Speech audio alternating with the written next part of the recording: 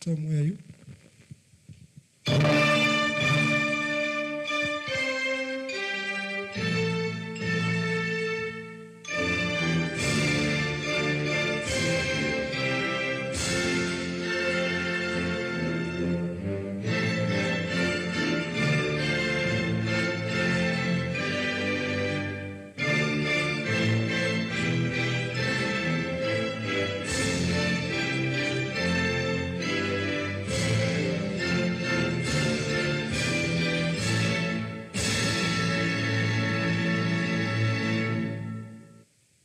East Africa.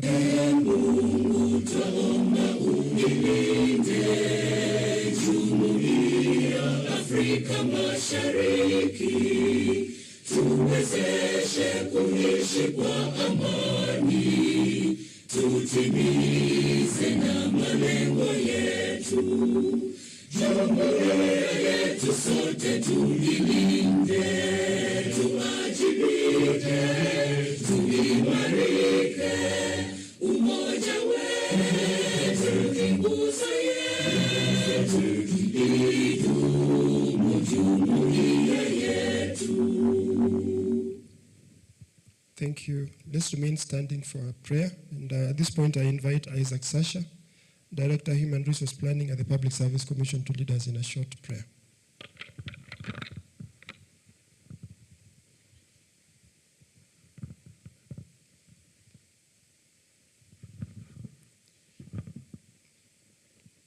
Okay, I'll read two verses so that we pray. Book of Colossians chapter 3, verse 23 and 24. The Bible says, "And whatever you do, do it heartily as to the Lord and not to men, knowing that from the Lord you will receive the reward of inheritance, for you serve the Lord Christ." Let's pray. Our Heavenly Father, we thank you for this good opportunity you have given us to meet and also to serve the citizens of this nation, Kenya. We thank you for the gift of life. We thank you for the strength you have given us and the wisdom. Thank you for the cooperation. Thank you for the heads of departments from various state departments. We pray that as we engage, you are going to guide us, that every deliberation we shall make shall benefit the citizens of this nation.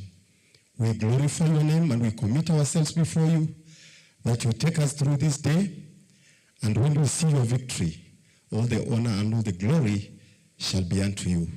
We pray this believing and trusting in Jesus' name. Amen. Thank you. Let's take our seats.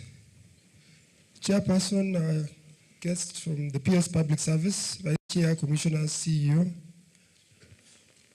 colleagues from the ministries, good morning. Good morning once again. My name is Brown Kutswa. I want to say that my pay grade allows me to fikia hapo kikomo, na kwa sasa naomba nimpishe my boss, the CEO, Public Service Commission, to take us from there. Thank you so much. Thank you very much, the Chair of the Public Service Commission and the Commissioners, the PS, State Department for Public Service, officers, directors of HR from MDAs, my colleagues from the Public Service Commission, good morning. I wish to take this opportunity to express my deepest appreciation to all of you for the opportunity to be here today.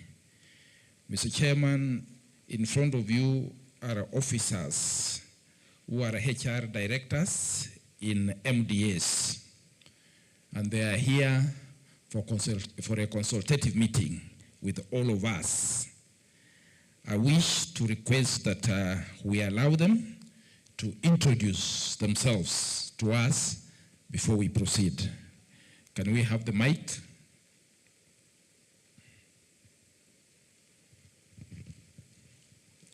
We want to start off with introductions. Very quickly, you tell us your name and the MDA in which you are serving.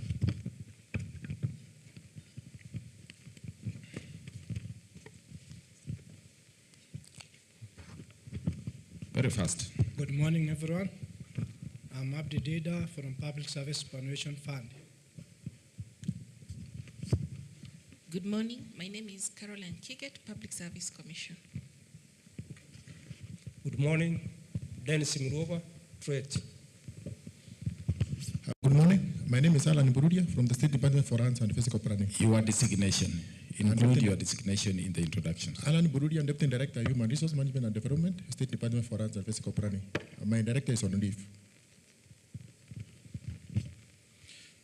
Good morning. Jeremiah Kagwa, Public Service Commission, Secretariat, Director, Career Management. Good morning. Cherogony Musa, Director, Legal Services, Public Service Commission. Good morning. My name is John Opondo, Deputy Director, Administration, Public Service Commission. Good morning. Harry Mwangi, Director, MIS, Public Service Commission. Good morning. My name is Priscilla Rutere, Assistant Director, State House. My director has been assigned some duties that could not allow him to come. Good morning, Patrick Malakwen, Public Service Commission, Deputy Director, Supply Chain Management. Good morning. Rachel Kihara, Assistant Director, Public Service Commission. Good morning. My name is Agnes Kariuki, Director, HRM, State Department for Wildlife. Good morning. My name is Jane Masharia, Director, HRM&D, State Department for Blue Economy and Fisheries. Good morning. Joseph Wombo, Youth Affairs, Deputy Director, HR. Good morning. My name is Justa Wambua, Assistant Director, Public Service Commission. Good morning. Rose Kariuki, Deputy Director, HRM&D, Public Service Commission. Good morning. My name is Eunice Kuria, Assistant Director, Public Service Commission. Good morning. My name is Hudson Mugodo, Director, Human Resource Management, Office of Deputy President. Good morning.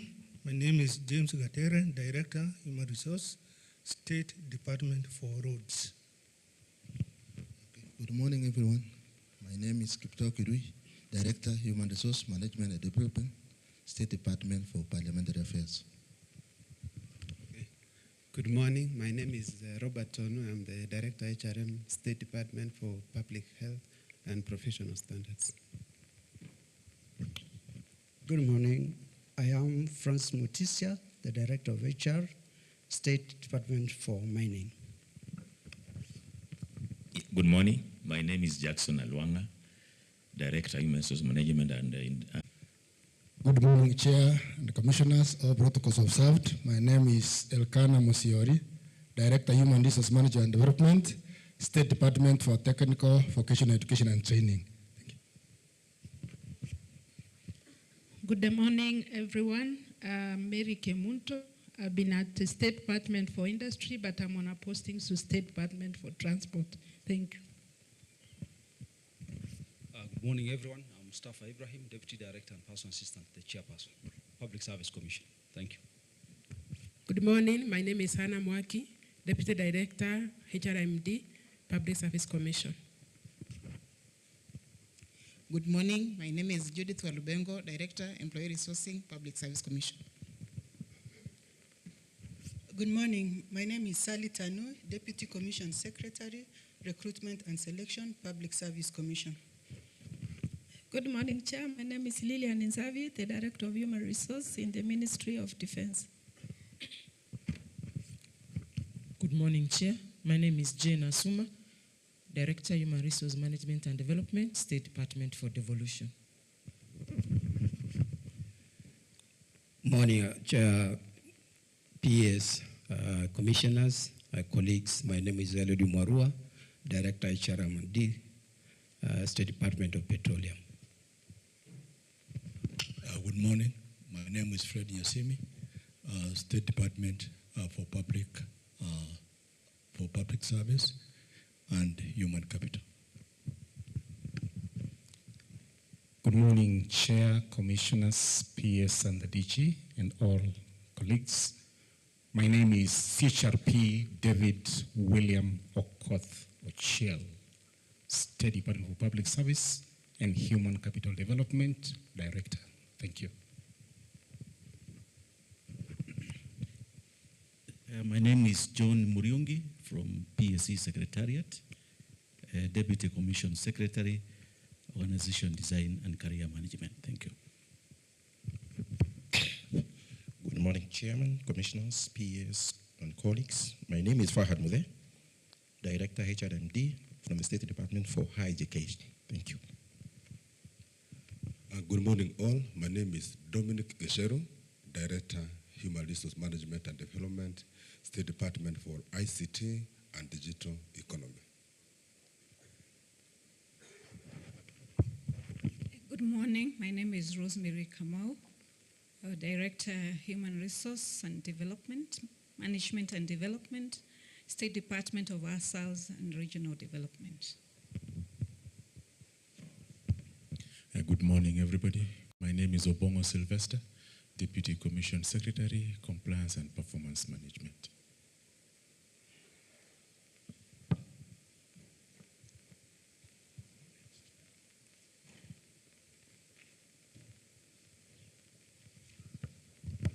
Good morning. My name is Jacqueline Manani, Deputy Commission Secretary, Legal Services, Public Service Commission.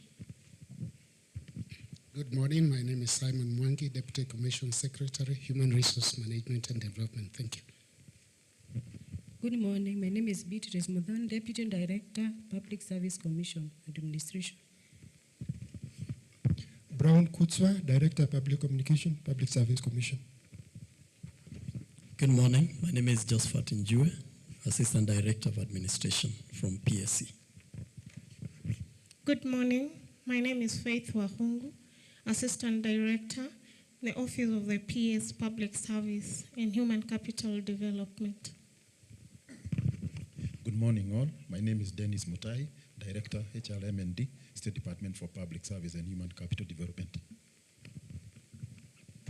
Good morning. My name is Eunice Dede, Director, Human Resource Management and Development, State Department of Public Service. Good morning. My name is Kipkutal Samuel, Director, HR&D, State Department of Industry. Good morning. My name is Kenneth Aungo, Director, Human Resource Management and Development, State Department of Micro, Small and Medium Enterprise. Good morning.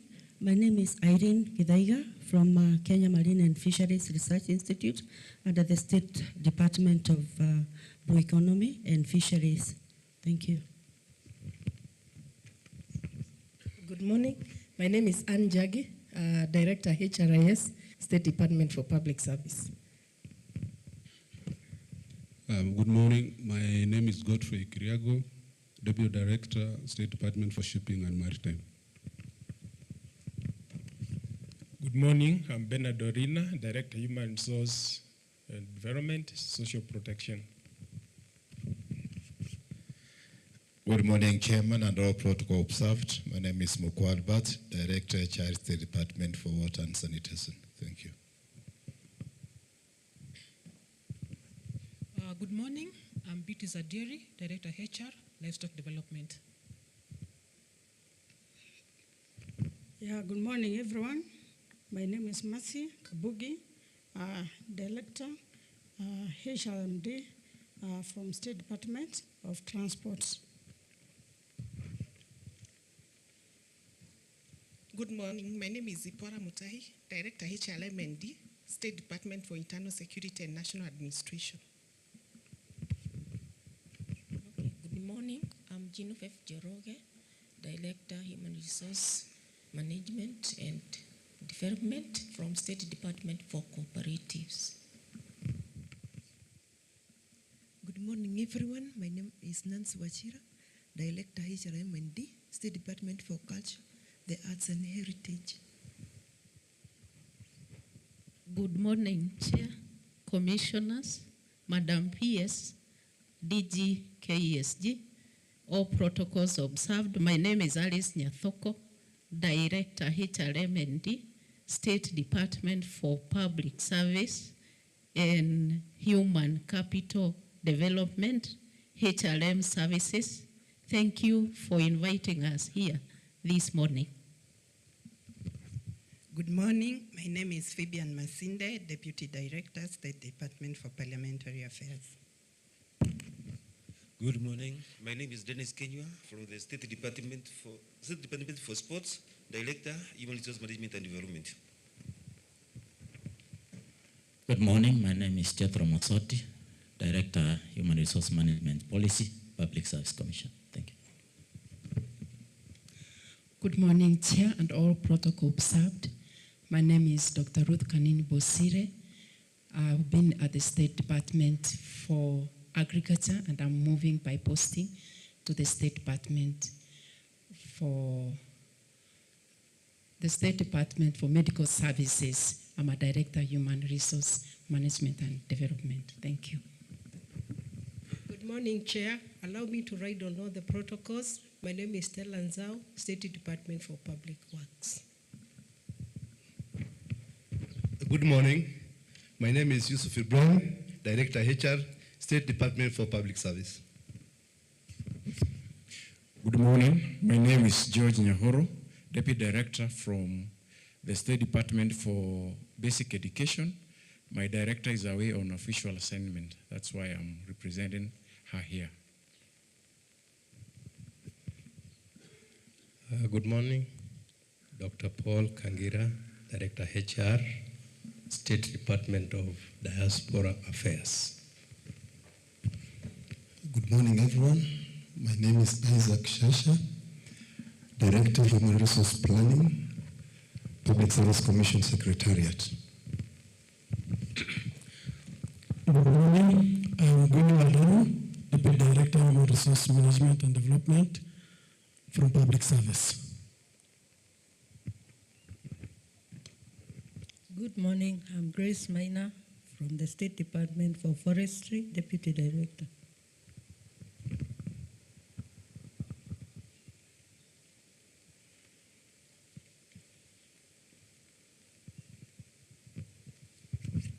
Good morning, Wesley Kipngetich, Director of Values and Ethics, Public Service Commission. Good morning, Mr. Kehi Omogo, Deputy Director, Values and Ethics, Public Service Commission. My name is Harold Avisa, Deputy Director, HRM&D, Public Service Commission Secretariat. Good morning. My name is Margaret Wageshi, Assistant Director, HRM&D, Public Service Commission. Good morning. My name is Ojala Simon, Deputy Director, HRM&D, Public Service Commission.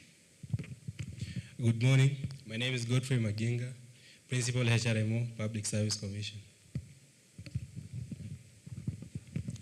Thank you, Mr. Chairman. I think we are through with the introduction. My name is Paul Famba, CEO of the Public Service Commission.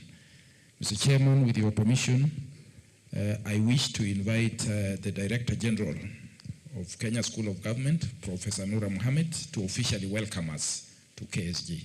Thank you.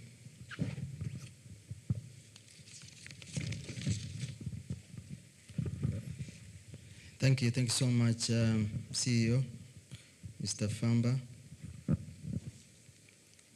The Principal Secretary, Dr. Jane Imbunya, Principal Secretary, State Department for Public Service and Human Capital Development, the Chairperson, Public Service Commission, Ambassador Anthony Mushiri, the Vice Chair, Ms. Mary Kimonye, all commissioners present, the CEO, Public Service Commission, great directors, good morning.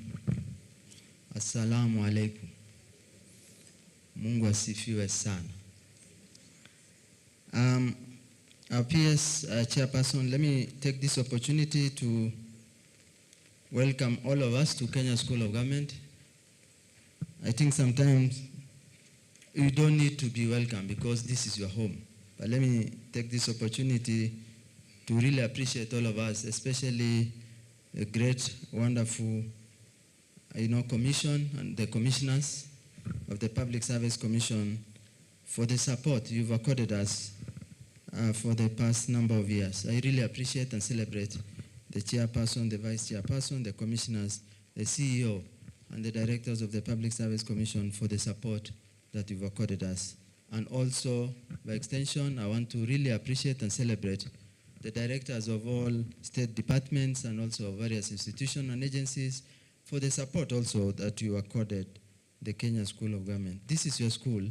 Some of us are here just to, take care as caretakers and so on and so forth. So we are just here to hold brief for on your behalf, because you are the stakeholders, you are the owners of this wonderful institution. Please continue supporting the Kenya School of Government. Under able leadership of our new Principal Secretary, State Department for Public Service, Dr. Jane Imbunya, the Kenya School of Government is in the process of introducing about 4 programs, which we may require the support from the directors. If I just take 1 minute to highlight 1 or 2. One is the Governance and Culture Change program, which started when I think the current Vice Chair of the Public Service Commission was in the Office of the Head of Public Service. This program called Governance and Culture Change in the Public Service is a game changer for all of us, and the Kenya School of Government is spearheading in collaboration with Ethics and Anti-Corruption Commission, Public Service Commission, Office of Auditor General, Office of Attorney General, and others to bring about the change that is required. And again, the very main and very critical stakeholder is the Public Service Commission, and by extension also the State Department. So therefore then, when we bring this to the Public Service Commission, the Chair, Vice Chair, Commissioner, the CEO, we therefore then expect the support for this program to be rolled out to all the State Department. By extension also, a second very critical program is called Digital Literacy and Artificial Intelligence in the Public Service. The world is now becoming, digital. So we want our public servants to be digitally competent and artificially intelligent, so that then by extension, we then drive our service delivery through all aspects of artificial intelligence and literacy. So we'll bring that also program to you so that then we get the necessary support. Already, our PS is driving that very high-level transformative program to its conclusion. The third very critical program is called Customer Service Excellence Program, and that in June 2024, Head of Public Service released a circular making it compulsory. Again, we will come to you, Public Service Commission, so that then just as you use, to give us all the support, then we also request for you then to extend this support to all of us. This program was made compulsory, I think on 3rd of June 2024 by Head of Public Service Circular. We expect then the support from the respective State Department and agencies also to take advantage of this program. And this program is to make the services efficient, effective, agile, citizen-centric, transformative, responsive, progressive, ultimately realize the agenda for the public service. And by extension, this program was also supporting the realization of government agenda. And we are also closely working with the National Police Service. And we are also doing the assessment of the institution and also give an award. Finally, there is a program we'll soon be introducing, and we'll bring it to Public Service Commission for review, and it's called a Leadership Program for National Transformation, a program which is higher than the Strategic Leadership Development Program. We will again bring it to the Commission for them to review, add value, and then by extension request you also to review and give us feedback. Those are quite a number of programs, and by extension we are also in the process and in collaboration with the Strathmore University, setting up an assessment center called Strategic Foresight and Public Service of the Future, where we'll be doing, in fact, we are setting up what we call Human Resource Lab in collaboration with the Strathmore University, where we'll be doing psychometric assessment and emotional intelligence, so that then you come for assessment and we'll give you all the necessary support. So from our end as Kenya School of Government, once again, I want to take this opportunity to say that thank you so much for according us all the support that you've given us up to this point. please continue giving us the necessary support because this is your institution. Please let us closely work together. Where we fall, short of the expected glory from your end, then you let us know so that then you can be able to correct and provide the full support required of us to you so that then we continue delivering the expected services and the transformed public service as required to make it efficient, agile, and bring about the change that is required. But I forgot one program called Grassroots Leadership Program under the 3 Series program, which we are also doing with the Ministry of Interior. We are targeting chiefs, assistant chiefs, village elders, women, persons with disability, young leaders at the grassroots level. We want to get to the grassroots level to provide all that is required. Otherwise, I'll leave you with a quote from the good book. It says, finally, brothers and sisters, whatever is, please just remember that. Otherwise, from our end, I want to say thank you so much. Once again, welcome to Kenya School of Government. Enjoy. Thank you very much, Prof. The warm welcome. Asante sana. Now, it gives me great pleasure to welcome you to this crucial meeting. Today marks yet another important step in our ongoing commitment to transform the public service and enhance effectiveness. I acknowledge the vital role each of you plays in shaping human resource landscape within your respective ministries, departments, and agencies. Your dedication and expertise are instrumental in driving the success of our public service. This consultative meeting offers a valuable opportunity to introduce our current Vice Chairperson, with whom I'm sure you are well acquainted, and the new cohort of commissioners whose term began in January this year. I must also take this opportunity to reflect on the highly successful meeting we held on the 12th September 2024, which laid a strong foundation for our ongoing collaborations. By working together, we can ensure that our HR practices are aligned with the national development goals, promote professionalism and ethics, and ultimately lead to more efficient and citizen-centered service delivery. I'm confident that the discussions we have today will be productive and will pave the way for a stronger, more effective public service. Thank you for your presence, and I look forward to a fruitful engagement. With that, Mr. Chairman, allow me to invite the Vice Chairperson to give her remarks. Karibu, Madam Vice Chairperson.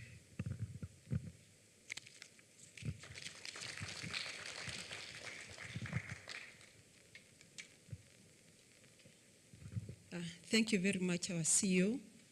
Now, before I give my remarks, let's do some housekeeping. The commissioners I will be introducing will not be having a mic. So let's count 1, 2, 3, 4, everybody this way. If you are beyond the 4th row, please hurry, and the company, please, so that we can be one team. Now, there's a man right at the back. Now, are you part of us or what? Come here. Except maybe for the media and the rapporteurs. Everybody, please.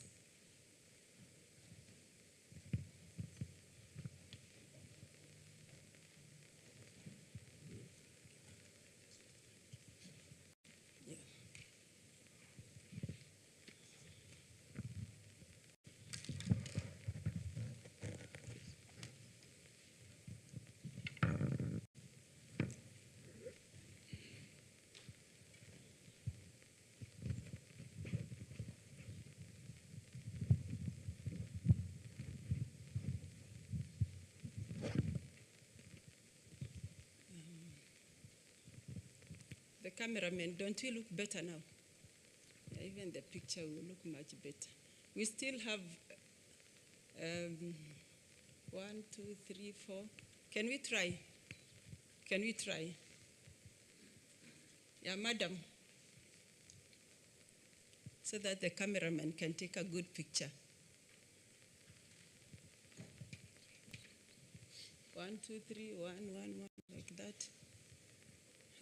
Yeah. Yusuf, uko sawa hapo? Najua na wajua wote kwa majina. And the principles I'll be talking about will be addressing exactly what I've said before my remarks. So thank you very much for being here this morning. Heads of Human Resource Management, underline management, and Human Capital Development, underline development, because that is why we are here today. But before I make my remarks, my name is Mary Kimonye. Most of you know me. Currently the Vice Chair of the Public Service Commission. Allow me or join me to thank Professor Nura for welcoming us and setting the stage. Congratulations for the very informative programs that you have put together for us. I am glad that we'll be partnering in most of these programs. I'm especially very proud of the Culture Change Program and the Digital Transformation Program, because that is where the future is going. And today we'll be asking ourselves about public servant of the future. Allow me now, number 2 of my point, to introduce my colleagues whom I joined the Public Service Commission with. I'll ask them to introduce themselves. These are the commissioners at the Public Service Commission. See you. It's not working, yeah. Yeah, thank you so much, Chair, the Vice Chair, and fellow commissioners, and the director. My name is Harun Hassan, Commissioner, Public Service Commission. Thank you. And I'm a man, I will not stand. Thank you. Good morning, Chair, Vice Chair, colleagues. My name is Maka Mabruki, Commissioner. Good morning, all. My name is Joanne Machayo, Commissioner. Good morning. My name is Irina Sienga, Commissioner. Good morning, everybody. I'm Dr. Francis Owino, Commissioner. Good morning, everyone. My name is Francis Major, Commissioner. Good morning. My name is Boya Molu, Commissioner.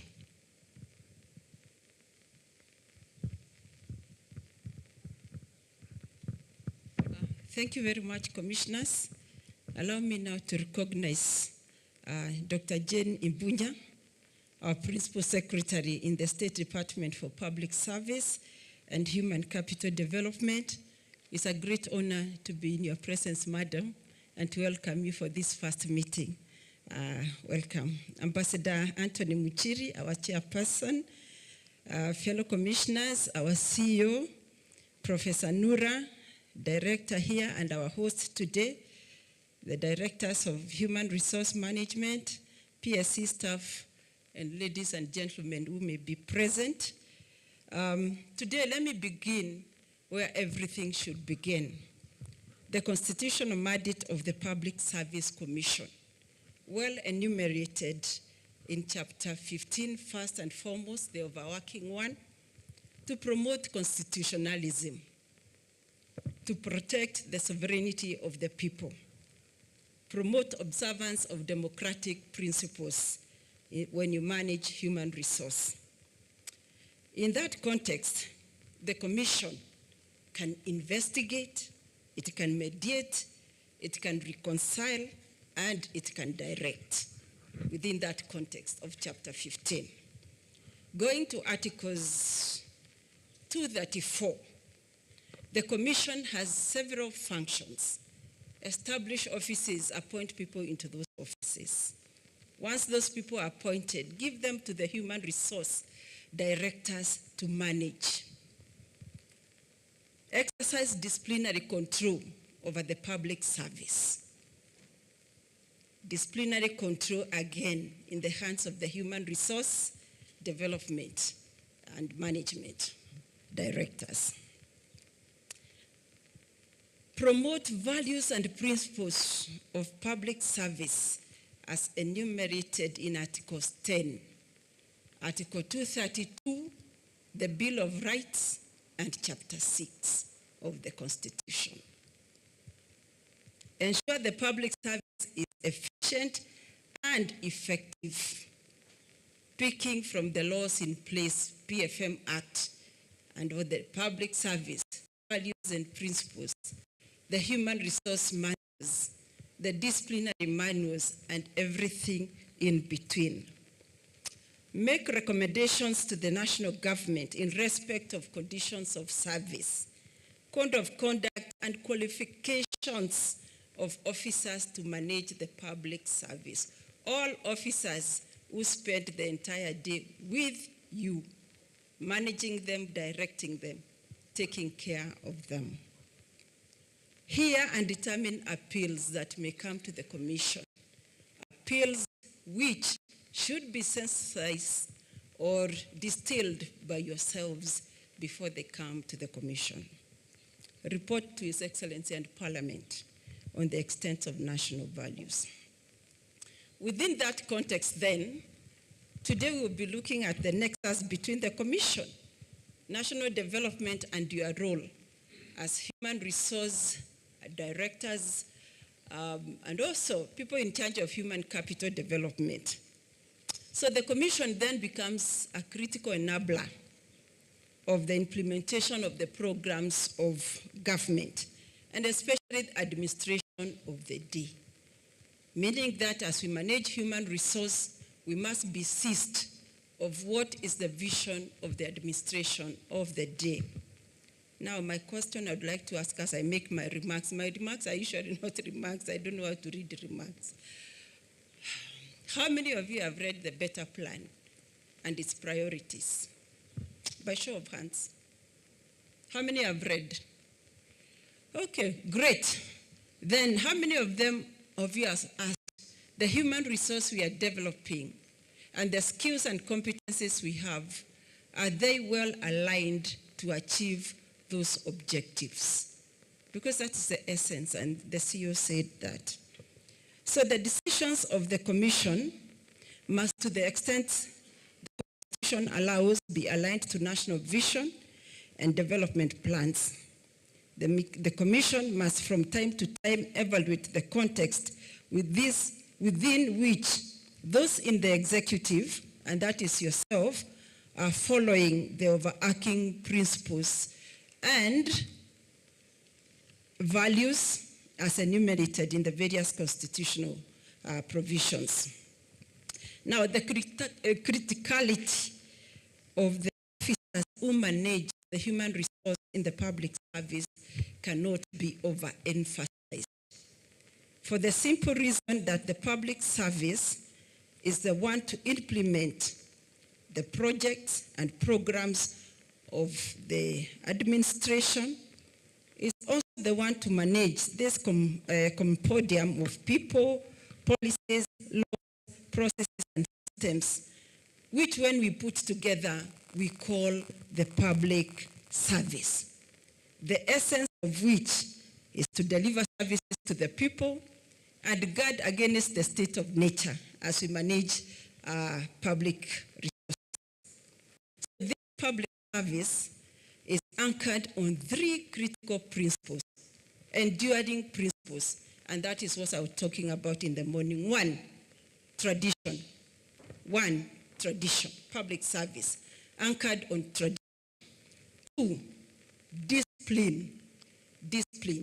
And three, order.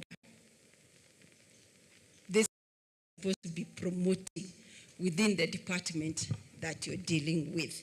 Tradition, discipline, and order. This gives the service predictability.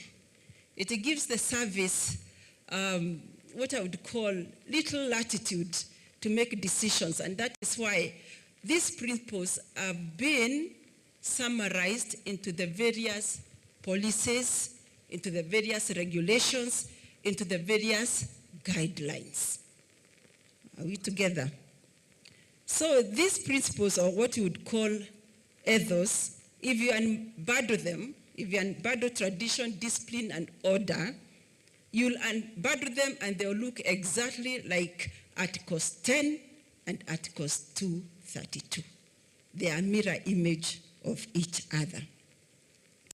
And therefore the Commission then has been given the constitutional mandate to ensure that these ethos are observed and that continually the government has the right people with the right quality running the offices, ensuring that there is a uniform and unified service. Number two, ensuring that there is merit-based recruitment within the service, ensuring that there are rational and workable structures and establishments, ensuring that there is open and fair competition for positions, and ensuring strict adherence to policies, laws, regulations, and guidelines. So the Public Service Commission functions then under delegating its authority to certain individuals, among them yourselves and your authorized officers. That is the point I wanted to draw, that the Public Service Commission, in ensuring that functional mandate, to yourselves, your authorized officers. So your importance in the whole architecture of achieving government goals, again, cannot be overemphasized. So in a nutshell, this is the reason we are here today. And the objective of our meeting, because I was supposed to give objectives, is to have a non-attributional, consultative, open and candid dialogue to make the service one as envisioned in Vision 2030, the better plan, and that is a highly performing, agile, efficient, effective, citizen-centric service. So you people are in charge of the most critical resource that our country has. The specific objective of this dialogue then will be to clarify the role of the Public Service Commission in oversight and policy guidelines vis-a-vis implementation by human resource management and development directors. Discuss areas where policy review may be needed, establish rapport and open lines of communication between the Public Service Commission and the Human Resource Departments across all MDAs. Allow you, directors, to voice your concerns, share success stories, challenges, and seek clarifications where necessary. Identify areas of synergy and potential to facilitate efficiency and effectiveness in service delivery. We will be asking the hard questions on discipline, whether it's going right or wrong, on the personnel practices in your state departments, whether it is for promotions, deployment, whatever it is you're doing. We will be asking hard questions on performance and whether the indents that you bring to the commission are well aligned to the roles and responsibilities of the various functions. We will be asking hard questions on your structures and establishments, and we'll get a chance to give you practical examples of what we have found so far, having had a deep dive into the indents that you bring to the commission and also other documents that you submit. So we are confident that at the end of this one-day engagement, we will have done sufficient justice to the above objectives, and we'll have a clear roadmap for our future engagement, or for your future engagement with the Commission.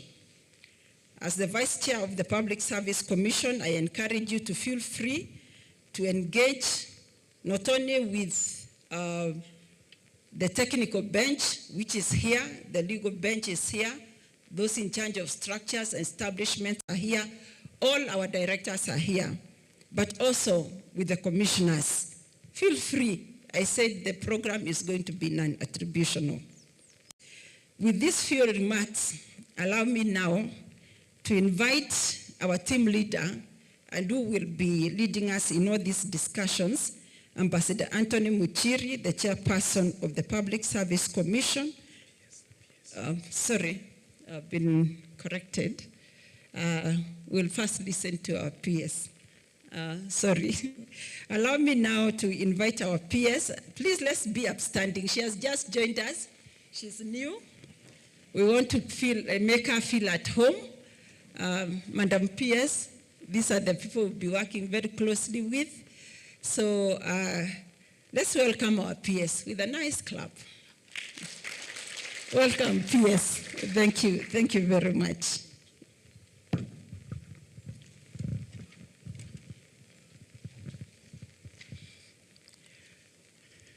What an honor. Thank you all. With the permission from the chairman of the Public Service Commission, before I delve into my main remarks for the day, I will indulge you for a moment.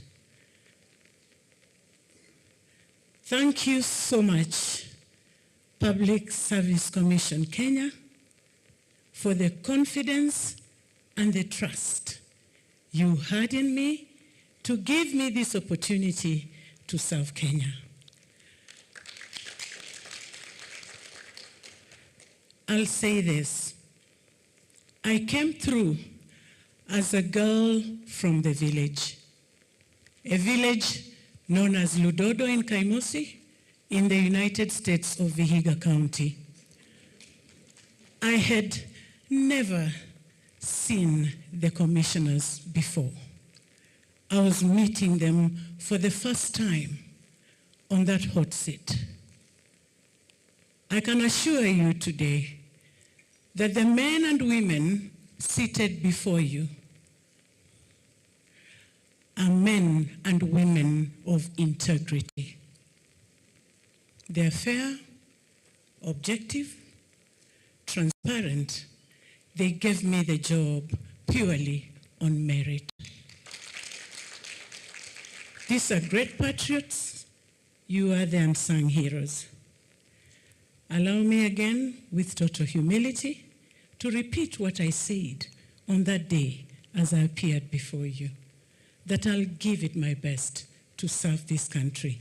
I repeat it now and here, that I shall live unto those words, to serve this country to the utmost of my ability.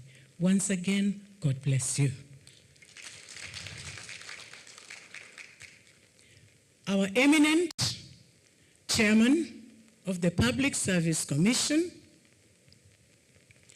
our honorable vice chair, Madam Mary Kimonyi, my predecessor, my senior, and my mentor, our distinguished commissioners, Public Service Commission, the Secretary, Chief Executive Officer,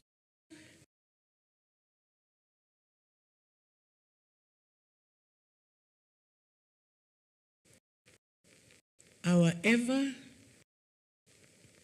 tirelessly working to this country, the HRM&D directors, ladies and gentlemen, mabibi na mabwana, good morning. Salamu alaikum. Chamgei. Mirembe bosi. Biyande. Kongoi. I am delighted to join you today in this consultative meeting of all HRM&D directors. It is always a pleasure to gather with professionals who serve as the backbone of our public institutions. Important to note is that you are the people who systems run smoothly, service delivery. Not it is a reaffirmation of our shared commitment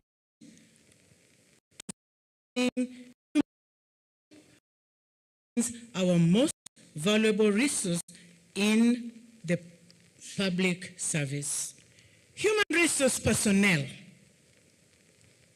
and I can say without blinking my eye that you truly are key in shaping the delivery trajectory of services in modern organizations, while directors of human resource management and development play an important role in galvanizing the efforts, values, productivity of values to facilitate delivery of effective and efficient services.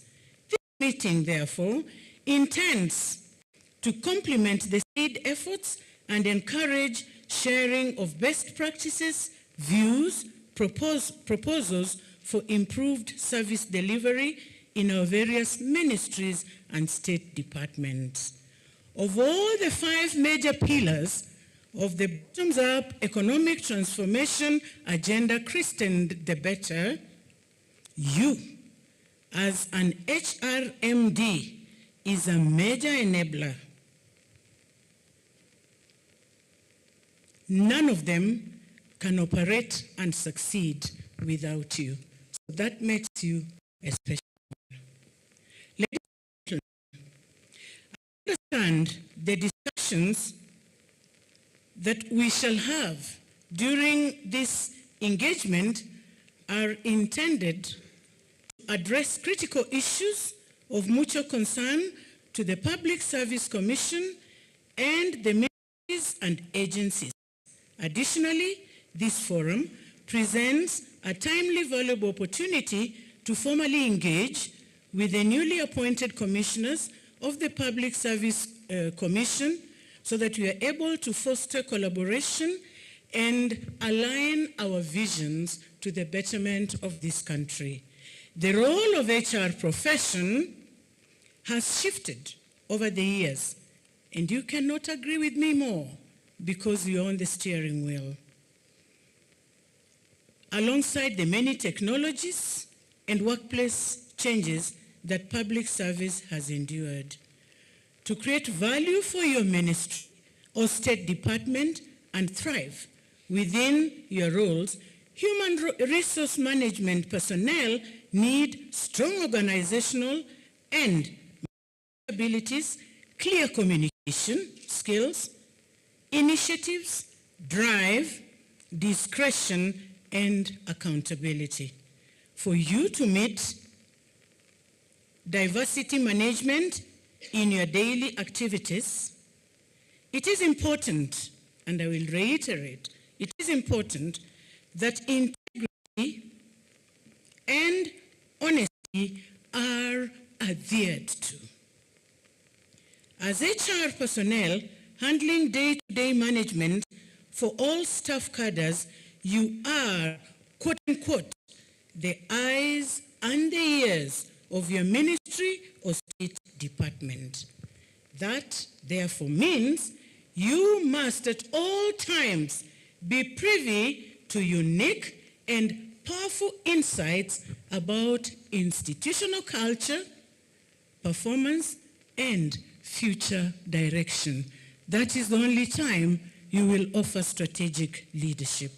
As Kenyans, it is important to note that patriotism and a spirit of national unity are enshrined in our Constitution and therefore need to be practiced at all times, in capital letters. Our patriotism is also called for, especially in issues of and HR directors. Before I got this divine opportunity to serve Kenyans, I came from the academia. And this particular line, I read it with an in-depth feeling. And I call upon all of you looking at me this morning to take it very seriously. Because I know people working under some of you have been culprits of what I'm just about to say. Confidentiality and protection of the offices you hold. You are the keepers of all our credentials. Please don't tamper with them. Protect those credentials. The Data Protection Code. It's a requirement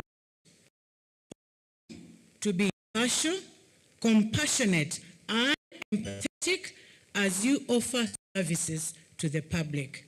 As I conclude, ladies and gentlemen, allow me to emphasize that human resource professionals must be continually retooled and upskilled to remain relevant in the evolving environment. Don't be a pain point.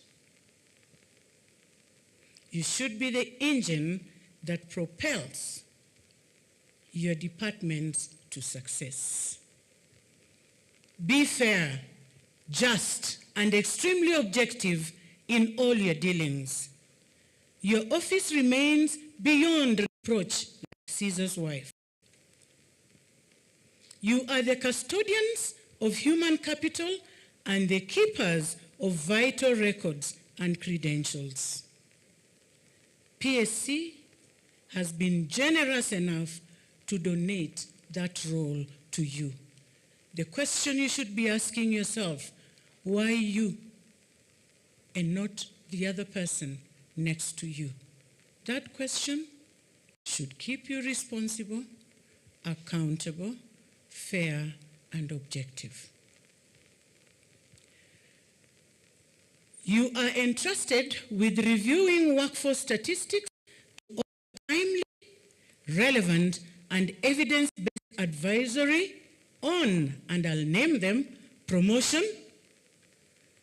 succession planning, and disciplinary matters. These are not bullets. They are not guns to be put in the magazines, to use them against, to favor. When I began, I applauded the commission, and my first word was integrity and merit.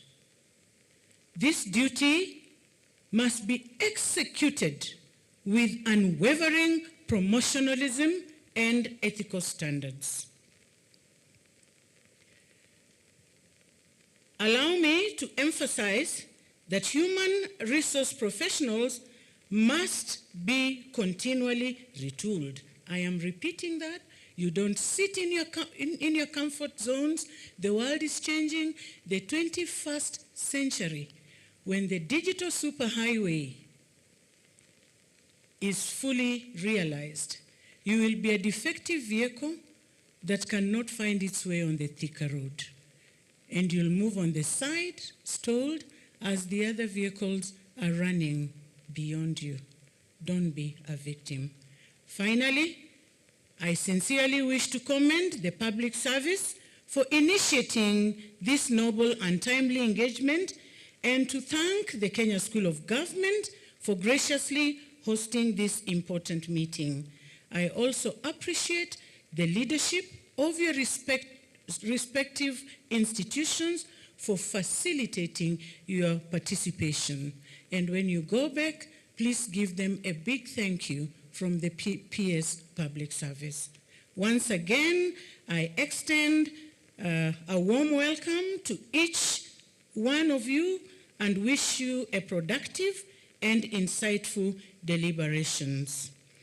With these remarks, I take this opportunity to declare the meeting officially opened and leave you with a quote from Mary Kay Ash. A company is only as good as the people it keeps. This means, this quote emphasizes the importance of a strong and well-managed workforce in the success of a business. And our business here is public service in Kenya. HR, as the function responsible for managing people, plays a crucial role in ensuring that that right talent is acquired, developed, and retained. Thank you all for listening to me, and may God bless you all, and may God bless Kenya.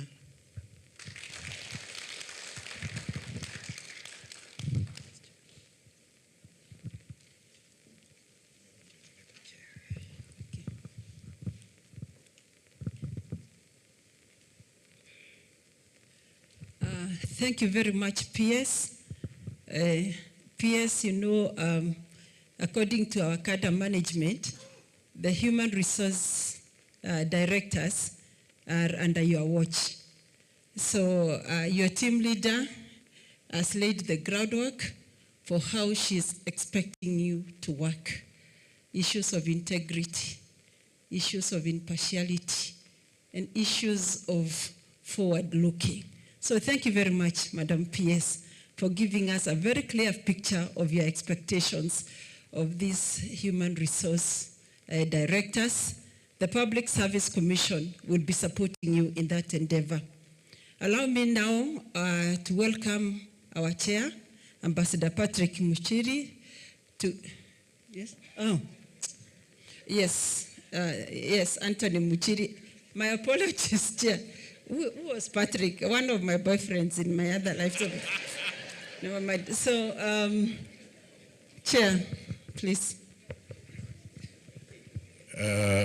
Thank you for the baptismal. Now, from today, Ambassador Patrick Anthony Muchiri. Yesterday, I was in a meeting hosted by EACC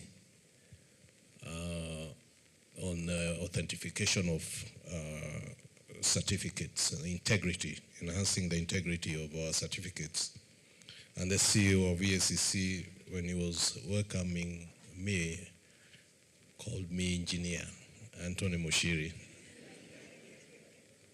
So now I'm also an engineer, but not the other engineer we know, who I'm not going to mention here. PS Jane Mbunya, thank you very much for your remarks and welcome this morning.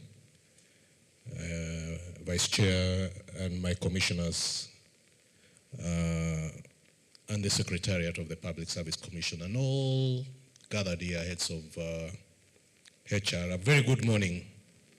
Good morning once again. I know we were here last in September. That's 8 months ago. It's too long. And here we are again. But today's meeting is going to be different.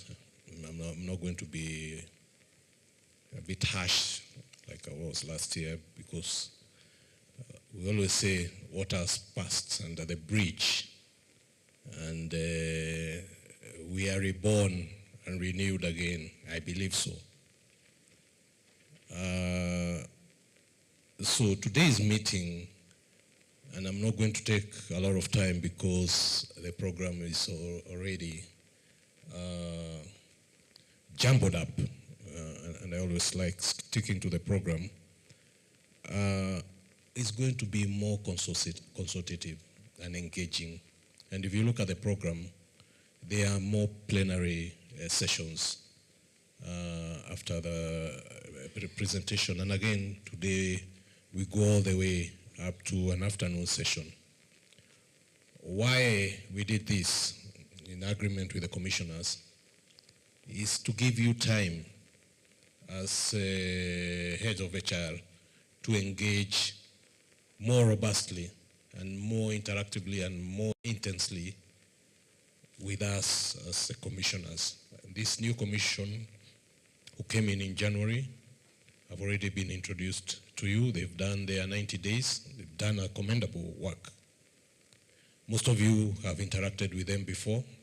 They are equal to the task. They've been in public service before, and they have served the public service with dignity and with honor. So interact with them. And there are quite a number of cross-cutting issues.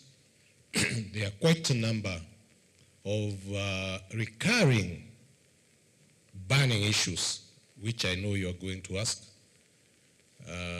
let's ask them and ask the whys and the why nots from you. That's why we have more plenary session. And from this team also, you'll get questions asked of you. Why this? Why that? Why are you not doing this? Why are you not doing your job? All of you, the positions you have reached as heads of HR, and positions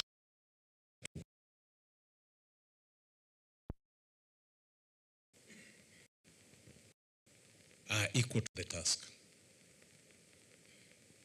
And why I say so is because we need to change the narrative.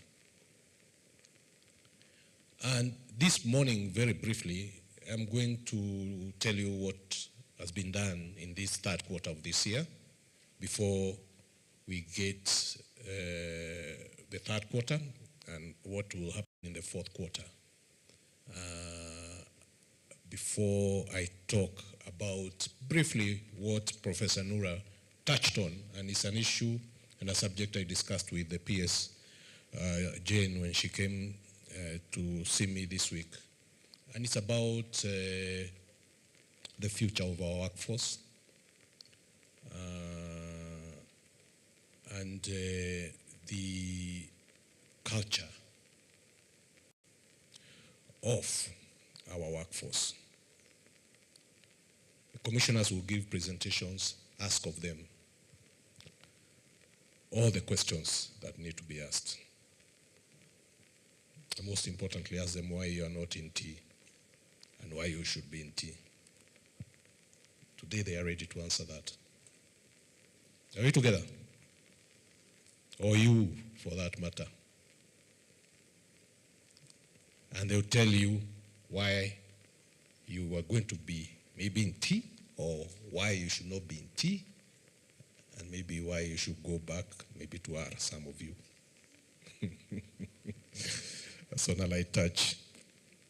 But some quick points on the third quarter, January 1 to March 30th, and including April and May. What the Commission has done. The Commission has recruited 109 candidates and recommended to the PS for nomination as principal secretaries. One of us is sitting right here. And we don't have any pending recruitment for the year 2024. Any pending recruitment is for the year 2025. We've done organization structures and staff establishments for 25 MDAs which have been approved. I know there are some new state departments that were established. We have not received the executive order of reorganizing government, so that will be done, and maybe some of you will be the new heads of HR for the new state departments.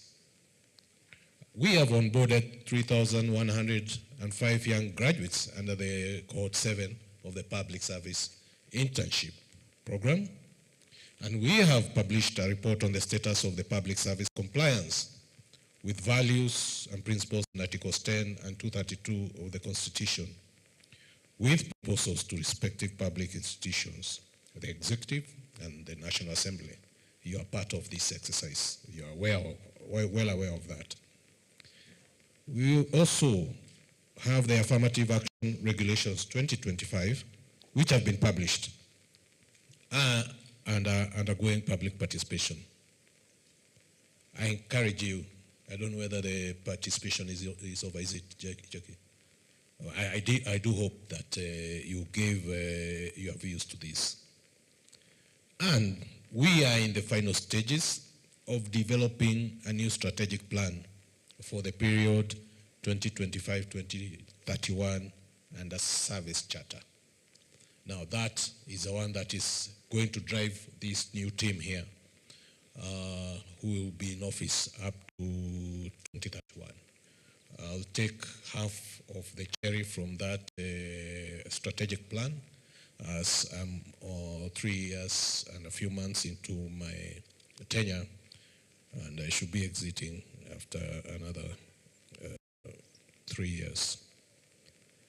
And we, and this is important, heads of HR, have institutionalized an annual recruitment plan whereby all MDAs will be required to submit their annual recruitment plans to the Commission by 1st July of every year, starting this year, to enable development of an annual recruitment calendar. You already have the P's in your budget for the staff you want to onboard for the next financial year. So I don't think this would be a problem. So let's have what you need to do with that PE by mid-June. A circular will be issued shortly on this issue. And we have concluded the review of the Human Resource and Policies Manual and the pending appeals emanating from the now concluded succession management exercise. Succession management has been concluded. It's over. Pending very burning appeals. Please do your job. If people have performed well and they have done their share in their certain grade, please bring them if they have to be promoted on time. We are not going to do succession management again. This issue will be fleshed out more by the commissioner in charge of terms and conditions, and that's the Commissioner, Dr. Francis Owino.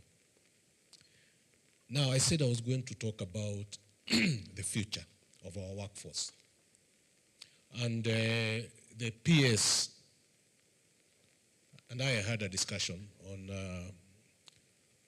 the support that this Kenya School of Government has received from the UNDP, the United Nations, and set up artificial intelligence labs here. Fellow colleagues, artificial intelligence is here with us. And it's here to stay, and we better be prepared for it. Otherwise, we will be caught napping.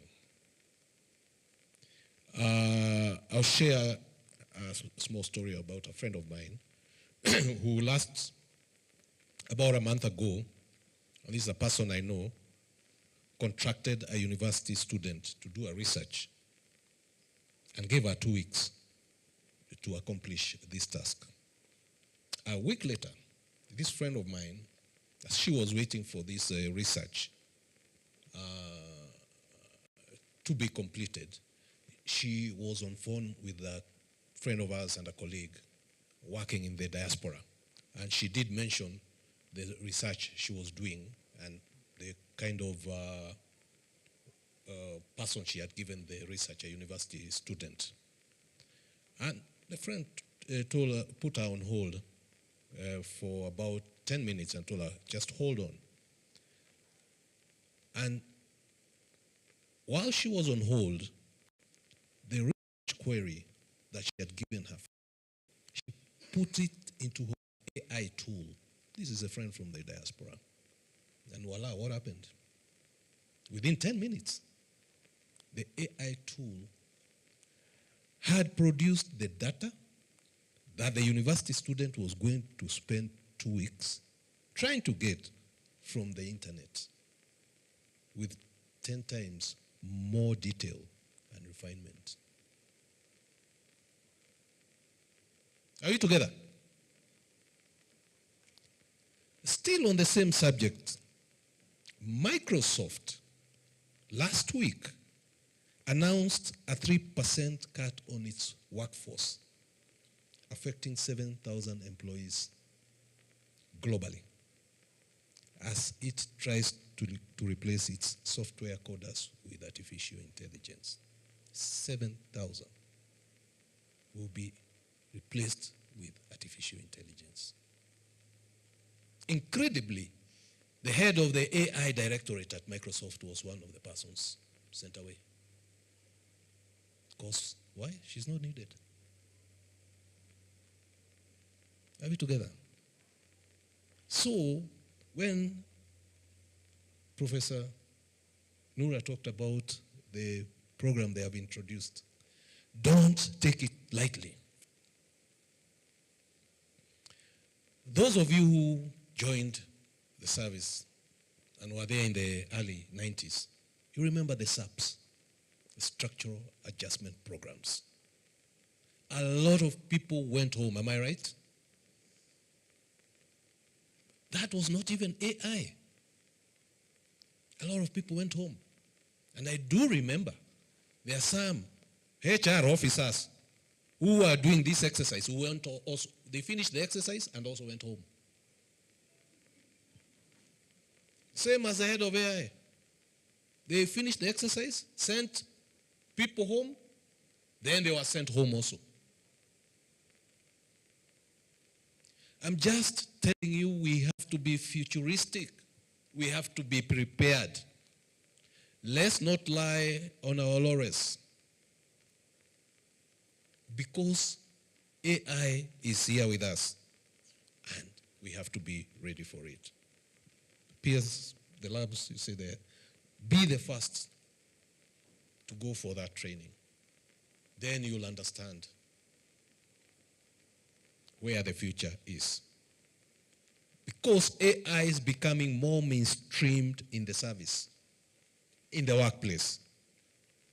And all of us have to be trained collectively as public service on how this can and will improve productivity and how our employment laws can be tweaked to enable integration of AI in the workplace. That's what you need to think about. The mainstreaming of AI in the workplace. It will be painful. A lot of people will go home. There will be natural attrition without replacements. But that's the reality of the day. So carry that reality here. Because the future of public service lies in innovation and the adoption of emerging technologies. And as human resource practitioners, you must be at the forefront of this transformation, which includes e-learning, e-examination, and increasingly the use of artificial intelligence in the workplace. Otherwise, we'll go the way of the university students and the Microsoft coders. So I'm happy to learn that KSG has come up with that program. I also wish to mention a few concerns from the Public Service Commission.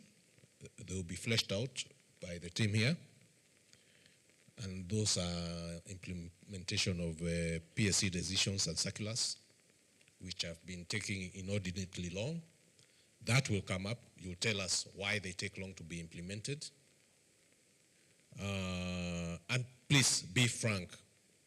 If it is the authorized officers who are not doing their jobs, tell us. We will talk to them.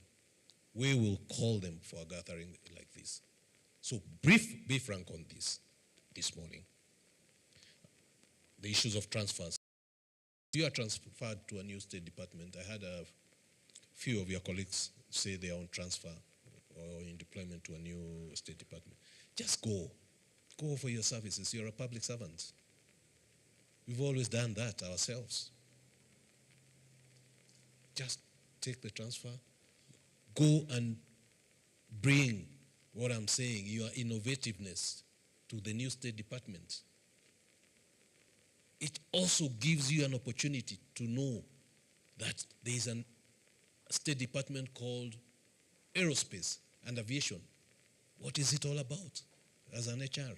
I've always encouraged you for you to be in the corner office, what the company is doing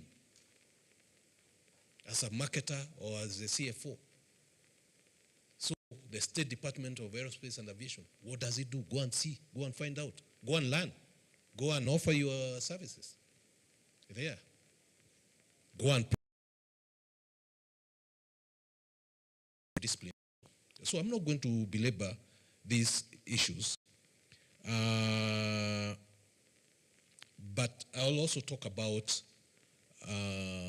the new Public Service Human Resource Management Bill, which is under public participation, is the National Assembly Bill number 51 of 2024.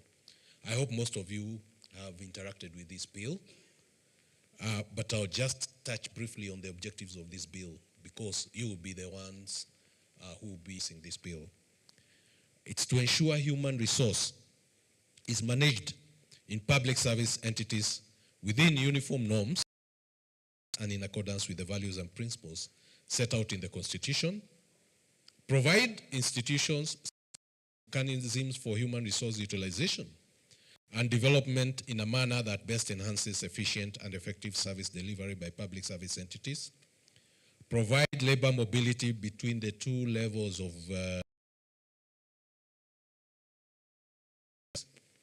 ensure public officers with the responsibility for managing human resource are accountable to the public for the management of human resource through Parliament and county assemblies, and provide for monitoring, evaluation, and reporting on human resource management. 20th of this month, I think this week, next week, is when that public participation is ending. Please familiarize yourselves, give views, because it's your bill. And it's a timely bill that will bring sobriety to the way human resource is practiced within the entire public service, including devolved government. So you are critical stakeholders on this, and your contributions are vital in this. So I'll talk briefly about fraudulent certificates. It's an issue that most of you saw on the media yesterday. We had a meeting hosted by EACC, and I'm aware, you must be aware, you must have received a circular which I sent, because this issue is rampant. It's a rot that has crept into our society. And yesterday I did say, other than having the fraudulent certificates, we have also genuine certificates. People come to the commission for interviews with genuine certificates, all the way up to PhD. But the people are not genuine. The brains are not genuine. Because what you are looking at the certificate and what is coming out of the mouth of that person sitting in front of you is completely different. So we have a problem. We have a problem with our institutions of different from the question you asked. And you're asking, this guy asking. Let's take this exercise seriously. We had taken a span of 10 years.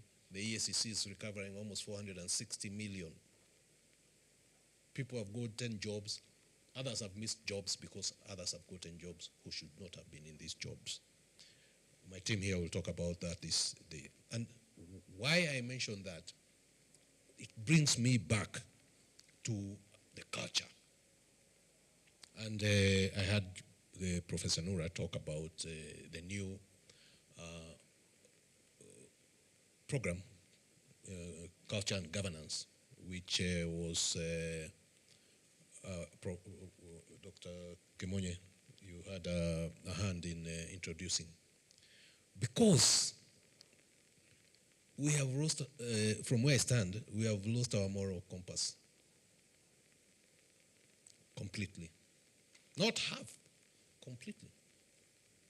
If we can have a conference on the integrity of our certificates, haven't we lost our moral compass? We have. And that losing our moral compass is losing our culture. And that is timely, that program. Culture and governance. Because if we have our culture back, then we will not have an issue about governance. If we go back to our roots, if we reset our button, the issue we talk about governance will never be there. I like quoting Douglas North. He's an American economist who has fused his writings. He's a Nobel laureate who has fused economics with governance and culture. And what he says is very timely to this program and to what we are having there. Because, and I quote him, culture denotes certain group beliefs and values that are shared or held in community based on affects the values and beliefs of its peoples and leaders. Underline that, reflects the values and beliefs of its peoples and leaders.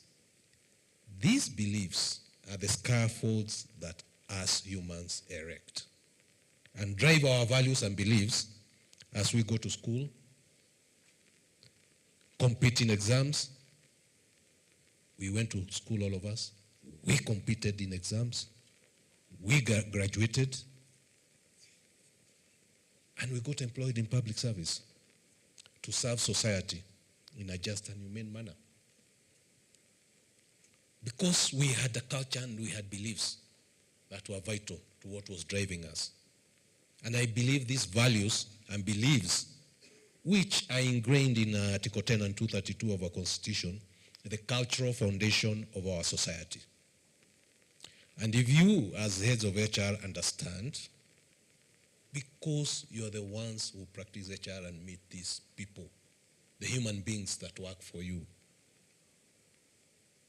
if you understand the culture, values, and beliefs, articulate and impart this implicitly to the people working under you, then their people working under you and the citizens of our country will understand and appreciate why governance choices are made the way they are made. It's as simple as that. Culture, values, and beliefs. So, colleagues, commissioners, peers, ladies and gentlemen, I do leave you with that subject and wish you fruitful deliberations. Thank you very much.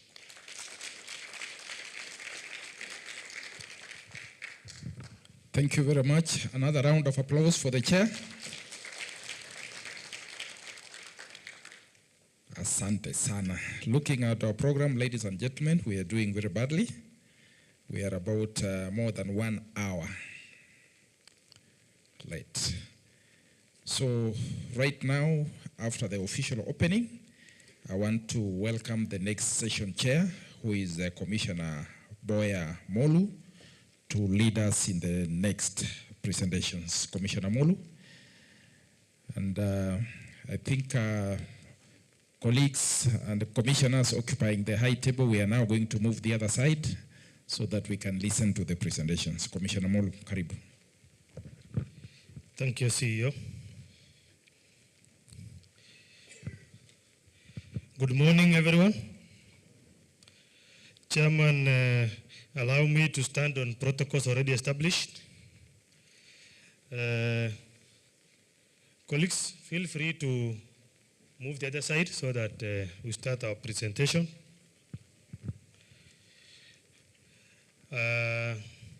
As you are told, my name is Boya Molu. I'm one of the new commissioners, but I'm not very new in this area. Few years ago, I was on that side of the table. I'm an HR person like you gathered here. In 2012, to professionalize our profession, the HRM Council where I served, we worked very hard to ensure we have Human Resource Management Professionals Act 2012. I don't know how many of you are compliant with that act now. How many of you have HRM practicing certificate for this year?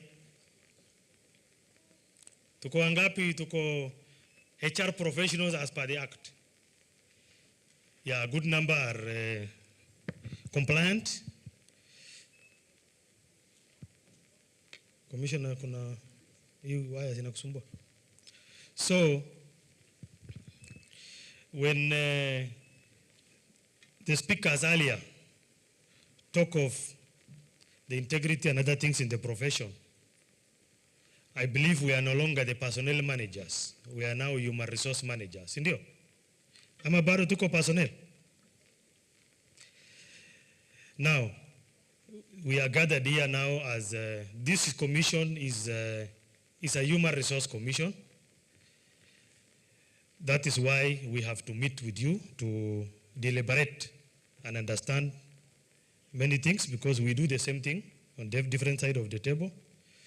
So today we have presentations. This session that I'm chairing, we have 3 presentations. One is an overview of legal framework in human resource management.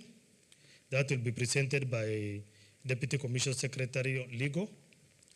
Then we have the second presentation by Chair of Terms and Condition Committee, Commissioner Dr. Owino.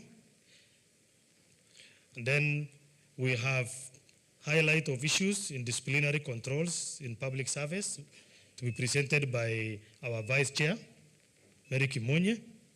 The presentations will take a specific format, issues we have identified during our 4 months in office. We are exactly 4 months and 2 days in office today. So the issues we have identified, then observations we have made, and the way forward. Then after that, we will have about an hour of plenary discussion. During that discussion, please feel free. We express ourselves to what we have seen and what we think we should do better. On your side also, be open, no victimization. We are here to learn from you so that you also understand our position, such that we make the service better to serve the country better. So during the plenary, feel free, as chairman has already told you, feel free to ask any question or challenge us, anything that the commission, in your opinion, as a professional, as somebody who is discharging that duty is not doing right, tell us. Tell us on this point, the commission needs to do better, and this is the solution we propose. Feel free, absolutely free. No one will take it, even if it is very ugly to say, just say it. Even if it is very ugly, just tell us. We will take it in good faith, and we'll take it as a feedback, and we'll correct it. Now I will invite Jacqueline Manani, Deputy DCS Legal, to give us an overview of legal framework in human resource management within 20 minutes. Madam DCS, I know lawyers are trained to talk. So summarize, watu wa HR hatuna maneno mingi. Tunataka tu kuelewa maneno. Karibu. Thank you, Commissioner.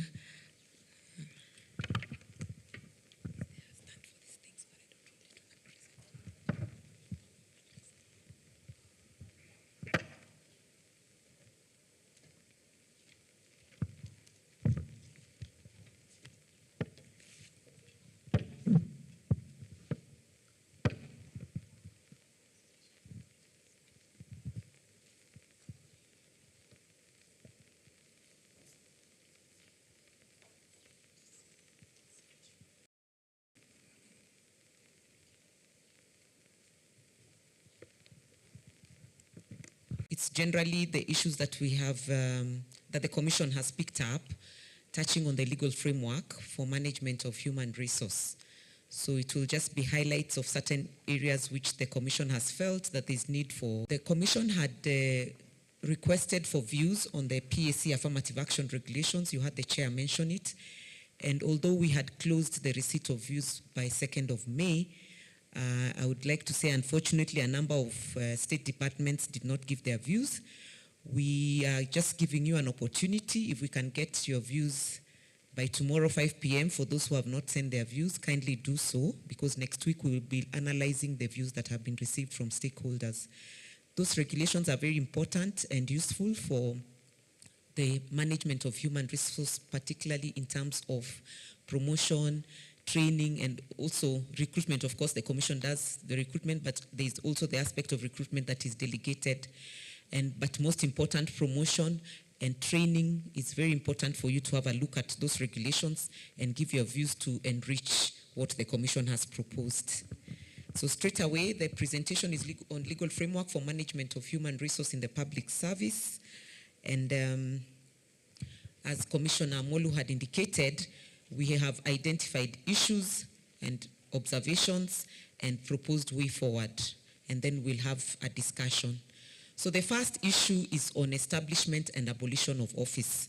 This is a mandate of the Commission that is provided in Article 234, Sub-Article 2A1 and Part 4 of the PSC Act.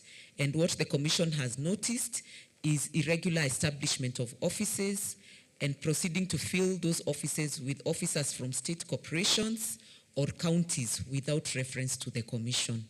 So what has been happening in some instances is that the Commission is avoided in all respects, offices are established, and then PSs and CSs proceed to identify officers from state corporations, then they are brought into the ministry, and they continue earning their salaries from the state corporation. So nobody discovers that they are there just because they are not on the payroll, but they are earning from the state corporation.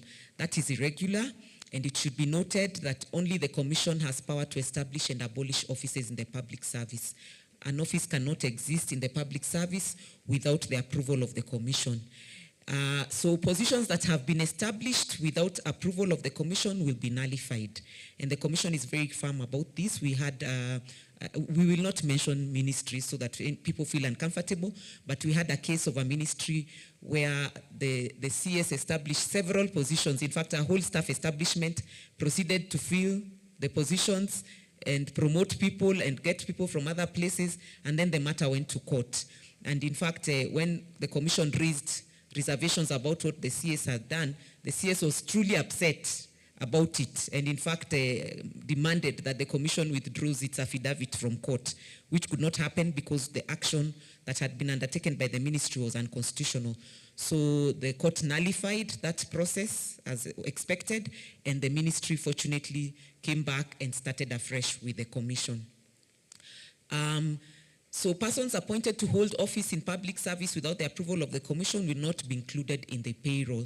And that, I think, there's a letter the Commission had written to the PS so that if you employ people, bring them from state corporations or from county,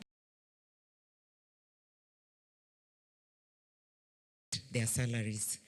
The other issue is contractual appointment and renewal of contracts, and this is provided for in Section 45 of the PSC Act. We have noted instances where persons are appointed on contract without involving the Commission, and also aspects of, particularly in state corporations, where the ministries, the CSs and PSs are appointing CEOs to act in state corporations irregularly. And failing to forward requests to the Commission by officers for renewal of contract. That's another issue. So we have three issues on that. One is appointing people on contract without reference to the Commission. Two is appointing CEOs to act in state corporations. The other is the issue of renewal of contracts which are not subjected to Commission approval, or failing to renew contracts, or failing to forward requests for renewal of contract. You will note from the PSC Human Resource Manual that the request for renewal of contracts should be sent to the Commission for the Commission to consider and approve. The other aspect is subjecting persons appointed on contract to a mandatory retirement age where the contract does not indicate that the contract is subject to a mandatory retirement age. So on those issues, I'll start with the last one. First, if you employ a person on a contract, or rather once the Commission has appointed a person on contract, the letter of appointment should read that the contract is subject to retirement age, so that when the person reaches retirement age, they leave the service. There is no issue of now people going to their contract and they are 58, then they reach 60, you're telling them they have to leave, yet the contract is not stating that it is subject to retirement age. So that clause must be there. And particularly if a number of you also get engaged to address issues with your state corporations, And when you're dealing with those issues, you should be able to advise, because letters are done, are brought to the CS to appoint CEOs. You must make sure that the letters that the CS is signing appointing a CEO for a state corporation must include that clause that this contract is subject to retirement age. We have cases where people are being removed when they have contracts and there is no provision for subjecting it to a retirement age, and the court is nullifying those requirements for people to retire when there is no such clause in the contract. So the Commission is the only one with the power to appoint persons and renew contracts in ministries and state departments. CSs and PSs have no power to appoint or renew or decline to renew contracts of employment. We have situations where senior officers who are on contract, they make requests for renewal. A PS does not forward, or the authorized officer does not forward to the Commission the request for renewal, and then the person is required to leave. We have a recent case where the court has subjected or ordered that the State Department pays damages of 3 million shillings to a person whose request for renewal was not sent to the Commission, and he was asked to leave. So the court found that as irregular, and the court ordered that the State Department pays that officer 3 million shillings as damages. I know you all know that the PSC Act provides that if you cause financial loss to the government, you can be surcharged and disciplinary action will be taken against you. So it is good that if you're the one giving advice, not if, I think we are all responsible for giving advice to the authorized officers and the CSs. Please note that you should be able to advise well so that there's no loss, because like this 3 million the government will have to pay, it would have been avoided. Then parties, I've already talked about parties being bound by the terms of their contracts, so ensure that the contract is speaking to what your intentions are. Then there's the issue of recruitment, which is provided for in Article 20, or rather, which is governed by Article 27, which talks about freedom from discrimination. So you're not supposed to discriminate anybody while handling any recruitment that is delegated by the Commission or promotions. And then the issue of Article 232 in terms of fair competition and merit, which must be subjected to gender, ethnicity, persons with disability. Those must be taken care of as you, or must be considered as you handle any promotions or any recruitments. Then there is Part 6 of the PSC Act, which talks about appointments, promotions, and other related matters. So the observations that the Commission has made is that there is recruitment of persons who do not meet the minimum qualifications. And sometimes even the Commission has issued circulars in certain areas on minimum qualifications, and even those are disregarded. We've had matters in court in that regard where adverts are made, and instead of using the adverts and the qualifications of the adverts, other things are added during shortlisting. The minimum requirements are revised, and what happens when you revise minimum requirements when you're doing shortlisting is that what you put out there, people who are supposed to apply used it, and then those who felt they are not qualified don't apply. Then you revise that to be able to suit some who have applied and maybe who you want to be employed, and then unfairly deny other people an opportunity. There is also the aspect of including requirements for appointment which are not provided for in the scheme of service. So when the Commission delegates that responsibility of recruitment or promotion, you should be able to use the scheme of service to get the required qualifications and experiences so that you are advertising what is provided for and approved by the Commission. There's also the aspect of recruitment of persons with adverse reports from NIS. If you receive NIS reports while you're handling a recruitment or promotion, you should take it into consideration. We've had instances where NIS reports have been disregarded, and we have cases where the court has nullified. And in fact, we had one very serious one where the NIS report was sent, it was disregarded completely. When the Commission looked at the NIS report, it was quite a serious issue. Of course, I said we're not going to mention ministries so that people don't feel that they're being attacked, but NIS reports should be considered. If they're not considered and people get wind of them, if the Commission gets to see it, that recruitment is null and void. And I know you have noted that when we go to court, we do not support unlawful things. we make it public body to act in a position within the public body. So you have people who are outside the public service. They are not officers within the public service, and they are being appointed to act, especially as CEOs. That is irregular. As heads of HR, you're supposed to advise your CSs and your PSs and of course the AG that such things should not happen, because it is clear, and maybe just to give me a few minutes to explain what should happen in terms of appointments of CEOs. There's a circular that was issued by the head of public service. I think it was it was during President Uhuru's term. There was a circular that was issued in terms of appointment of CEOs in acting capacity. The first step is to identify an officer within the organization who is qualified to act. If you do not have officers within the organization who are qualified to act, then the request should be made to the CS or the ministry to identify an officer within the ministry to act as a CEO. If there are no qualified officers within the ministry, then there can be identification of an officer within the wider public service, not outside the public service. Because remember, acting appointment, a person is paid an acting allowance based on their salary. If you're from outside, which salary will it be based on? There's no salary, isn't it? And of course, if you're acting, you're not going to be paid the salary for that substantive position. So we should be able to take note of that. That circular is available. It can be accessed, and you can be able to see what needs to be followed in terms of appointing CEOs to act.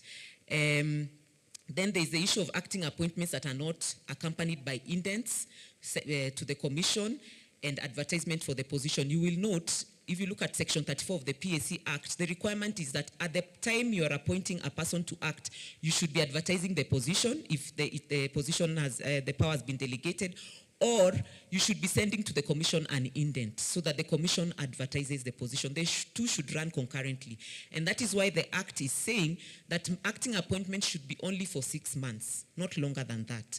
And it has been noted that sometimes that provision is violated, because sometimes you have people who you think should be the ones, or the authorized officer is feeling like there's someone who should be holding that acting position, but you who is ready and has the qualifications, maybe the authorized officer doesn't want you, wants someone else who is behind you who is yet to meet, and so they keep renewing the acting appointment until this person behind you gets those qualifications, and then they advertise so that the person who is wanted is the one who is given the appointment. We have a case in court right now of a CEO of a state corporation, which that is exactly what happened. And in fact, the court nullified that appointment.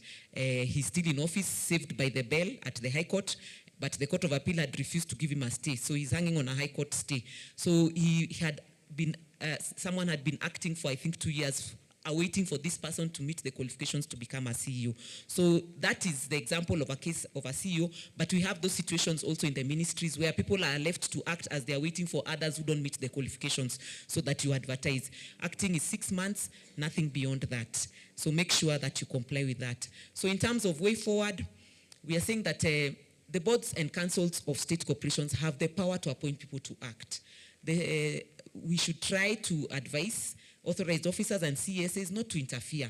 It's an acting appointment. At the point of appointment, the CSAs will have an opportunity to approve that appointment. But at the point of acting, the boards and councils should be given an opportunity to identify officers to act within the organization.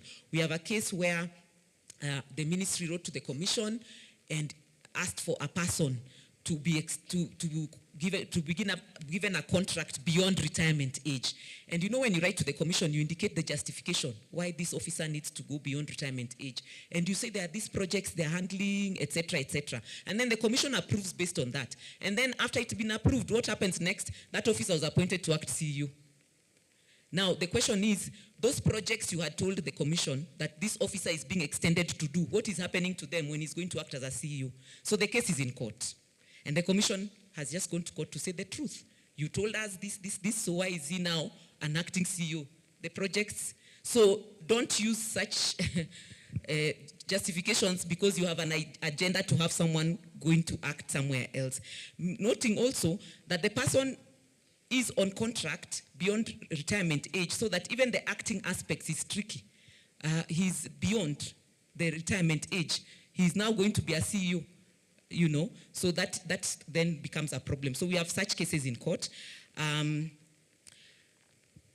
Then the commission is saying persons appointed to act in positions in a public body must at the same time be serving in the public body and must meet the minimum requirement for appointment to the position that they have been appointed to act. So we have, I have already explained that. All acting appointments must be accompanied by indents to the commission to advertise. I've already explained that. And then all acting appointments should be for a period not exceeding 6 months. I've explained that as well. And then the commission has power to take remedial action in addressing irregular appointments of persons to act in the positions. You will see at section 34, subsection 6 of the PSC Act, the commission has power to actually nullify those kinds of acting appointments. We had a case which, some of these things happen and the commission doesn't get to know until we are sued. So we found a person who had been acting and acting and acting forever, and the court was very clear and directed the commission to nullify, to regularize those irregularities in terms of keeping on acting forever. Fortunately, just as the commission was about to make the decision, that state corporation is one of those that is being dissolved. We also had a case in a certain fund where someone had acted as CEO for 5 years. 5 years. They kept renewing every 6 months for 5 years. The matter went to court and the court nullified that acting appointment and directed that fund to identify another officer to act. So it means if you're going to act for 6 months and it is not, the recruitment is not done, you set aside that person, you put another one. That's what you'll have to do. If you'll not advertise, you'll have to, the person acts, if you're not ready, you get another person. That is what the court was basically saying in that case of that fund. Those funds that are within the ministry, it's kind of semi-autonomous, but part of a ministry. And in fact, it was directly being governed by the ministry. I'm sure this particular ministry knows what I'm talking about. I will not mention them. So make sure that you follow the 6 months that is provided for in the Act. Then I've already said people who are not serving in the public service should not be appointed to act. And then transfers, Section 43 of the PSC Act and Article 41 of the Constitution. Article 41 talks about fair labor practices. We have this situation, we have a particular case where an officer complained because he kept being transferred. He's transferred to Kisumu, he stays 6 months, he's moved to Mombasa, I don't know, he's moved another 6 months. And when you looked at the whole story, it was about punishing this young man. I think his nature was not very palatable, so the only way was to keep moving him from one place to another. Conclude now. Yes, and that was quite unfair to the officer because the PSC Act is clear that transfers should not be arbitrary. Transfers should be for purposes of ensuring efficiency and effectiveness in service delivery and should lead to improved service delivery. So if you keep transferring an officer, there is also that aspect of the assignments he was working on, else has to come and start afresh and so on. That does not improve service delivery, it's not efficient, it's not effective. And transfers should not be a penalty for perceived or proved misconduct. For like this case, I'm telling you of this young man who kept being moved left, right, and center, I think because he wasn't liked. And then there's also the aspect of the interests of the children of the officer, if any. Those must be considered. That's in the Act. And there's a decision of the Employment and Labor Relations Court that was delivered in November last year, where the court was clear that you must consider such social things. Children of the officer must be considered in terms of when you're doing a transfer. This particular case, the officer had a child with disability, and the only places that the officer could get the kind of facilities for that child were within Nairobi, and he was being taken to a far-flung area where there are no such facilities. So the court actually nullified that transfer. So you need to take those things into consideration. And also, yes, on that one, then deployment and secondments. Commissioner, I'm about to finish. This is the second last one. On deployments and secondments, that is governed by Section 42 of the PSC Act and Regulation 36 and 37 of the PSC regulations. Regulation 36 talks of deployment and Regulation 37 talks of secondments. And we have noted, the Commission has noted, that there is irregular deployment of officers from ministries to state corporations and from state corporations to ministries. There is also the issue of officers being allowed to proceed on secondment before the Commission's approval, and also the issue of secondment of officers from ministries to state corporations and from state corporations to ministries without PSC approval. Now, You need to note the Commission issued a circular on 20th February 2025 because this issue has become so rampant. It has become a very serious issue because a number of state corporations now call us wondering because they just get officers. They have not requested. They just get officers from the ministry going to the state corporation, or they just receive letters asking for certain officers that they have now been appointed at the ministry. The circular that was issued by the Commission is clear, and Commissioner, if you allow me a few minutes, I just need to make just a few guidelines. 1 minute, yes. One of the most important things is that for an officer to be seconded to another entity, they must have received an appointment in that other entity, an appointment letter. So if it's in the ministry, the Commission must have appointed that officer to the ministry so that they can come from the state corporation. If it's in a state corporation, the state corporation board must have appointed that officer from the ministry to the state corporation. Now, if you're going from the ministry to a state corporation, the Commission must approve your secondment. You can't just go. And if the officer is coming from the state corporation to the ministry, the board of that state corporation must approve that secondment. I hope that's clear. But the circular is very long and very elaborate. Please look at it. And finally, Commissioner, on discipline, very important. Article 47, the Fair Administrative Action Act, the PSC Act, PSC Regulations, PSC Discipline Manual, which many people disregard, Employment Act, that is sections 41, 43, 45, and 47. We have seen instances of people failing to follow due process, and then disciplining an officer over non-existent laws, rules, or regulations. For example, something called dismissal on account of poor record of service. There's nothing like that. The court has already made findings on that. Backdating of dismissal. Dismissal takes effect from the date the decision is made, not from backdated dates. You know, what happens is that you do the disciplinary, then you backdate to when you interdicted the officer like 3 or 4 years ago. That is not allowed. Then terminating employment on account of desertion of duty without first making effort to determine the whereabouts of the officer. This is very important. There are court decisions on this. You need to make some effort to find out where the officer is. If an officer deserts duty, there are records in the file where try to look for the officer, use the chiefs, use the records, the phone numbers of relatives of the officer in the file, show some effort so that if the matter goes to court, you'll be able to show the efforts that were made to identify or to find the officer. I will not read the way forward. I think it is clear from the screen. You can see it for yourself. Thank you very much. Thank you, DCS. In my other life, when politicians don't stop, we switch off the mic. But now I don't know where the switch is. So I will invite next presenter on terms and conditions and human resource development issues, Dr. Francis Owino. Karibu. Again, 20 minutes.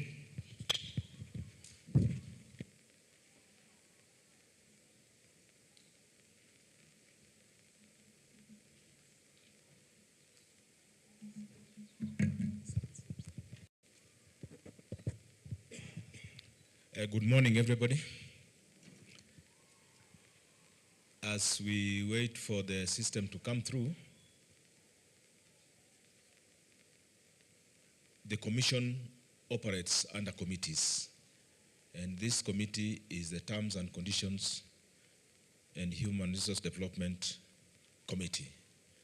I am the chair, but we are a team of commissioners. I would wish that we appreciate the commissioners who work in this committee.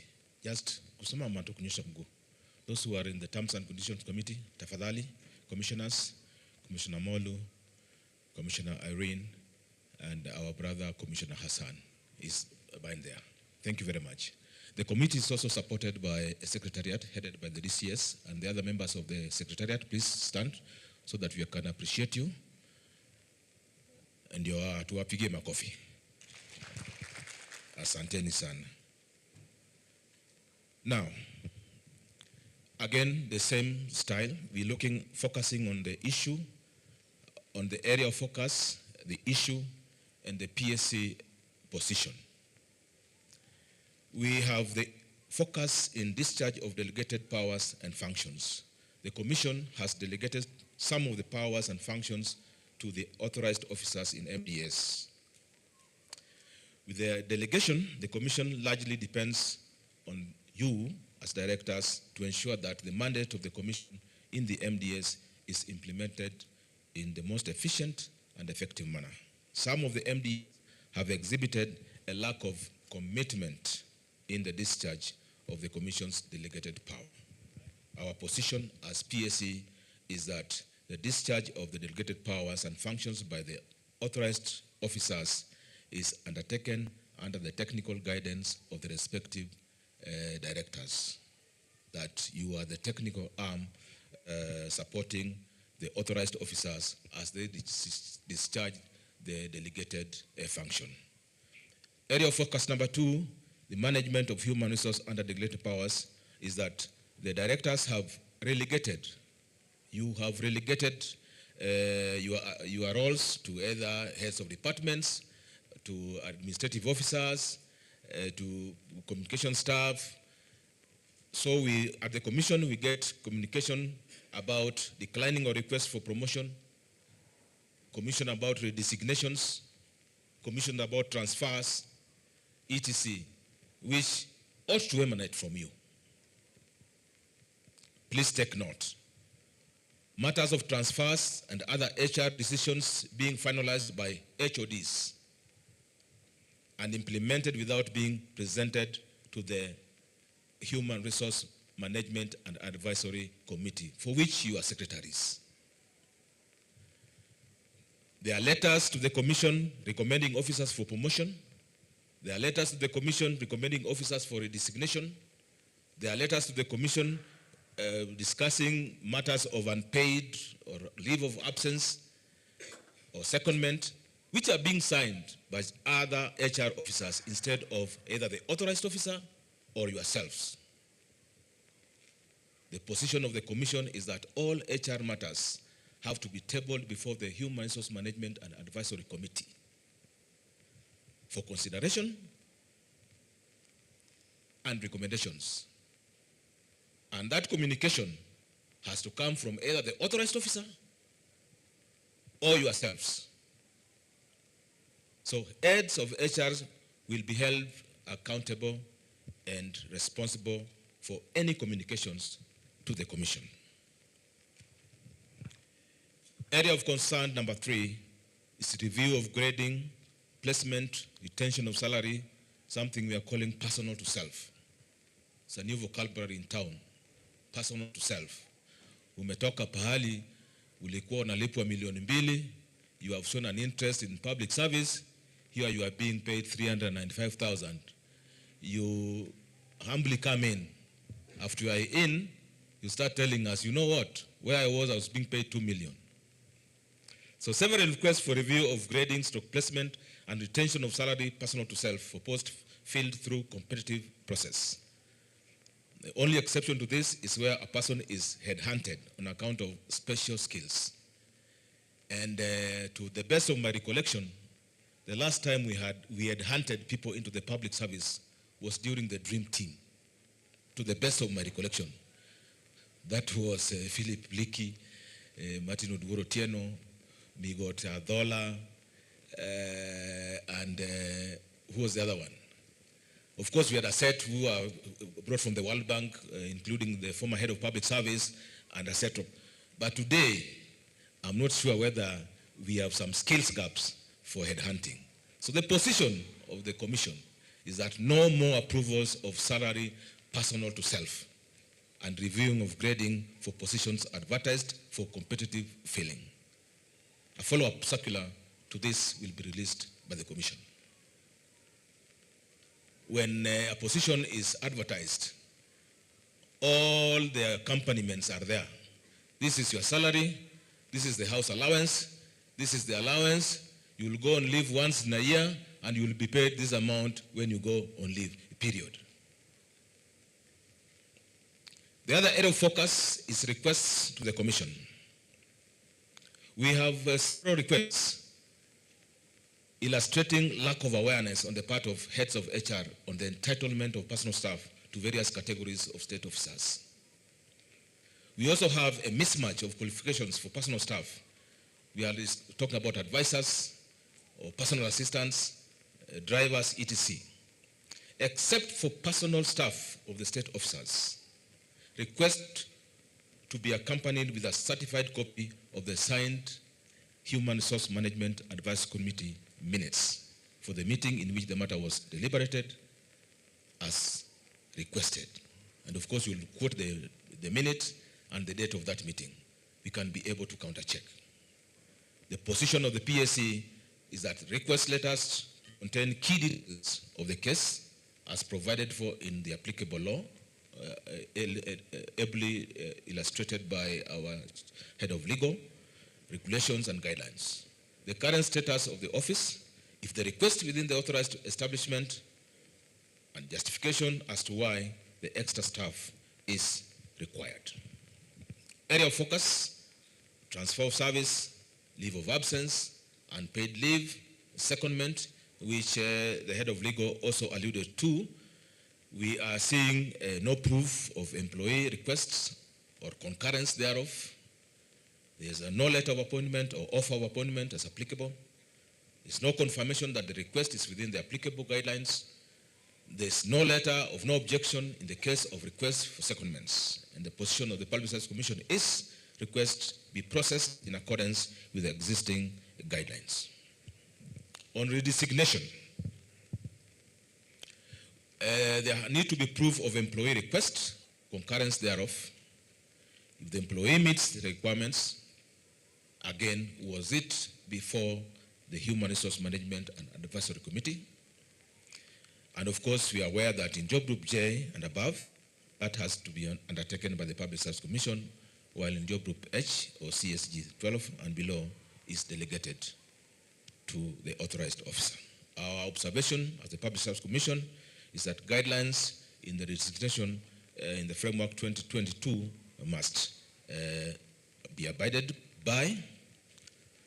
Conduct suitability interviews where applicable as per the framework, and officers who have acquired higher qualifications but are at grade lower than the entry grade for qualification be subjected to suitability interview and recommended to the Commission for consideration of appointment. The next area of focus is reappointment to the service upon voluntary retirement or resignation. We have witnessed issues of proliferation of requests for reinstatement, especially from the Kenya Prison Services. The authorized officers are not properly guided on discharge of officers. There's no deliberation in the Human Resource Management and Advisory Committee for proper guidance. The position of the Public Service Commission is that you need to sensitize the AOs on the requirements of the law on this, on the regulations on this, and on the guidelines on this.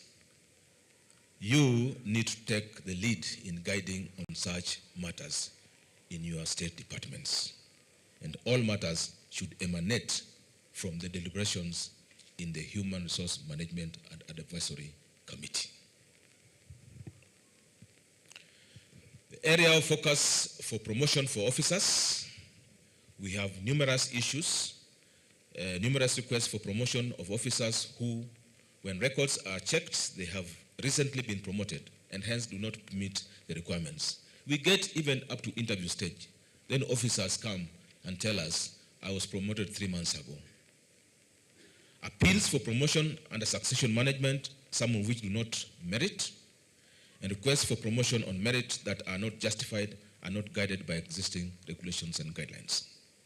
The position of the Public Service Commission is that be well versed with the requirements for promotion and advise the authorized officers and other officers appropriately. Submit requests that are justifiable, and the Commission shall review requests that meet requirements, especially regarding promotions under succession management. The area of focus, the next area of focus is requests with misleading or incomplete information. Again, I think the head of legal did mention this in her presentation, that we have cases on stagnation or loss of seniority without background information on what occasioned the same. Was it discipline? Was it leave of absence? Was it secondment? Or what was the other issue?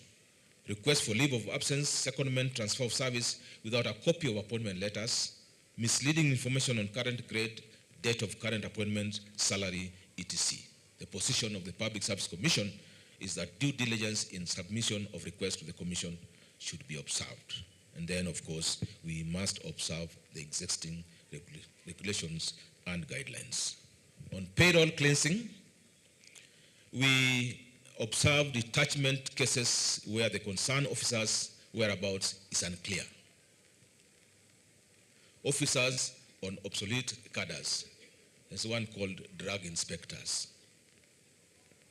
Redesignated officers still on previous codes, e.g. economists. We also have redesignated officers giving wrong dates of current appointments.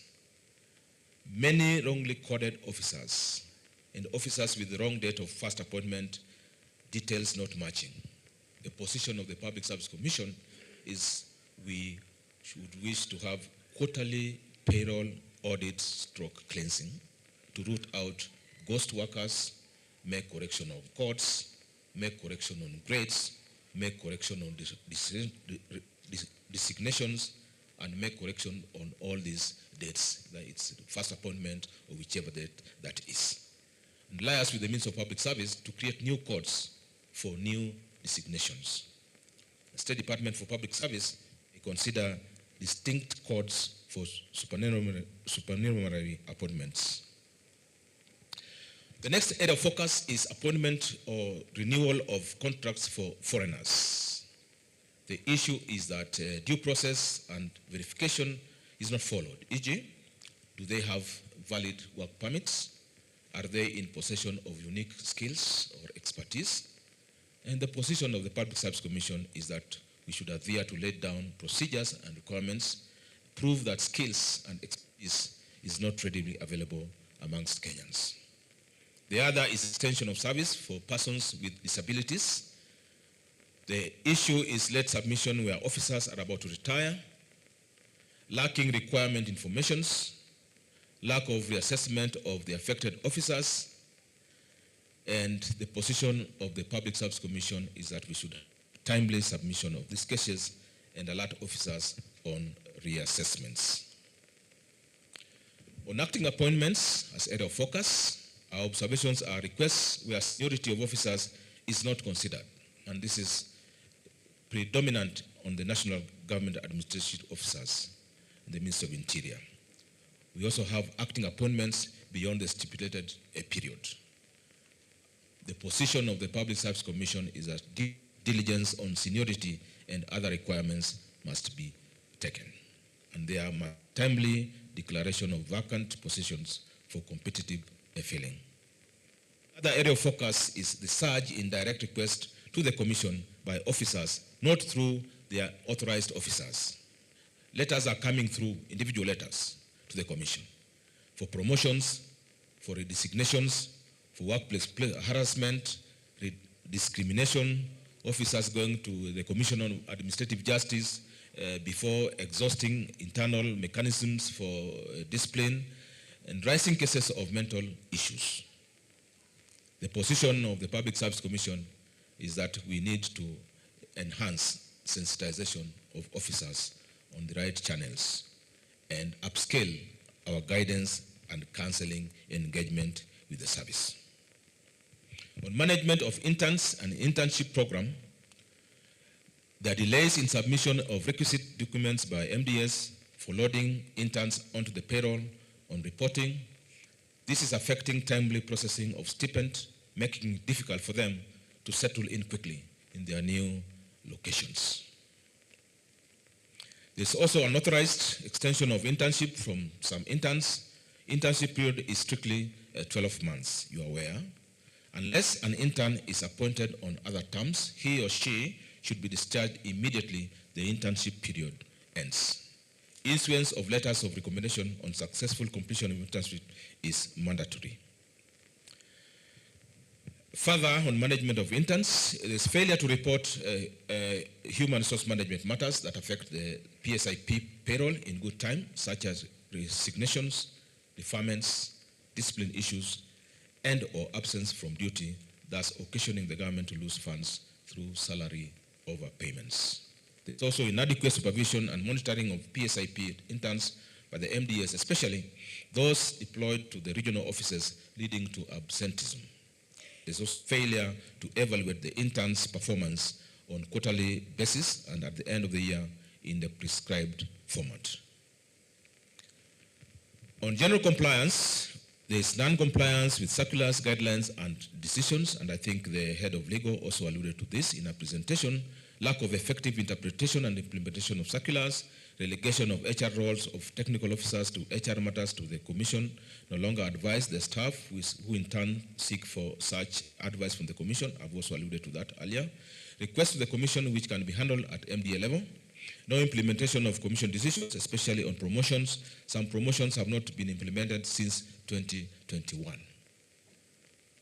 Kama ni wewe ungesikiaje?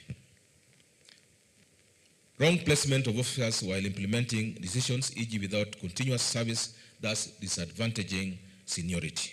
There's also non-promotion of officers at entry grade with effect from the date they qualify.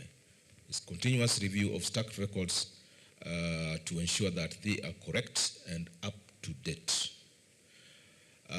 This is just a summary of what I've been talking about, redesignations, salary personal to self. There's a circular on advisors. There's a circular.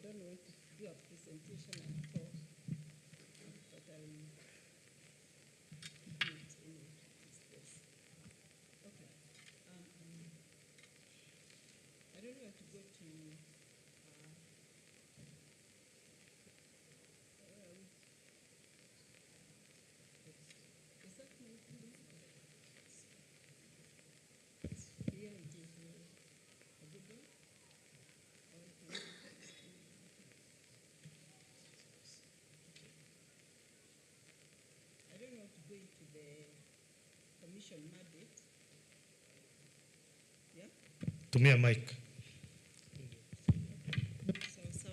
Thank you very much for allowing me to do this presentation. For the time I've been at the Commission, I've been handling discipline cases a lot, and also shortlisting. And I've been asking myself, do we have human resource directors in the state departments? And because I want to answer that question, we'll be coming to you, State Department by State Department, with the documents that you have sent to the Commission, which look like they were written for you. Indents, which do not match anything. We try to shortlist, you have been to the Commission, and then it is non-responsive because of the way you have done the indents. Now, going forward, the first step will be a joint review of your indents with the Commission so that little mischief can stop. Then indents tailored to specific people. I received an indent where a fellow was redesignated in December 2024, and a job was advertised which suited only that officer. I was wondering, hey, and you are laughing, yeah? Why are you laughing, madam? Because you recognize these mischiefs, yeah? Yes, you will come. We'll come to the State Department. I'm coming with documentation. And when the officer came for the interview, she did very well. She had been redesignated from a secretary to some department. So these little mischiefs, which are now ending up as discipline cases. So every year, the Commission is receiving several discipline cases, and majority of these cases relate to either negligence of duty, absence from duty without permission, falsification of records, and all manner of things. The statistic per State Department, we have them. But let me go to the salient issues. Delays in processing cases. As you are aware, there are various articles which are contravened when you do not process cases on time. Article 47, we have failure to give officers documents relied upon in cases. This contravenes provisions of Article 35 of the Constitution. Failure to accord an opportunity to attend hearing. This one Jackie Manani has already referred to it. People are in court because they were not heard. Several cases. And why were they not heard? I do not know. If you go to our discipline manual, you are supposed to finalize discipline cases within 6 months. That is not happening in majority of MDAs. You are supposed to give officers all the documents that are being relied upon, or refer them to those audit reports, alleged falsification of documents. In fact, we have a case where an officer is arguing that the fake certificate, which has been presented in the file, did not come from them. And I think that officer is going to win a case somewhere, saying that one did not come from me. I don't know how that happened. Failure to accord an officer an opportunity, I think that is just a matter of procedure. HRDs, acting beyond delegated powers.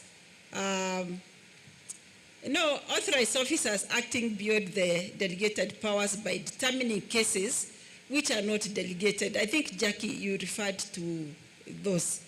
And the frequency is higher in cases of officers who have served for over 15 years. You know, that goes to the commission. Officers who have been convicted of criminal offenses. I feel like I'm repeating what Jackie said. Failure to authenticate evidence documents. I think authorized officers are obligated to ensure that the documents that you have are authenticated. And we are getting into wasting a lot of time at the commission, let me say, dealing with things that should have been done by yourselves. Wrongfully informing dismissed officers that they forfeit claim to pension or gratuity. I think that has been corrected. There's a court case, and it's been determined, and we have quoted for you the court case so that you can make reference. Case of missing public officers, where a public officer is absent from duty without leave, reasonable or lawful cause, and cannot be traced within 10 days. We have a department before us. We said we are not naming departments, where we have over 100 cases of absent from duty, or what you call it? Yeah? Yes? Desertion. Yes, and these officers desert. Finally, they come with medical records which are verified and they are true. Finally, so all manner of cases. And I think these cases should not come to the commission. We are able to deal with them. Improper application of suspension. You are aware of Section 71(2) of the Public Service Commission Act, which provides that an authorized officer may suspend a public officer against whom proceedings for dismissal have been taken. And the details are there. What is our position as a commissioner, as the commission? When an officer is, what is happening to my slide? You can see the slide well. Yeah, where is an officer is placed on suspension. What's that? Yeah, other than interdiction, it might be perceived that there was a predetermined outcome.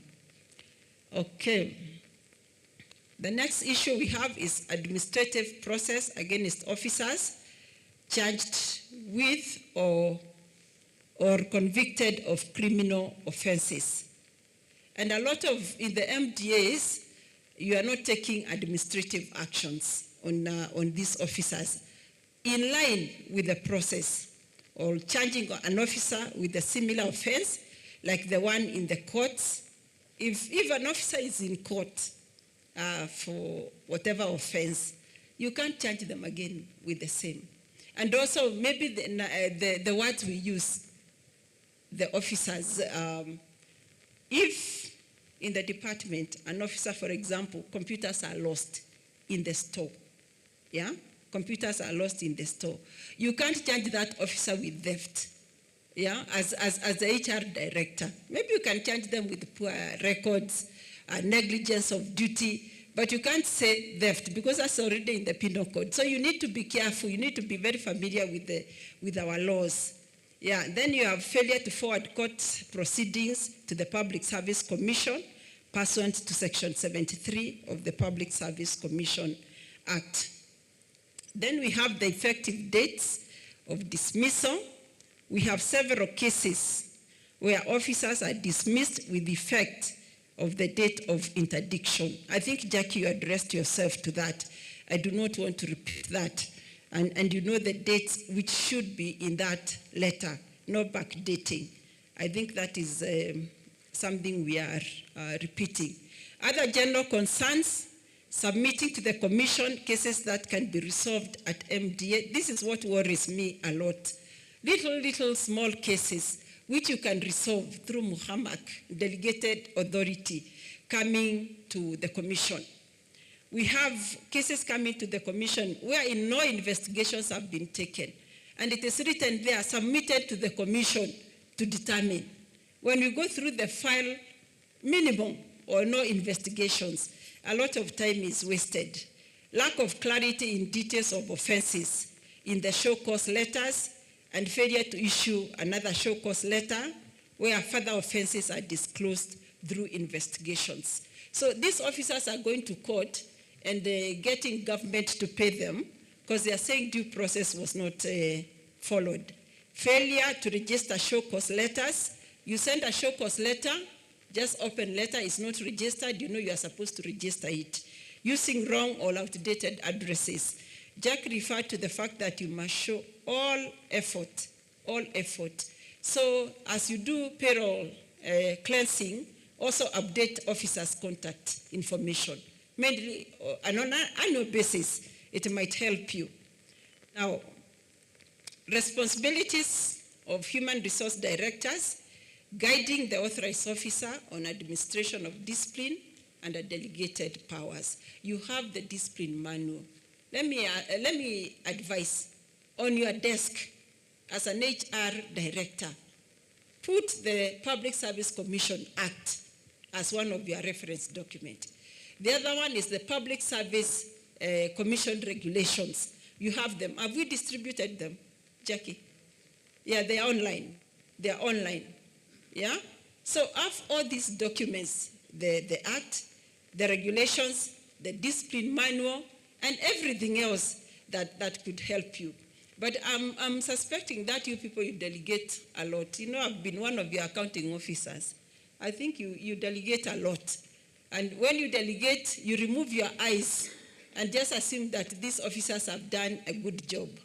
When we come to the departments, you will be shocked. The indents you people are writing, for me, it is a big shock, the big shocker. Then you send the technical departments to come and do shortlisting. We have a case in one of your departments. The technical officer said, this advert is from HR. It is not ours. And the requirements and the job were not matching at all. It is not one, it is not two, it's a majority of the cases. So ensuring implementation of the decisions of the commission and authorized officers, summarizing the cases and submitting the cases to the committee, the Human Resource Advisory Committee. And then members of the committee, you are supposed to meet regularly. What is the frequency, Dr. Bichiwe? Monthly. So are you all meeting every month? Do you all meet? Yes. Okay. If you meet, then what are these issues coming? Have you met this month, for example? Or the month is still young? How many have met this month? And now, not everybody, but the month is not over. How many met last month? Okay. In the morning, I talked about investigating personnel practices in the state department. At the end of this session we are having, we are going to develop a timetable. You will not come to the commission. We are coming. We are coming and sitting in your boardroom. And we are going to review everything, one on one. And going forward, certain things will change. Ensure that make recommendations to the authorized officer. You know you are supposed to do that. A lot of back and forth. The people saying, oh, the PS doesn't listen, the PS doesn't call me to my office. Yet we have very proactive officers who see their PSs almost on a daily basis. I don't know, do they chase you away when you go to see them? Or they don't have an open door policy? We don't know. So ensure that all cases are processed through the Human Resource Advisory Committee before approval by the authorized officer, and then refer those cases that need to come to the commission, and give advice to your employees. I don't know how often you meet these people, I don't. But if I was a human resource director, I would meet people even on a candidate-by-candidate basis to understand what is the problem with the drivers, what is the problem with the secretaries, what is the problem with the technical people, so that you can be able to give advice. Are officers coming late to work? Do we still have a problem? Yes, isn't it? Yeah. Officers, are they adhering to the dress? I do not know. Do we even have a dress code anymore? Yeah? Are officers obeying all the guidelines that need to be obeyed? No. Things are happening in the State Department under your watch, and we need to reverse that. Then a lot of little tricks here and there, which we will review for every State Department. Every State Department. You refuse to implement the commission decision because you are waiting for Mary to occupy that position. Yeah? The one who has been appointed is not wanted, time expires, then Mary can assent to that. I think that the commission has become a bit, we are going to be a little ruthless, let me say. Adherence to the discipline procedure and proper documentation of process is paramount in the discharge of disciplinary control function. This control function is what has cost government so much money. Always make reference to the relevant laws and policies while analyzing and deliberating on the cases. And also, most importantly, read the determinations that have been made. There are cases Jackie has enumerated here. Please read those cases. Have a drawdown on all the circulars we have given as a commission. So that is the end of my presentation. But beyond that presentation on discipline, let me say this. Yesterday, I was doing shortlisting for an institution. This last week, I think we went through succession management, and in a certain institution, we gave people a higher grade, and now jobs have been advertised for the next higher grade. We have over 100 officers who have not served for the 3 years required in the advert. They all have the degree requirement. So how are we going to shortlist? What criteria are we going to use? The 118 of them have not served 3 years. And they all meet the other minimum requirement. So now we are going to performance management or performance-based shortlisting. This is where now we are going to ask whether you've been doing your work. We have asked for the confidential appraisal reports of all the 118 officers so that we can see how they have been graded. I am sure maybe 100 out of the 118 will be 100%, having been graded by you and other supervisors. 100%. How does that happen? That everybody has got 100%. And then when you go to the performance contract, the same institution got 54%. Then you start to ask yourself, something is not adding up. Going forward then, it will mean that the Public Service Commission is the one which will do performance appraisal for HR directors. We are the ones who will appraise you. How will you appraise you? We'll give you a criteria on the decisions that you are making. Who appraises you, by the way? The PS. Now the Public Service Commission can do it because you're under delegated. How many discipline cases did you bring? How many of them were wrong? How many indents did you bring? Were they correct? Were they not correct? How many cases were not investigated? The criteria is there, so we need to be a little bit more active,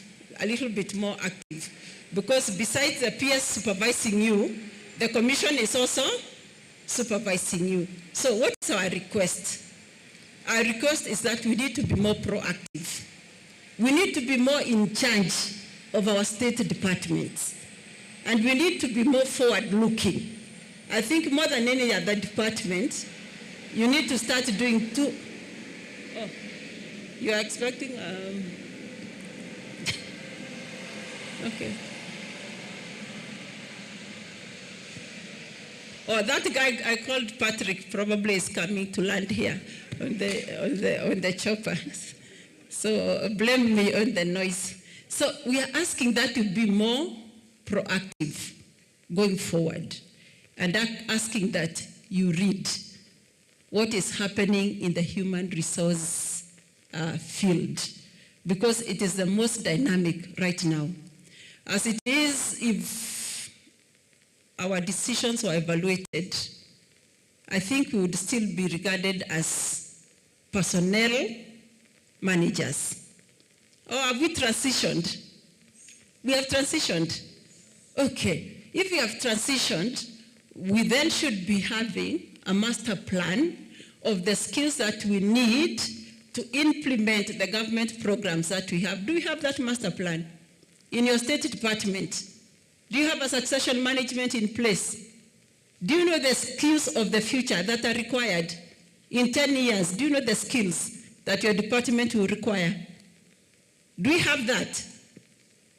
If you have it, raise your hand. That you are sure. If, for example, we are implementing the leather value chain to take Kenya forward, do you have a rundown of the skills required and the competencies within the respective department? Do we have it? Let's be honest. No, this is something we need to work on. This is something we need to work on. And that is why we are saying this consultative meeting is for us to agree, how do we run the human resource going forward?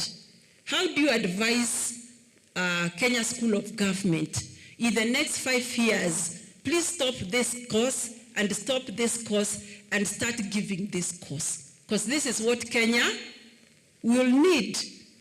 Have we done that? That is between you and the Commission. As I ask whether we have done it, I'm also asking whether we as a Commission have done it. Have we done it? We do not have that clarity. Dr. Biju, what are you saying? We don't have that clarity. Maybe not, isn't it? Yeah. Have we also looked at the scheme of service? Yesterday I was also shortlisting. Deputy Director, what was it? Which officer, technical officer was I with? I think she's not here. The ident for Deputy Director and Assistant were exactly the same. Liaising with stakeholders. On this other side, liaising with stakeholders. Then I was thinking, there's a position here which we do not need. And I'm just saying that 17 tier can come down to 12 tier. Is that correct? Yeah. So have we started on that?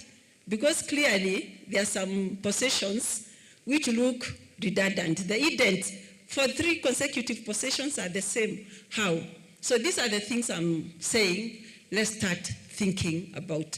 But we have a plenary coming. I've finished my 20 minutes. Have I gone beyond my 20 minutes? So that we can discuss all these issues. Remember, it's a discussion, it's an engagement. It is not a blame game. We are asking ourselves the hard questions. Yes.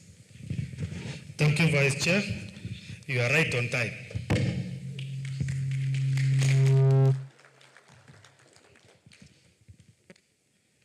Now, unajua tuko democratic. Are we democratic?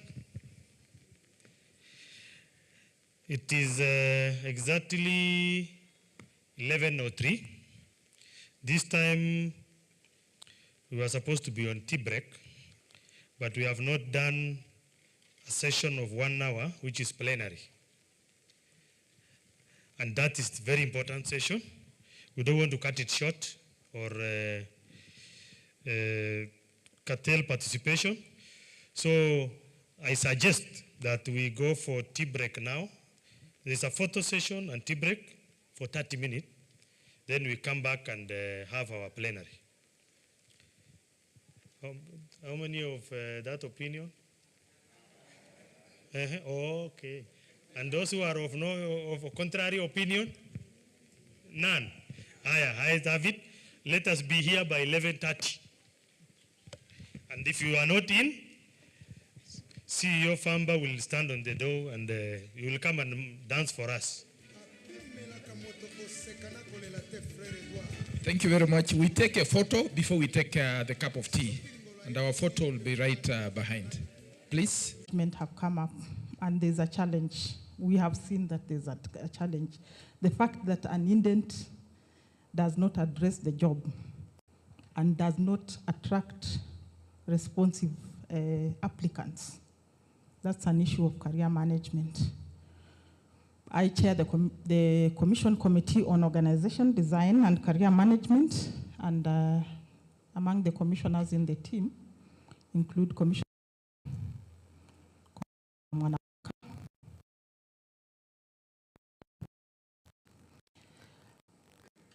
I will go into the, let me enable this. Mwangi, come and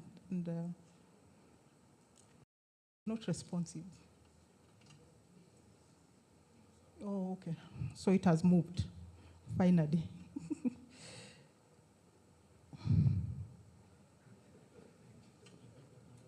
I'm very IT savvy. Nanga challenge, but there's a challenge with the connection. Mine is okay. It's not showing there.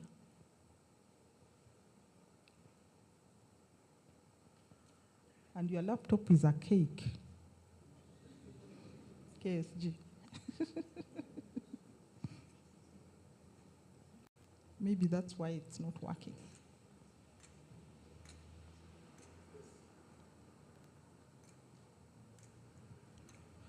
So we will be discussing the issues of, that's not my presentation.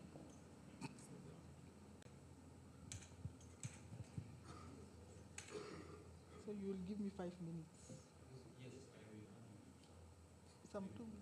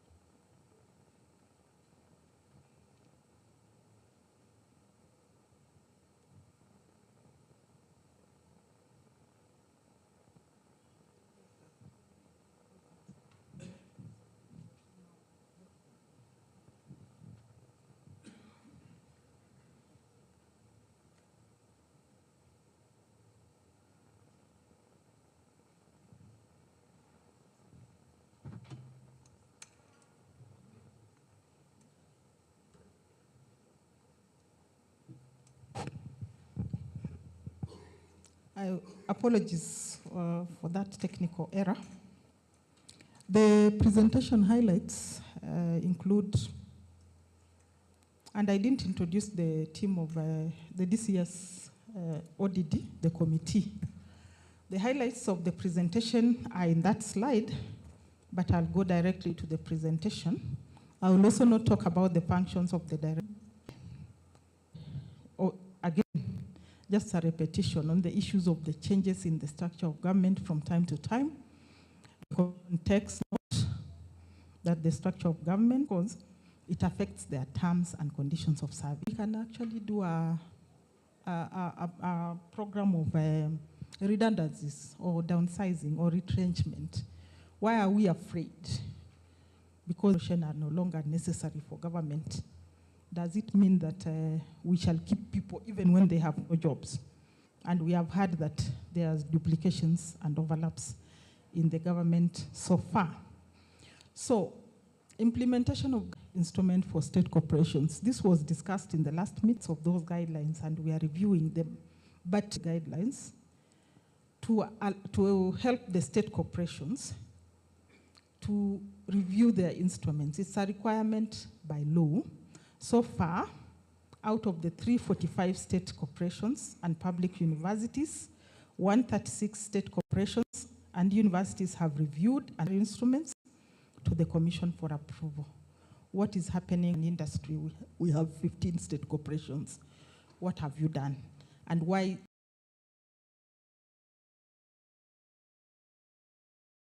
On instruments that are not approved, and it may cause challenges. In fact, people will go to court, and you will find that if that state corporation will not even be able to recruit. So if people are leaving the state corporation, then what's going to happen? There's going to be an inefficiency in that corporation. So we are just saying that the remaining 209 state corporations be fast-tracked. I know that the state corporations in the Ministry of Health have big challenges.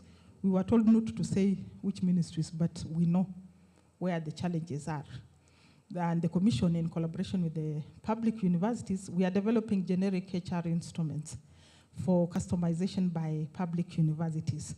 And we have noted that the problems, whereas they have variances in their CBAs, where there are those of Kudeya, Wasu, Kusu, but they also have variances so we are reviewing the instruments for universities, and we are hoping that when these instruments are circulated for stakeholder input, the generic proposal.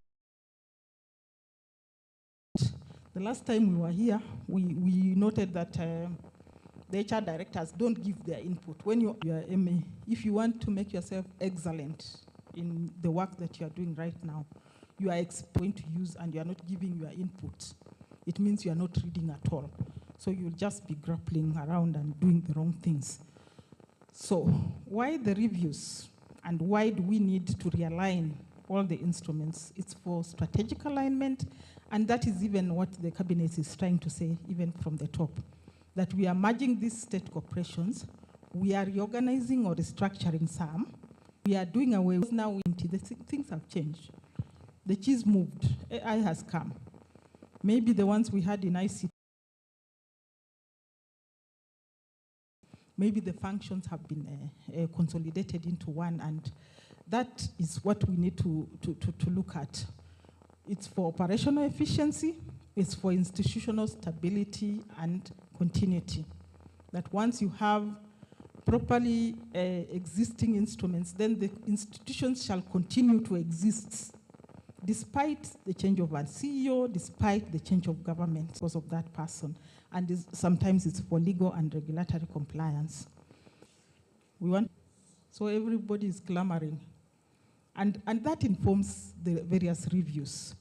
But the Commission is looking at each case by case, based on cases, whereas we are trying to harmonize and make everybody standardize within a certain norm, so that we are working in a more aligned manner. So I will not go through this. We were just proposing a timetable for review of the various instruments, especially for aligning the state departments to the current administration and to the various organizations, reviews that have been proposed by the president.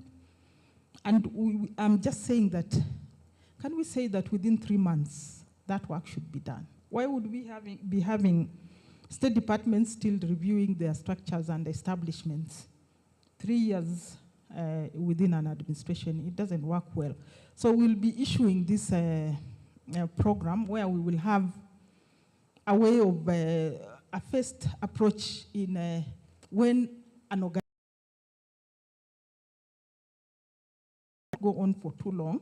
Just like we will have a recruitment plan, and we are asking you to bring on board what you intend to do in the year. But we were just thinking within 3 months, that should have been, the reviews, especially of state departments, should have been completed so that the PSs are in place and they know their functions and the people they need to deliver on the various structures that have been proposed by government.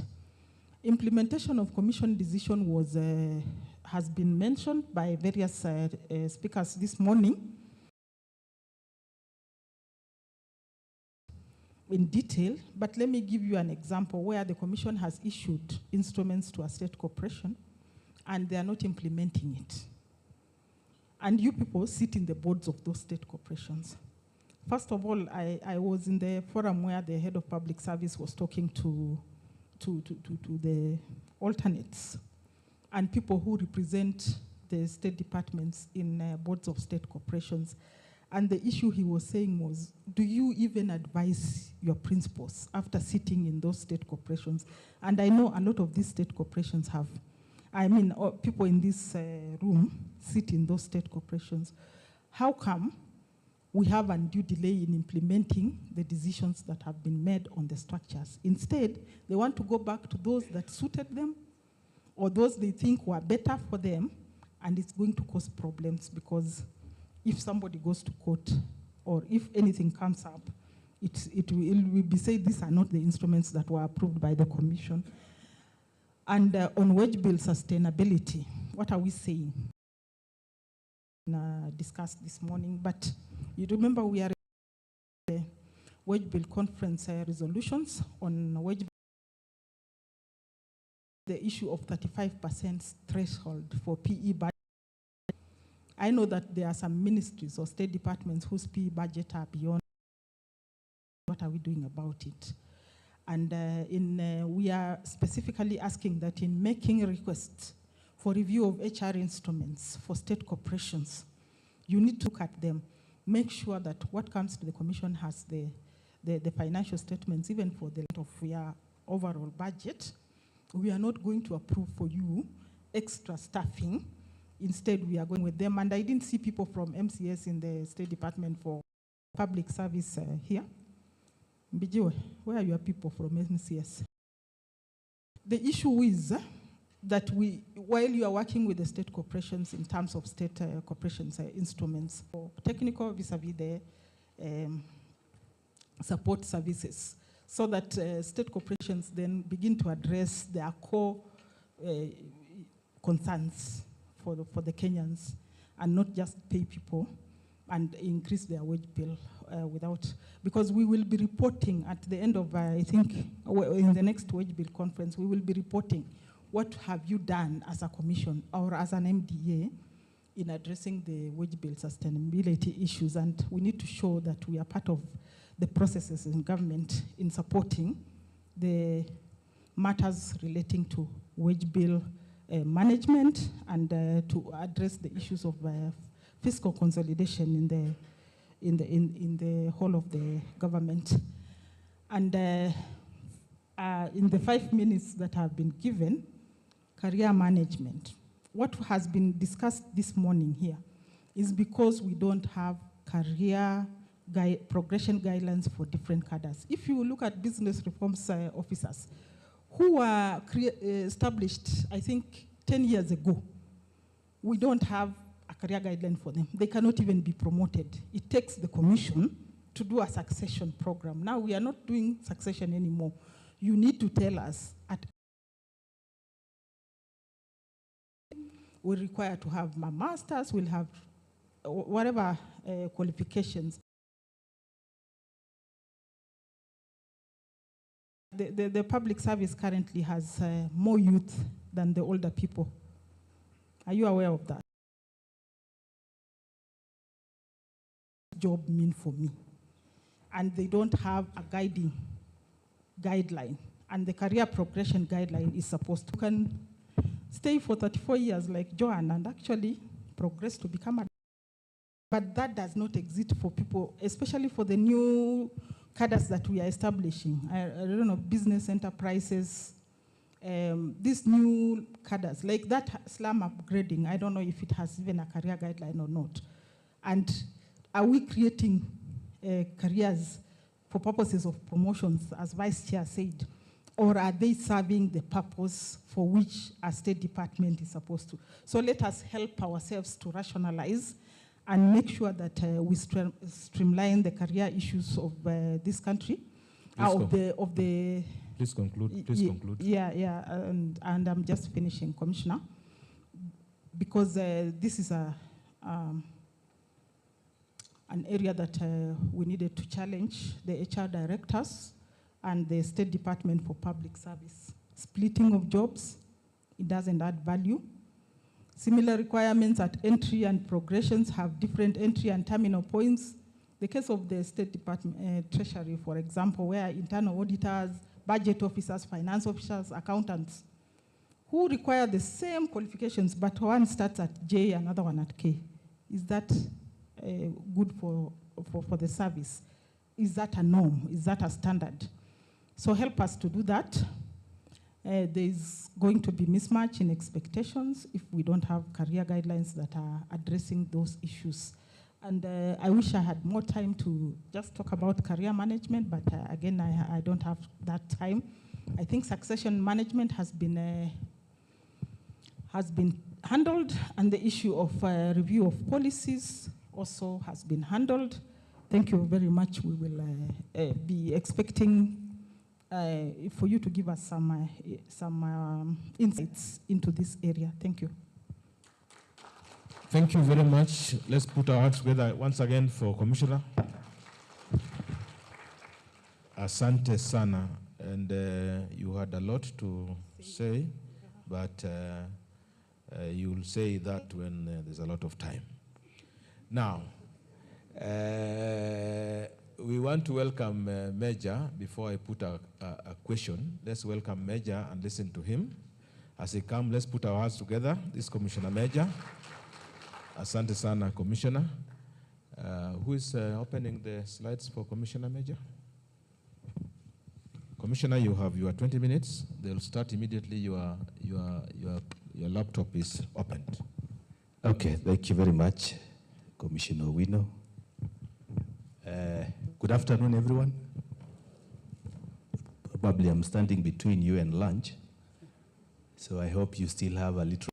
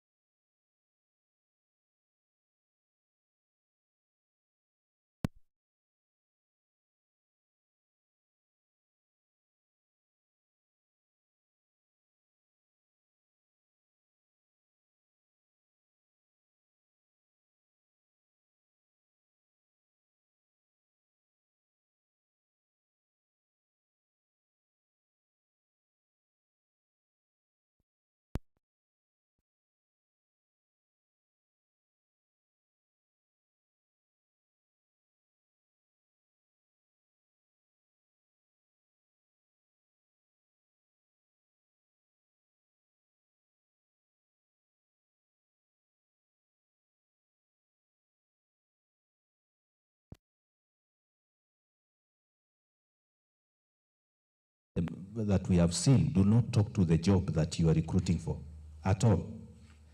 This brings issues that you can't shortlist, you are not able to make progress, and it becomes a challenge to the Commission. I don't want to belabor the point once more, but you have all noted that there is a concern there.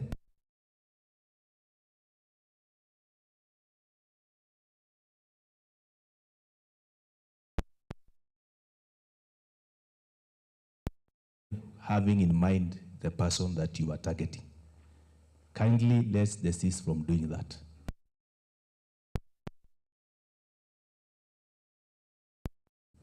And I think I've come across a case in that line of where the technical department is involved in the drafting of the indent.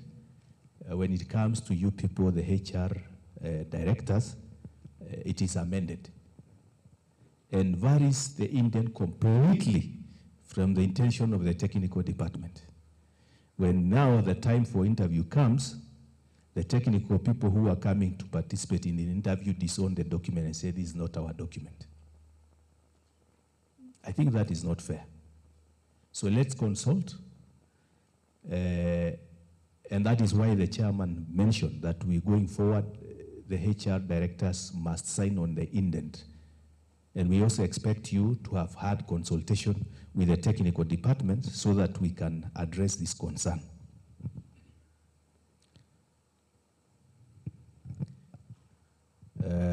Professional qualifications, something else that we need to note. You find some indents specifying the requirement of a position that is being advertised. But sometimes we wonder, I've come across a case where a certain certificate is required for that position. That certificate maybe takes about a week for an officer to acquire. It is there in the indent as a requirement. There is no effort that has been made by the department to facilitate officers in that department to acquire the certificate, yet you are including that as a requirement. So when the indent comes, it is non-responsive, nobody has a qualification, nobody has that certificate, we are unable to proceed. Kindly, if you know that a particular profession or a particular qualification is required for a position that you want recruited for, it is upon you as HR professionals to develop and give those officers an opportunity to acquire that certificate. Otherwise, then we might see that as just an opportunity to eliminate some people.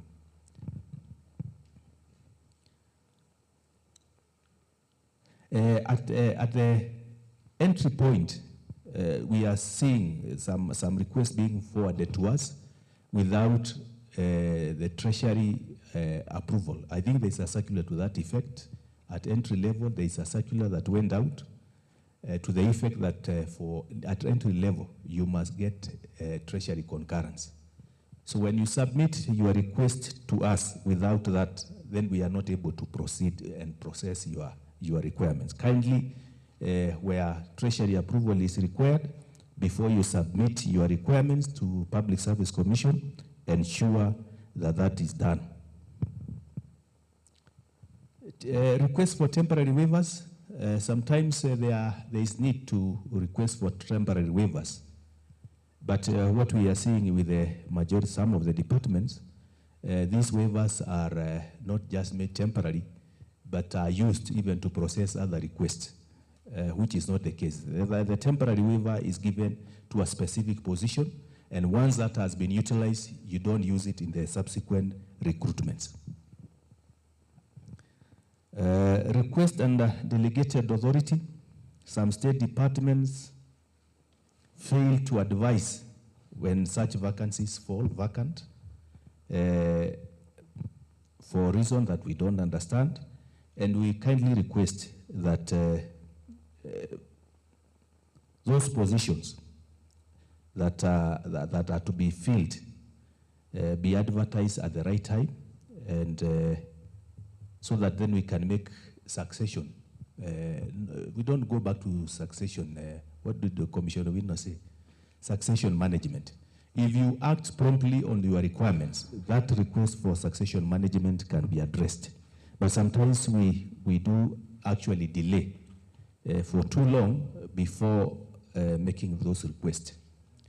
The shortlisting exercise, the Commission invites technical representatives to make presentation or to be involved in the shortlisting process. Sometimes what we see is technical reps are not conversant themselves with the job that that is being shortlisted for. So you send the wrong person to do the shortlisting. It becomes difficult. As much as possible, let us try to use the technical representatives in the shortlisting process. There is also some times where these technical representatives who are invited to come and participate in interviews are actually delaying in coming. They come late, sometimes they don't show up. And as Commissioner Wino had mentioned, this new team is very, very dedicated.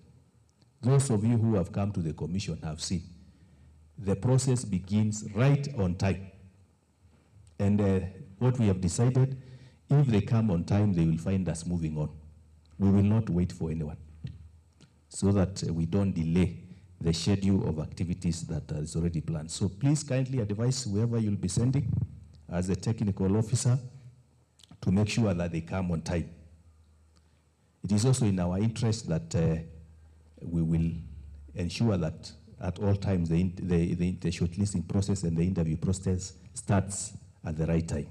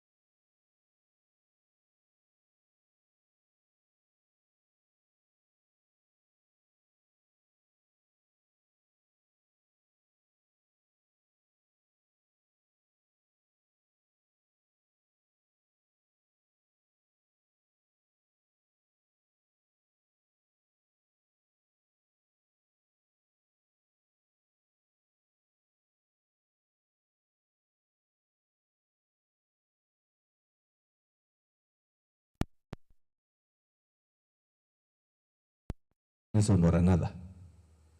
If it is within 6 months, we normally keep a reserve list for every position that is interviewed for. It is not necessary to go back to an interview process if we have candidates that were placed on reserve. We therefore encourage you that when those people who are been selected are not taking up this position, to report immediately or as soon as you get that information, so that then we can make decisions in good time. Appointment decisions, failure by authorized officers to implement commission's appointment decisions. We have had cases where the commission has concluded a recruitment exercise fully and officers have been appointed, but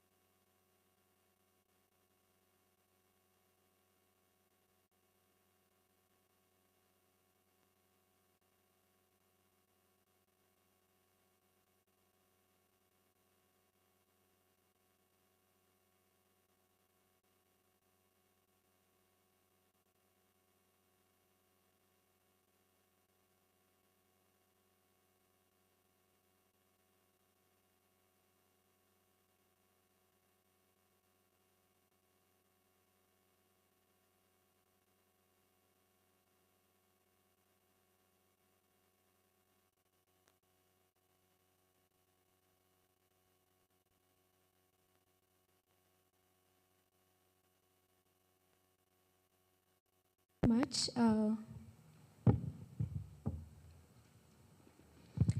Chairman, Vice Chair, Commissioners, it's here in this campus. So it's really an honor to present us a very good initiative that is very important for all of us to listen. So, Chairman, we have a very important course that we are offering here at the school, which really resonate well with public service and our expectations in delivering, and most importantly, to the citizens of this country. So I would like to present this critical opportunity we have in enhancing public service delivery through the Customer Service Excellence Training Program, which was officially launched by the Chief of Staff and the Head of Public Service on June 13, 2024. Furthermore, a circular regarding its implementation was issued by the Chief of Staff again on August 2024, actually 22nd August of 2024. And in that circular, it highlights the significance of the opportunity we have to enhance the public service delivery. The Customer Service Excellence Program is one of very important and key initiative in the Kenya Kwanza government bottom-up economic transformative agenda, and which again, it envisions a modern result of focused public service that is integral to our nation's economic transformation. So the training that we are offering is helping us, or going to help our staff to be highly skilled and agile, and resonating with the vision of the Public Service Commission to enable us to be a citizen-centric public sector. And of course, as the Public Service Commission, it's going to enable us to enforce and bring this workforce with the need to be citizen-centric. So the programs we have, we have Customer Service Excellence for executives, Customer Service Excellence for the senior managers, Customer Service Excellence for front officers, Customer Service Excellence for standard assessors. Here we are saying this Customer Service Excellence, we are going to have a measurement, we are going to measure, and we'll be assessing institutions the services and how best they are delivering to the public. So we have quality standards, and we train assessors in every institution.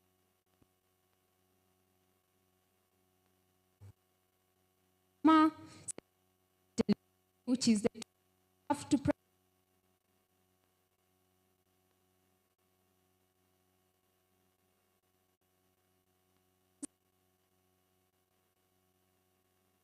engage effectively with clients and the stakeholders. Again, we have it as a very agile service model, which we are saying our teaching methodologies will allow for flexible and delivery across various ministries and departments and also services. Again,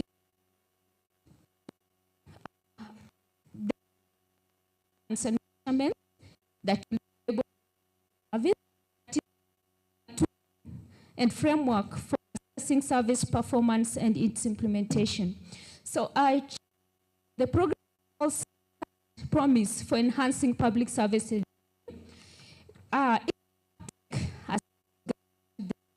As it deserves. To date,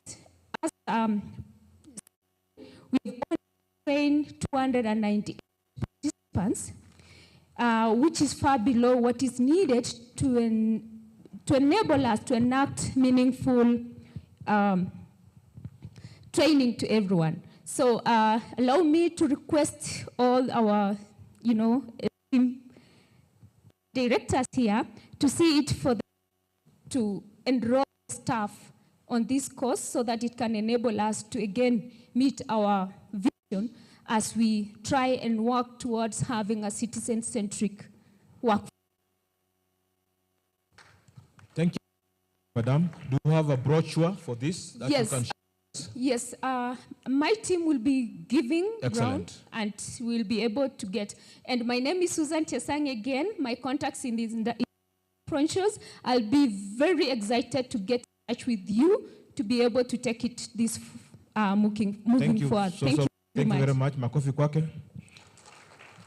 Asante sana. And I see there's walking around with brochures. Please pick the brochures and you can engage with the brochures later on. Ladies and gentlemen, in the program, we need to have a 1-hour plenary to interrogate 2 presentations, but we also have lunch. It is 1:45. I wish to propose that we break for lunch, and when we resume, we have the plenary. Yes, another proposal?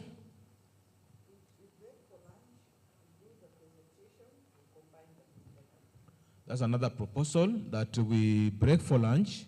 When we resume, final presentation is brought forward, then we have a final plenary. Wangapi wanakubaliana na hiyo? As many as of that opinion say aye. As many of the contrary opinions say nay. The ayes have it. What time are we resuming for lunch? From lunch? 2:45. That will give us 1 full hour. 2:45 on the dot. Thank you very much. And this lunch is served at Margaret Cobier Hall.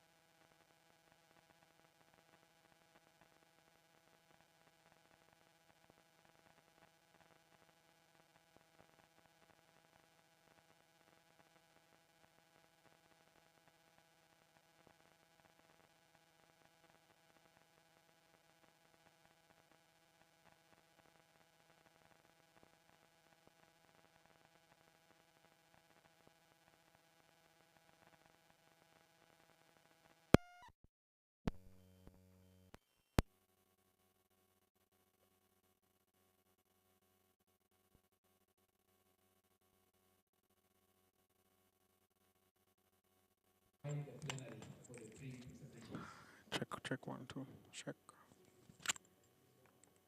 Someone to ask our colleagues standing out there, unless those are our drivers. If they are our colleagues, let them come in.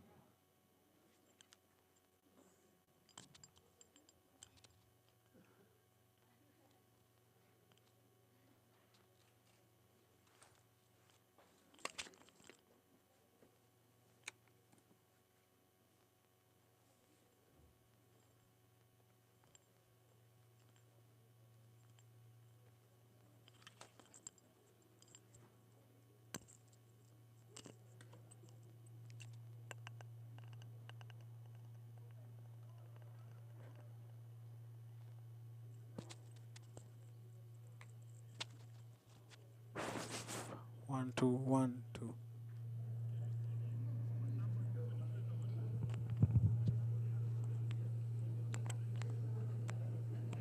Simon, let's set up the final presentation. Set it up, set it up.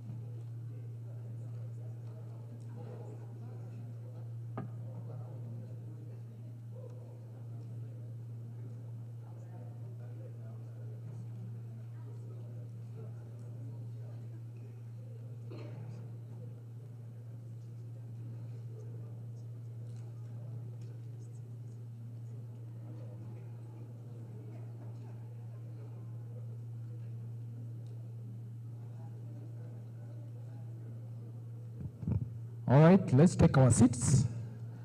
Let's take our seats. Let's take our seats.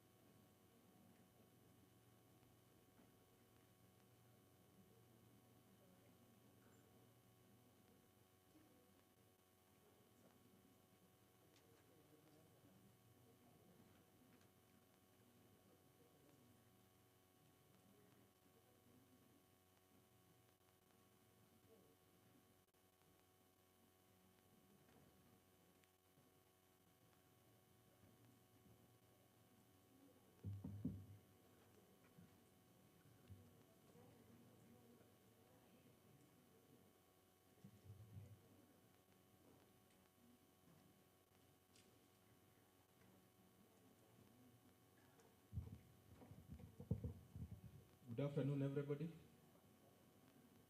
How was the lunch? Sumptuous. Okay, thank you very much. And we thank God that we are back as we had agreed at 2:45. And we now on our final session. I would like to hand over to my colleague, Commissioner Harun Hassan, who will chair the next session. Commissioner, the floor is yours.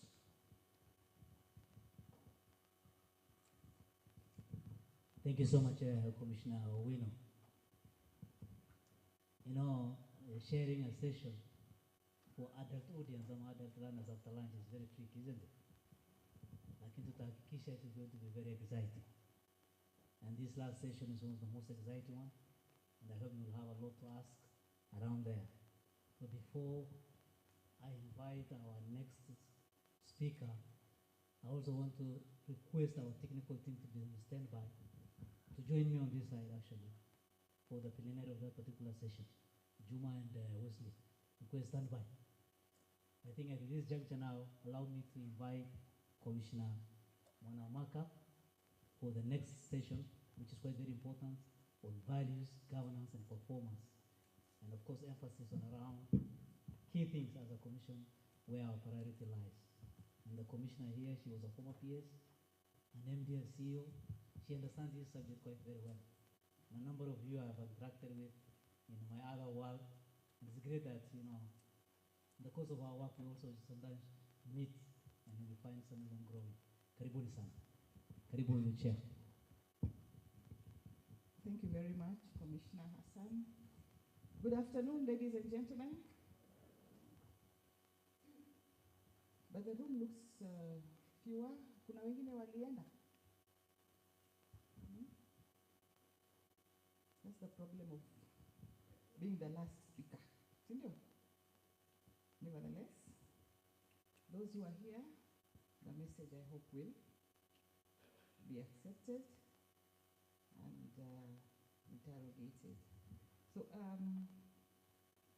have the privilege and honor to chair this committee on values, principles, and performance management. And my commissioner colleagues are Dr. Francis Owino and Dr. Irene Asiega. We work with the Secretariat, led by our DCS performance, as well as the Directors of Values and Performance. They're all with us here. So, this afternoon, ladies and gentlemen, do I have 20 minutes, Commissioner, or more? 20 minutes, eh? No, that was greetings. Silio, it was greetings.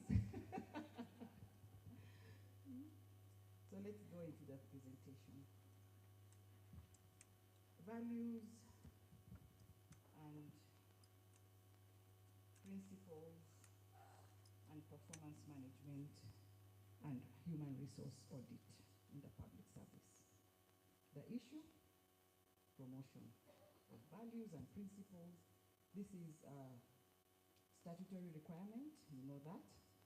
As our officers on the ground, we expect you to promote values and principles. Our observation is that only 17 MDAs have trained officers on values and principles. Only 17 out of, is it 52 or 59? So what are the rest of you doing? Park that question, we'll discuss at plenary. On implementation of affirmative action programs,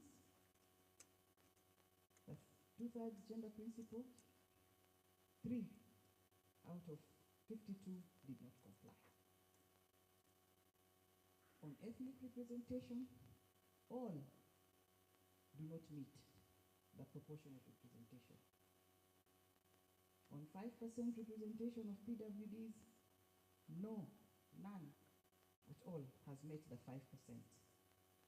So as you can see, by the way, this session is all about numbers, just to drive the point home of what you've been discussing the rest of the morning. You can see, you are our ambassadors, you are our foot soldiers, but this is how the numbers look like. So our position is that training must be undertaken to promote sensitization on values and principles. We must mainstream, and this diversity index must change progressively. We must update diversity gaps as staffing changes. Unintentional.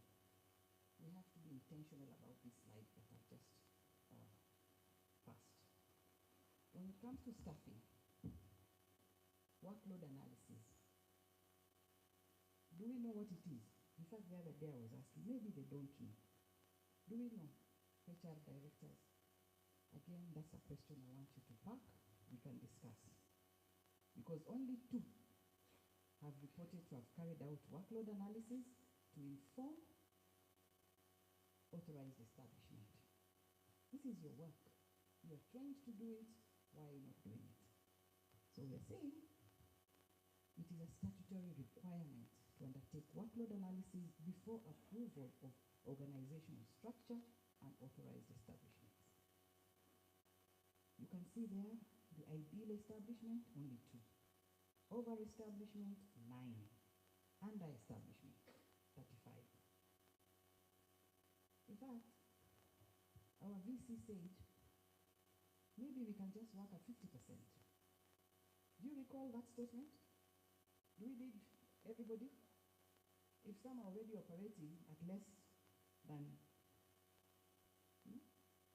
under-established, and you're still having the function of HR.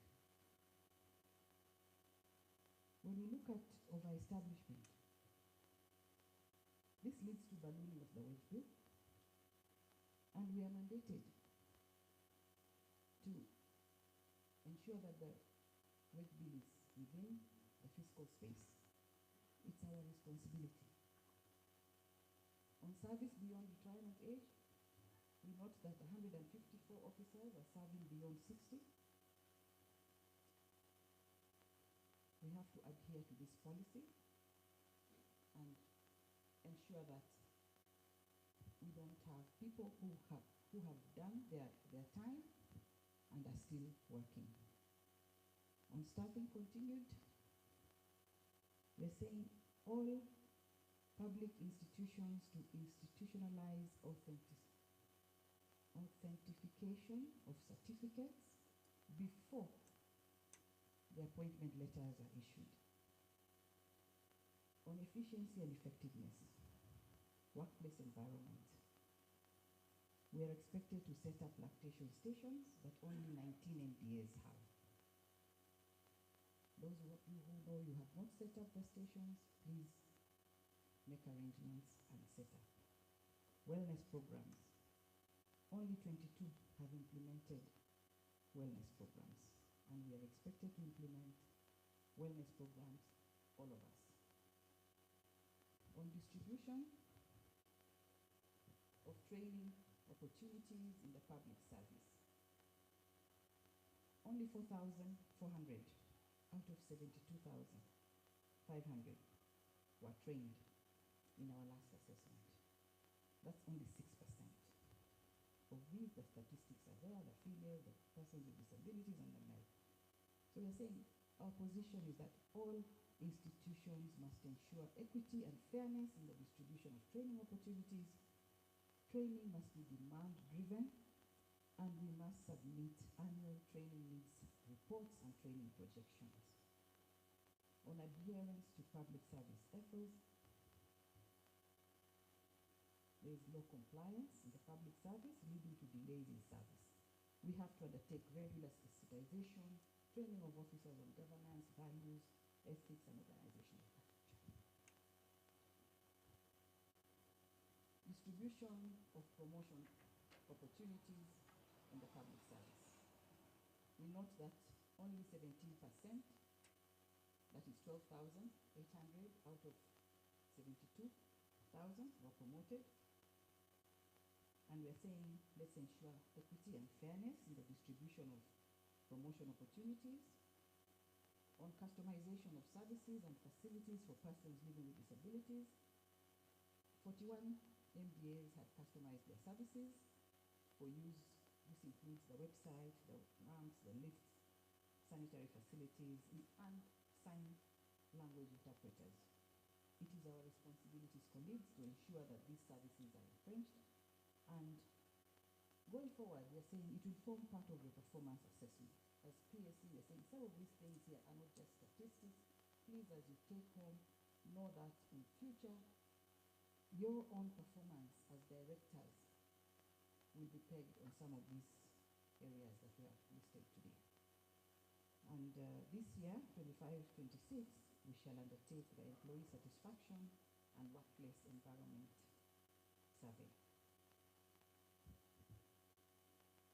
On implementation of performance contracts, we note that targets remain at senior management level with no ownership or action at department or individual level. We must cascade these to the departments.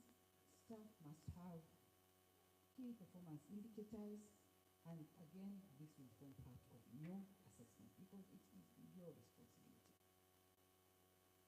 We've also observed that the setting of indicators is vague, and we want you to move to result-based indicators with clear baselines and targets. Train staff on indicator formulation and result-based management. There is also inadequate stakeholder engagement, so kindly organize internal validation workshops, external consultations. Let there be a lot of consultation in your sectors. On implementation of staff appraisal, we note that target setting, less than half of the staff set performance targets, and we're saying you must ensure that all staff set targets. We are in charge of performance, colleagues, and you cannot perform if you don't have a target. You are not measuring the performance, so how will you evaluate it? Targets have to be set for all, and we have to train staff on the tools, the SPS, and there should be regular internal compliance audits. We have to submit reports to the PSC as per the guidelines, and heads of HR going forward will be held accountable for performance of staff. And you have to align goals with departmental work plans and MDA performance contracts, because we have noted there's poor linkage between PC and SPAS, inconsistency between institutional and individual performance. There is failure to take action on SPAS results. So going forward, linking performance data to HR decisions such as training and promotion is going to be a must. On employee management committees, we note that 63.5% of the institutions have established these, now operationalized, and 30 out of 56 have submitted annual consolidated SPAS reports. It is a requirement. 31st of year, we have to have submitted consolidated performance appraisal reports. The Commission is going to undertake a comprehensive review tool and guidelines during this financial year coming. On rewards, sanctions, we note there is a weak and an inconsistent implementation of SPAS and the rewards and sanctions policy. We are saying PSC will use this for promotion appointments going forward. HR directors should submit confidential SPAS reports for officers invited for promotional interviews, and the Commission will implement the PSEA Public Service Award in November of 2026. On implementation of citizen service delivery charters, we have observed there is failure to review or update charters. Some institutions have not reviewed their charters or aligned them with the common service standards as recommended in the PSC circular September 2023. Our position is that service charters should be aligned to the circular that was released in September 2023. You have to transcribe charter into Braille and also into Kiswahili. We even have an expert in the room. Maybe he can assist all of us. Sindio? Yeah, good. On processing of pension, we note the delay in submission of pension documents to the National Treasury, and this delay is occasioned by missing information from ministries and departments. The delay of issuance of pre-retirement notification, as well as delay in processing of pensions by the National Treasury. So on the way forward, we want timely submission of all requisite pension documents 9 months before one retires. Timely processing of pension and submissions the 10th every month. And we should involve pensions department in retirement training for officers. This is so important. We release our colleagues into... Noted, Commissioner. I'm on the last one. So kindly coordinate for pre-retirement training, as well as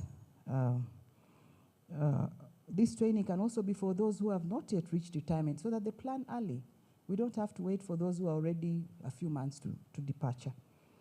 So on that note, recruitment and selection under delegated authority, we have noted some violations, and we are saying we ensure that advertisement for vacant positions, particularly on issues of persons with disability, must be shared with the council, and we should uphold the constitutional requirement because it will lead to cancellation of some of these processes.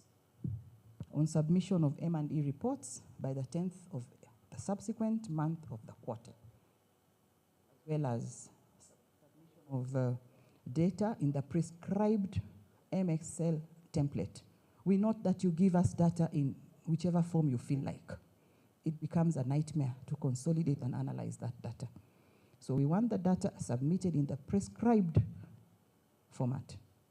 And non-compliant will also result in sanctions, because we know you by name. Implementation of the Commission and Muharmak decisions, they have to be implemented within 30 days from the date they are communicated. Heads of HR will be held again responsible for failure to implement PSC. I thank you all for your attention. Thank you so much, Chair. At least ulimaliza in 17 minutes. 3 minutes she donates to me. Huh? No, I give you 5 minutes. Ulimaliza. I thank you all. Yeah, karibu sana. That is quite in order. I think you have heard it very well. She talked around issues on values, issues around governance, performance, but what of interest to most of us is around equity, you know, and impartiality. You've had issues around promotion of values, not only in public service, but also in governance, very important. And also performance, emphasis on performance appraisals, performance contracting, the linkages between all those, insofar as our work is concerned. I think at this juncture we are getting into the now plenary, and mutu yangu ya mkono ni Dr. Wino, because he was also sharing the session on the other side. Is it namna hiyo? So I think, I don't know, maybe for a guidance, we can collapse the two presentations together and the question can come in any form. Is that okay? Yes.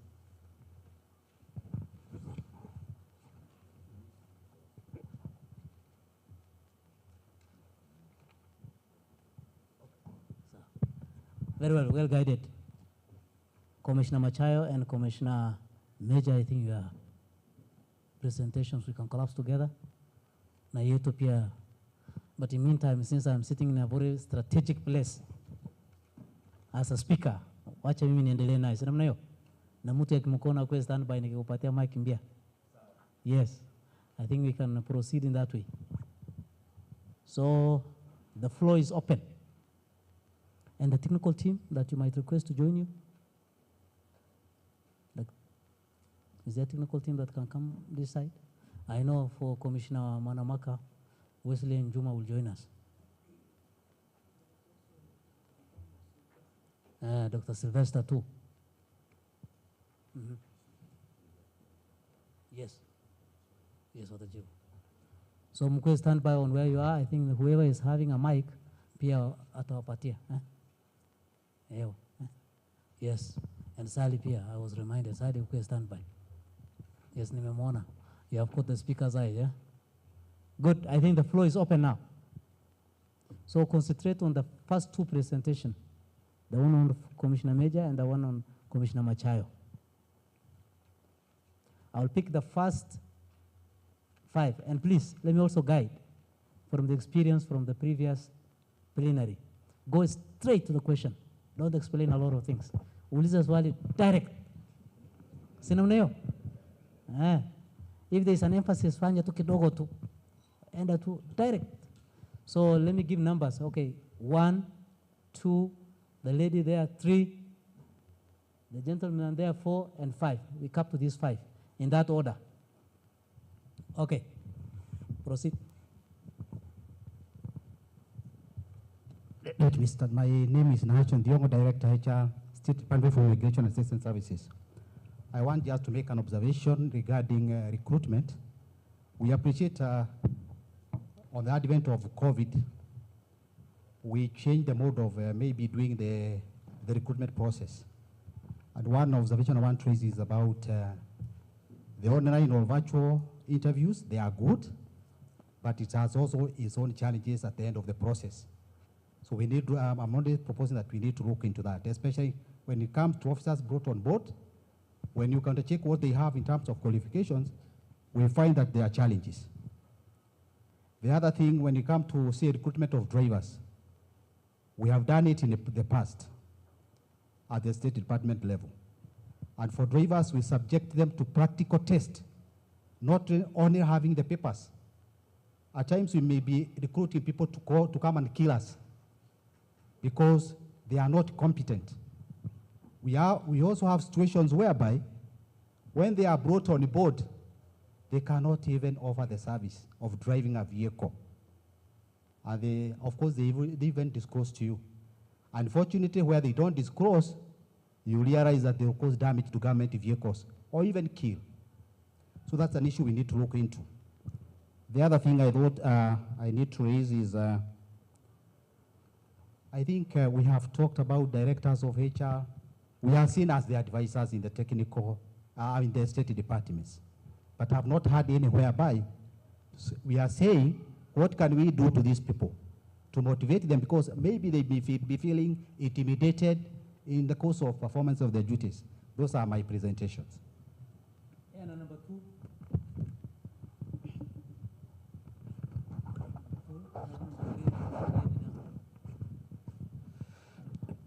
Thank you, Commissioner John, Manamaka, and Commissioner Francis for your good presentations.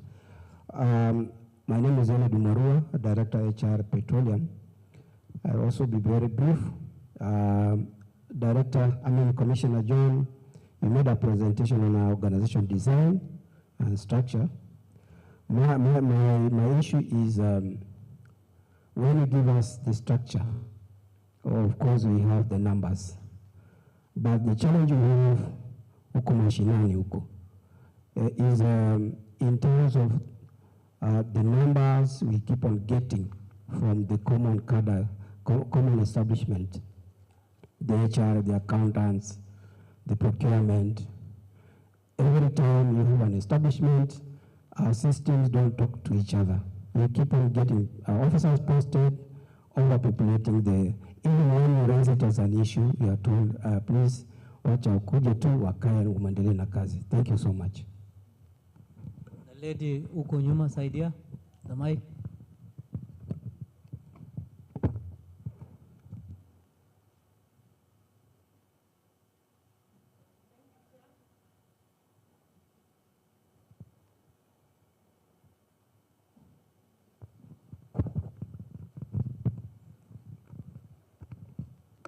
Thank you, Chair, and to the presenters. Mine is maybe I would like the guidance of this commission in as far as promotion of public service values and principles is concerned. My name is Agnes Karaoke. Sorry about that. I just want to give a an example that we are supposed to promote values in terms of ethnicity, in terms of gender and all that. Like last year, in our ministry, a director was appointed for deputy directors and 6 assistant directors, and there was only 1 lady. So in that case, I don't know what the role of the director of HR should do to ensure that there is equity in as far as gender is concerned. And yet, even when it comes to persons with disability, we wait that either maybe people are posted to our ministries and maybe we are not consulted in as far as the people that we require in our ministries. Maybe you can guide us on how we to go about this. Thank you.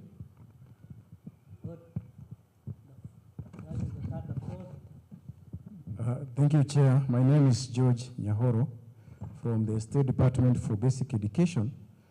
My first issue is not a question as such, but food for thought for Commissioner Mabruki.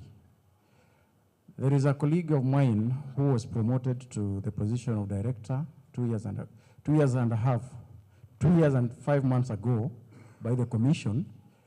This officer is retiring. Recently, he told me that when he went to the pensions, he was told because his progression to job group S is a promotion and not an appointment. That is the way it was communicated, and that is how it came from the commission. It cannot factor. The 2 years and a half that he's been at job group S will not factor in computation of his pension benefits. When he told me that, I engaged somebody from pensions and I asked that question, and that somebody confirmed to me that that is how they do it. So it means I being called George and somebody else being called Patrick, by the virtue of being called George, I'll get some advantage other than that person. So I'll request that maybe you can investigate that and get to know, because I don't see any basis for affording somebody else a benefit based on a term. Because if you are promoted to S or you are appointed to S, you all land to one position. Then the other things I have relates to the earlier presenters. One is on the law is not very clear what happens, what an officer should do if they are nominated to a political seat like an MCA. The law is clear on those who are aspiring to run for political seats, but those who are nominated thereafter. So the law should be clear whether do they resign or do they retire under the 50-year rule if they are 50 years and plus. Then the other one is on PWDs. We need help here because we are receiving an avalanche of application for tax exemption. Of course, the KRA has granted. Then once if you implement tax exemption, automatically the system gives that person 65 years retirement of age. Yet we know for somebody to be allowed to retire to serve up to 65 years, the Public Service Commission has to approve that.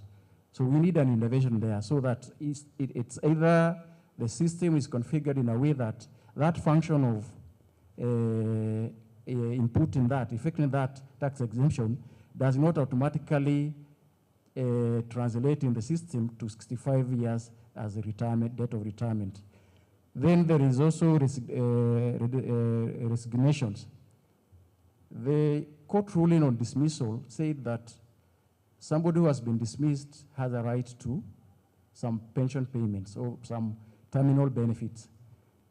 What about those who resign? Why can that also apply to them? So that is my questions. Good. Thank you so much. The final fifth one.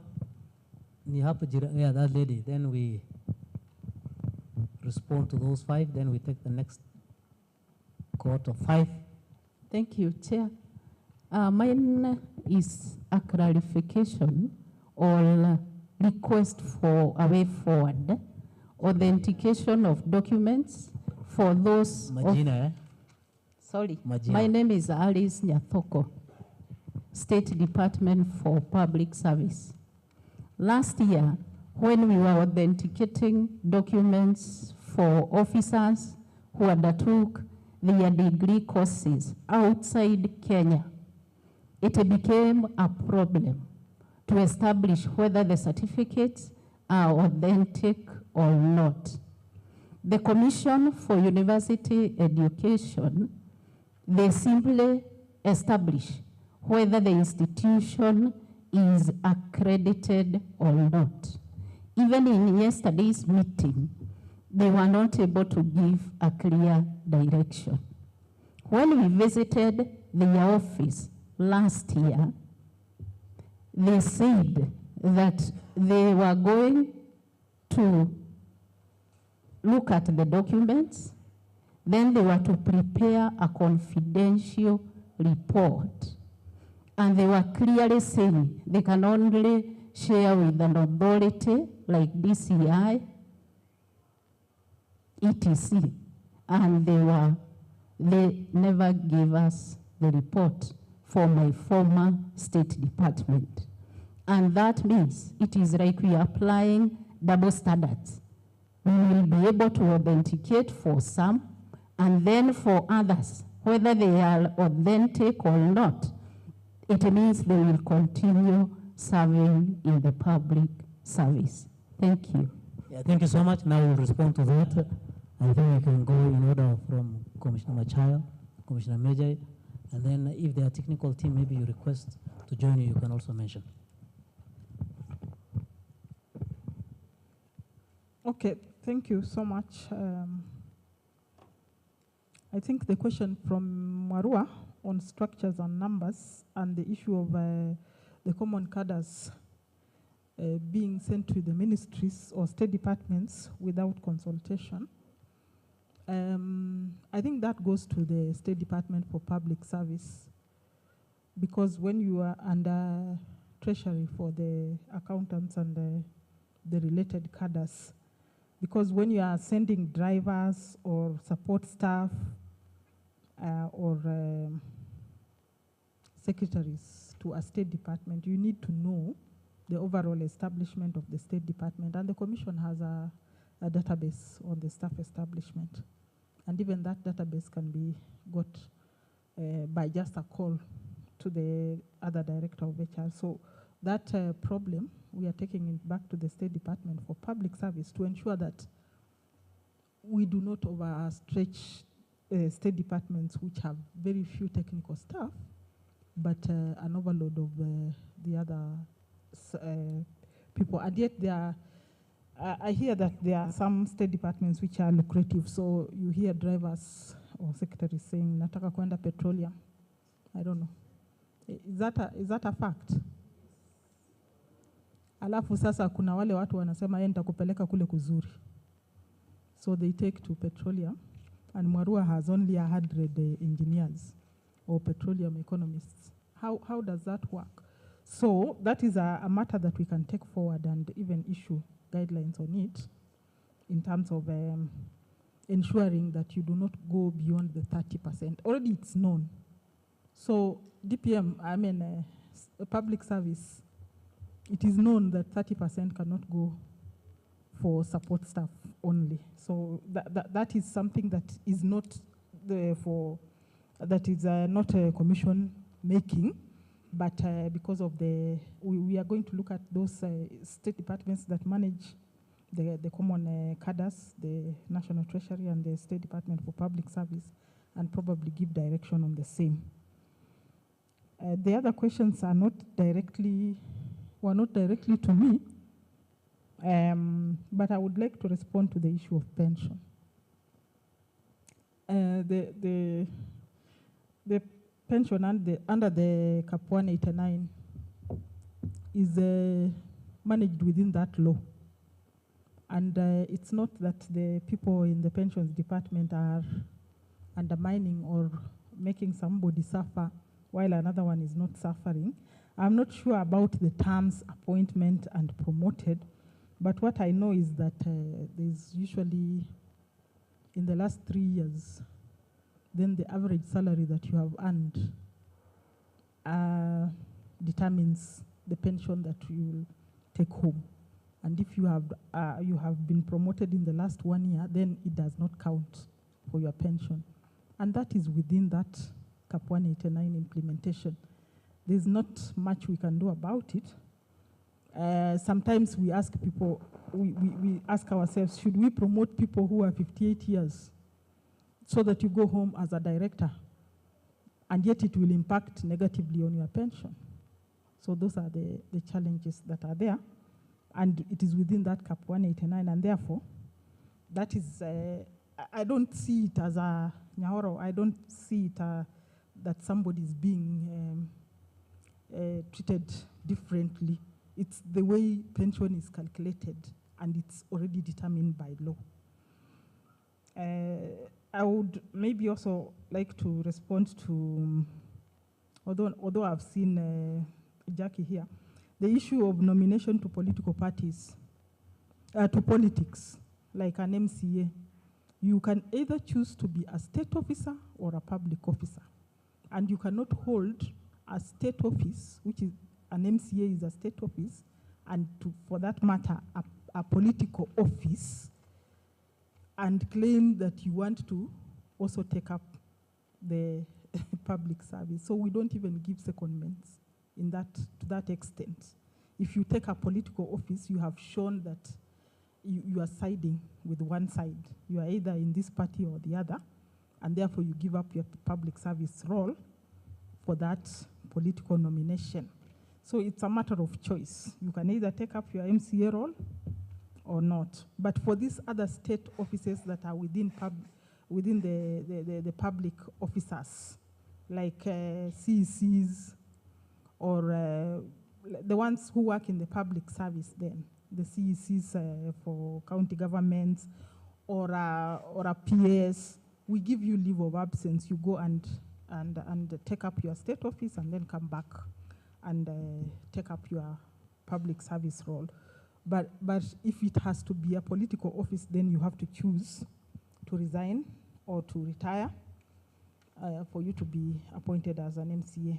And you may not even want to, you will not be taken back when you come back in the public service. We will not take you on a regular public service job. I would also maybe want to comment on the issue of the PWDs, approval by the PWDs are guided, and maybe Jackie will read that part of the regulations, where you have to come for a medical reassessment, and that the consideration that you have been given as you have been the Council for National for People with Disabilities has given you a number, and the KRA has given you an exemption, does not mean that you will be allowed to be a PWD and therefore retire at 65.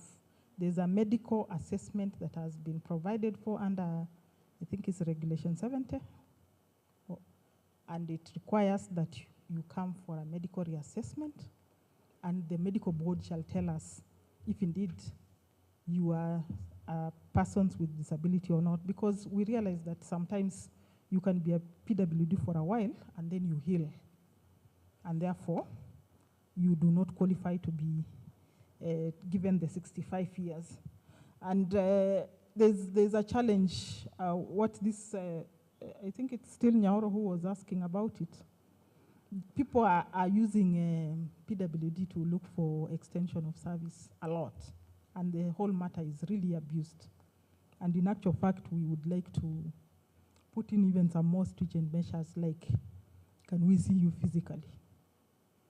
Although we do not have the qualifications to tell that this person is disabled or not, sometimes a talk with you may tell us the extent to which you are actually maybe faking documents or not, because the faking of documents goes even to people with disability. Okay, until I became commissioner, I was handling the authentication of certificates, and I agree with you that authentication of certificates which are given outside the country is really a problem. I had a case where a person got a certificate from a Malaysian university, which does not exist anymore, and another case of somebody who got from an American registered university, which has since ceased to exist, and the authentication became very difficult. So I know that there's a challenge there, but we treat it on case-by-case basis. For the Malaysian one, in fact, I had a talk with the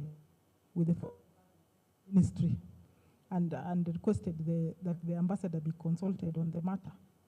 So you can go to another extent to determine if indeed that university in Malaysia existed at one time.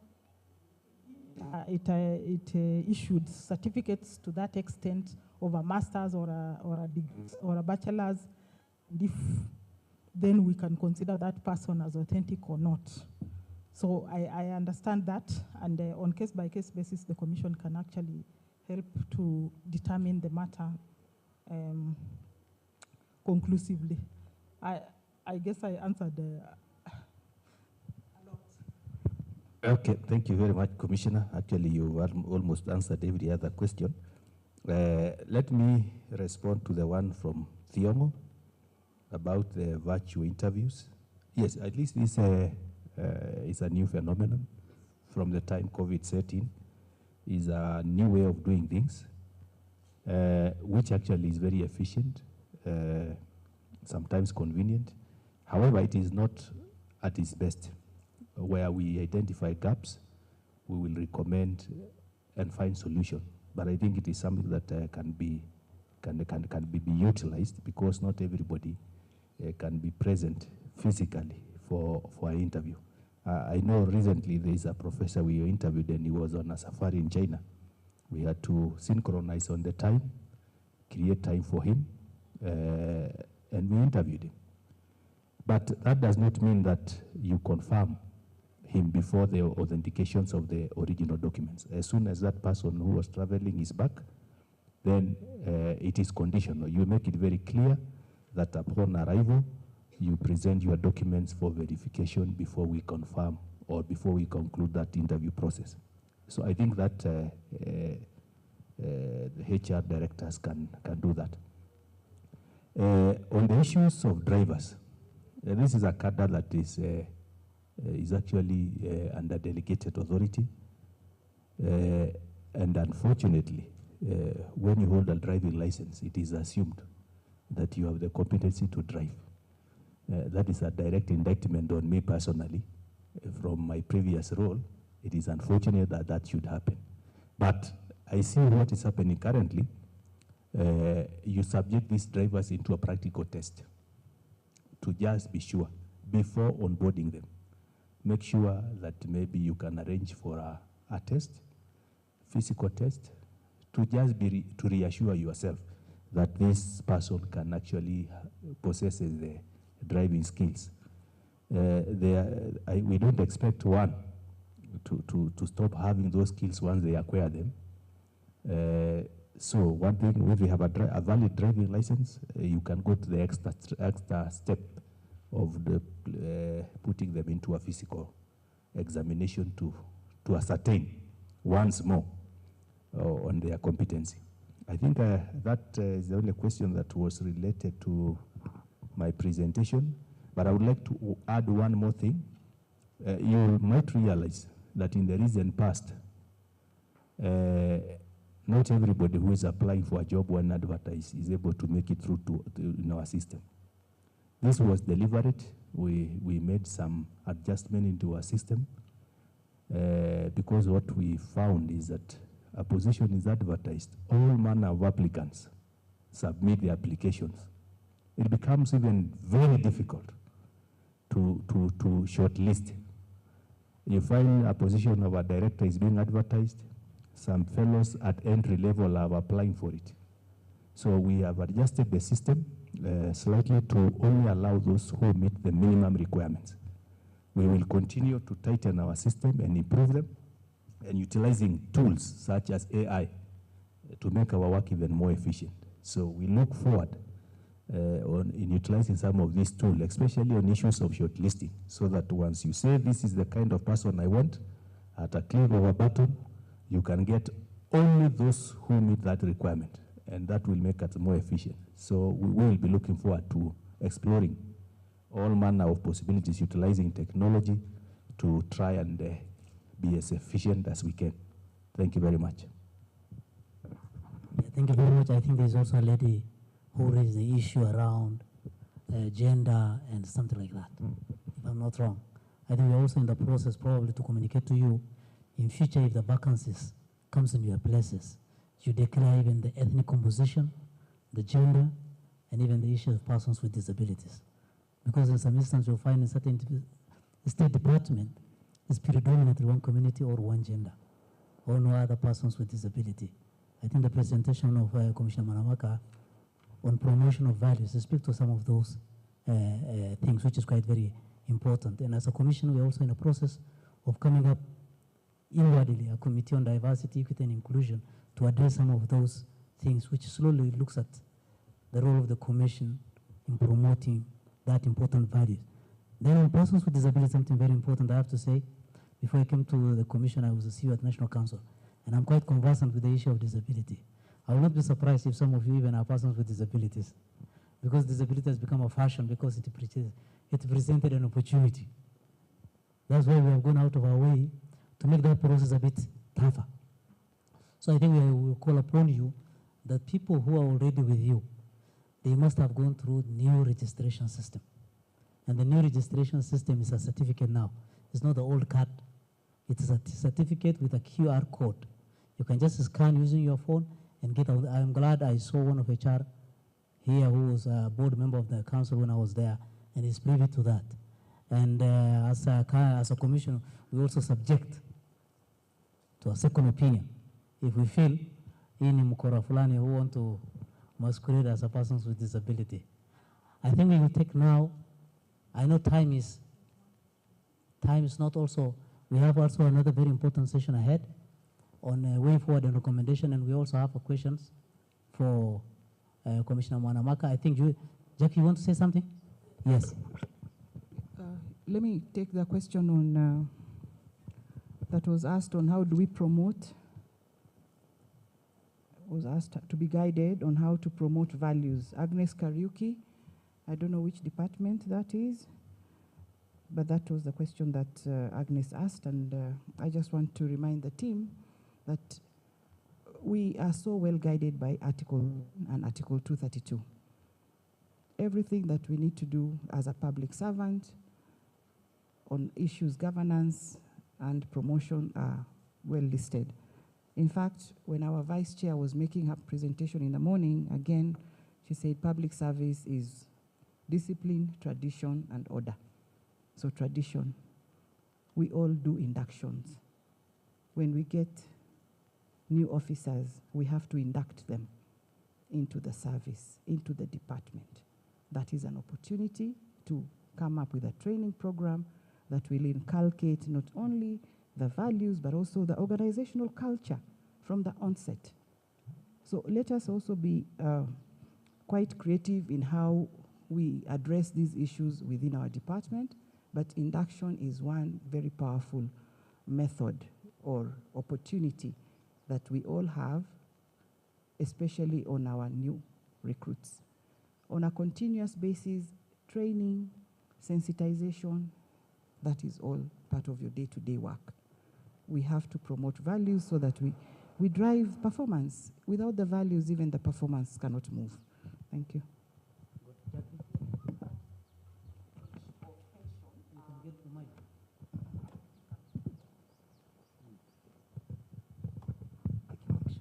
The issue of pension, I think the person who raised that question, please write to the commission that issue, because that is an unconstitutional action. Pension, there's a court decision that says pension is earned on a monthly basis because your appointment is permanent and pensionable, which means part of what the employer is supposed to pay you on a monthly basis, they are keeping it aside for you to earn when you retire. So they cannot deny you for 2.5 years. So you need to write to the commission, because that's an area we'll need to do an advisory to the pensions department and bringing out the court decisions on that issue. That person is entitled to that pension unless the person is beyond retirement age and they're serving on a fixed term contract beyond retirement age. That's the only time the pension will not accrue, because they'll be paid a gratuity for that period. And then on disability, I need to inform all of you that now it's an offense under Section 71 of the Persons with Disabilities Act. It's a new law which was passed the other day. The president assented to it.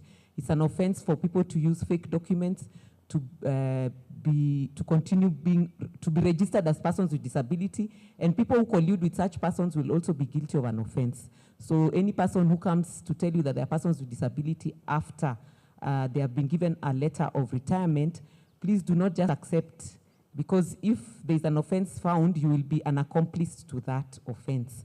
And there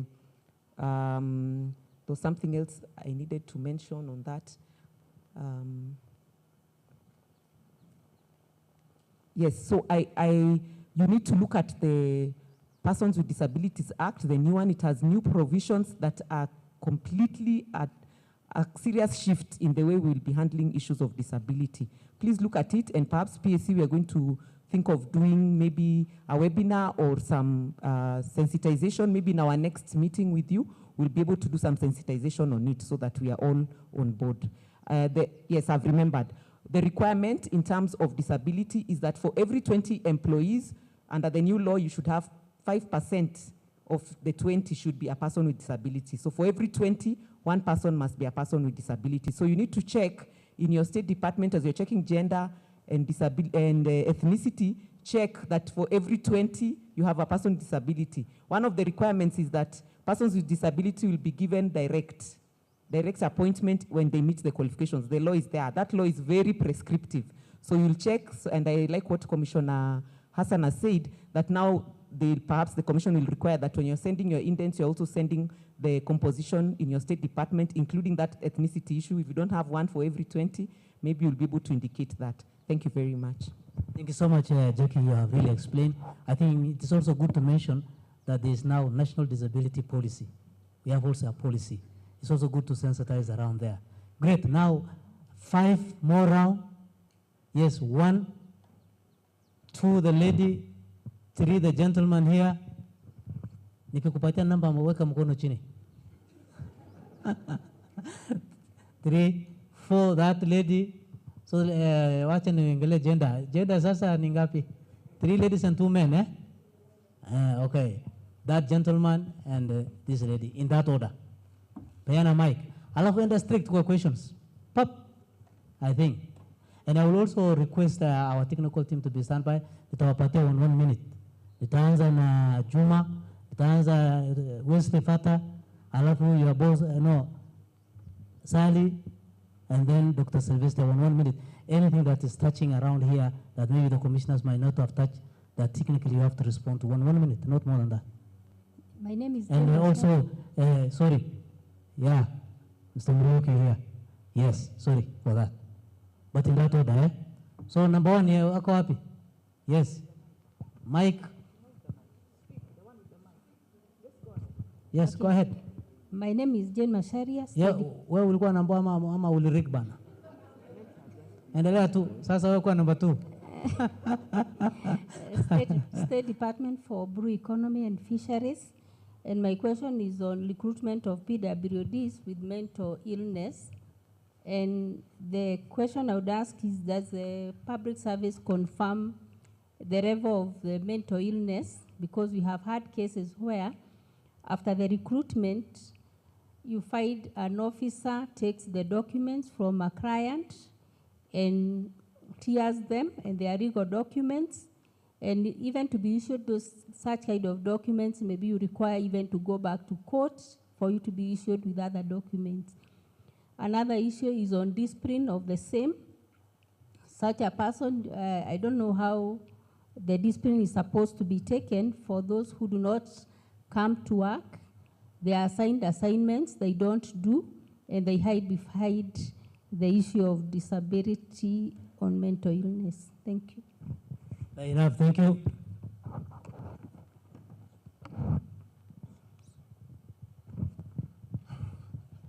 Thank you. My name is Ernest Alela, State Department of Labor. There are very many issues which can be canvassed in this sitting. I know, so I wish we could have more time. But I have 2 issues. One which I want to revisit, I think we should not sweep it under the carpet, is the issue of indents. If I looked at the way the body language of Commissioner Kimonye, it spoke a lot. It could be an indictment on our technical competence in terms of how we prepare those intents. But all because interns are sensitive, there are a lot of politics being played around indents. It is important that we streamline that particular system. Very important, because it impinges on the quality of public servants who come into the system. Because garbage in, garbage out.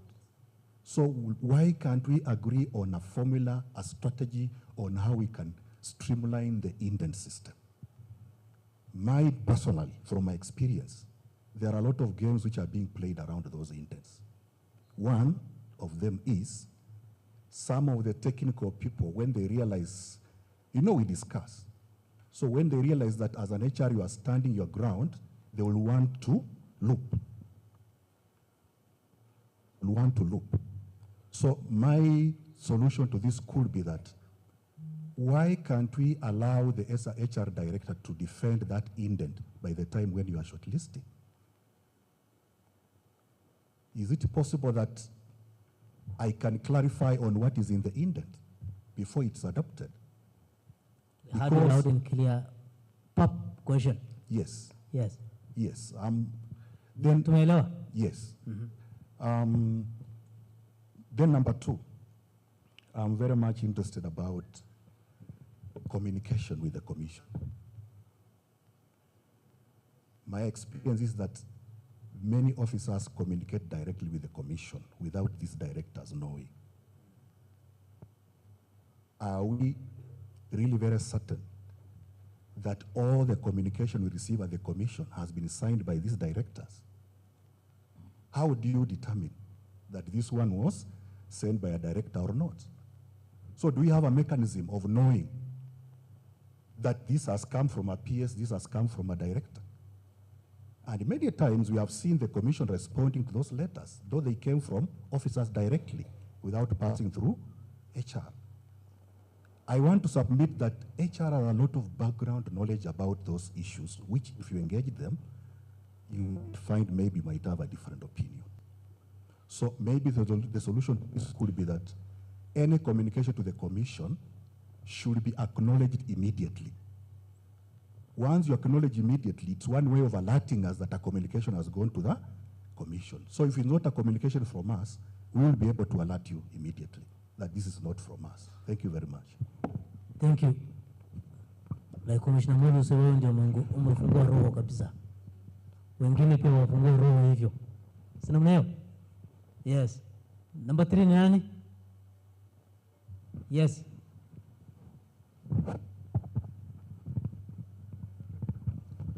Thank you, Chair of Session. My name is David William Okoth Ochiel. Commissioners, I want to say that this is the third meeting we are attending with the Commission. In my own assessment, this is the one I've enjoyed most.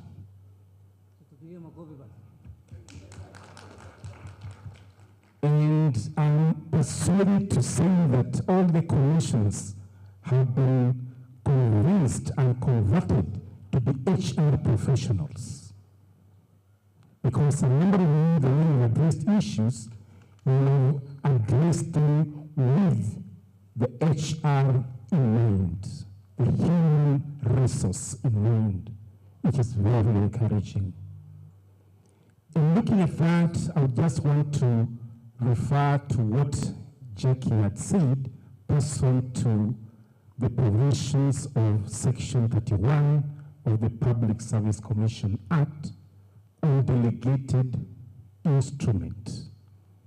You realize that you have delegated so much to these officers that are here. Because when you give it to the authorized officer, who is our PSS or the CEOs of state corporations, the technical advisor and the business partner in making sure the organizational goal is achieved is this HR. Based on that, as the commissioners retire, would we think that these people should be job group A and above?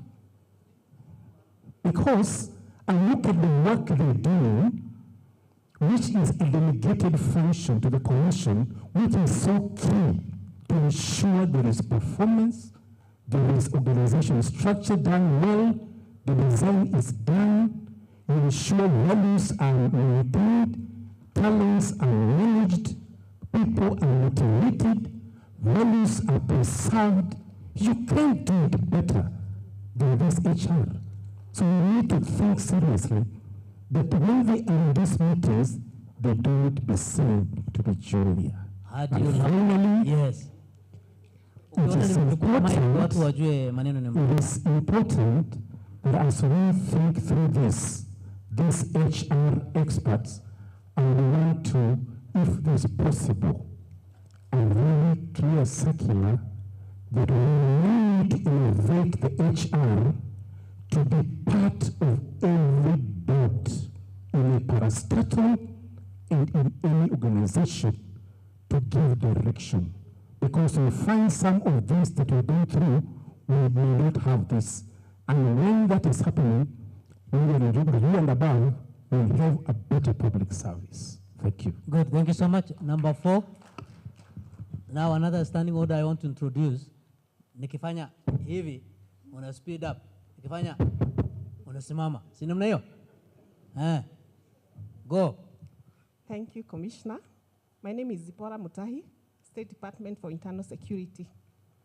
The State Department that does a lot of recruitment all around the country, as was lightly pointed out here. I want to consult or to get a clarification regarding 2 issues. Number 1, regarding the handling of appeals. I handle a lot of disciplinary cases, and a recent circular from the Public Service Commission directed that I should not admit those appeals to the Human Resource Management Advisory Committee. That appears not to rhyme very well with what Commissioner Owino directed, that all issues coming to you should pass through the Human Resource Management Advisory Committee. Yet, you require a comment from our authorized officer. The easiest way to get that comment is through the Human Resource Management Advisory Committee. Number 2, it is regarding issues of those officers that I recruit. Some of them are recruited after the age of 45, and therefore they are placed on contract. We realized at one time that we had officers who had been recruited after the age of 45 being placed on PNP. Upon writing to the Commission to translate their terms of service, we were granted that authority. The next time we tried, we were told, no, put these officers on PNP. Now, the officers who are put on contract have now been trying to appeal the decision because we look like we have 2 different decisions, same issue. The last one is a comment. Madam Commissioner Mwanamaka, I saw from your presentation that you had 35 cases of fake academic certificates.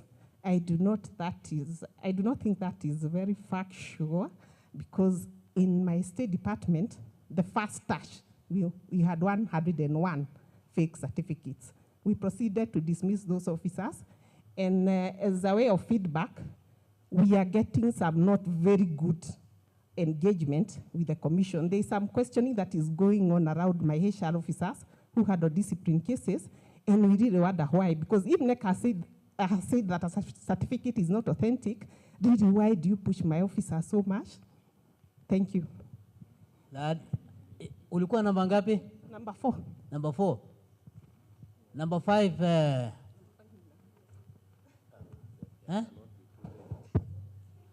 Sawa, number 6 tutakufanya tuna amend usijali umesimama.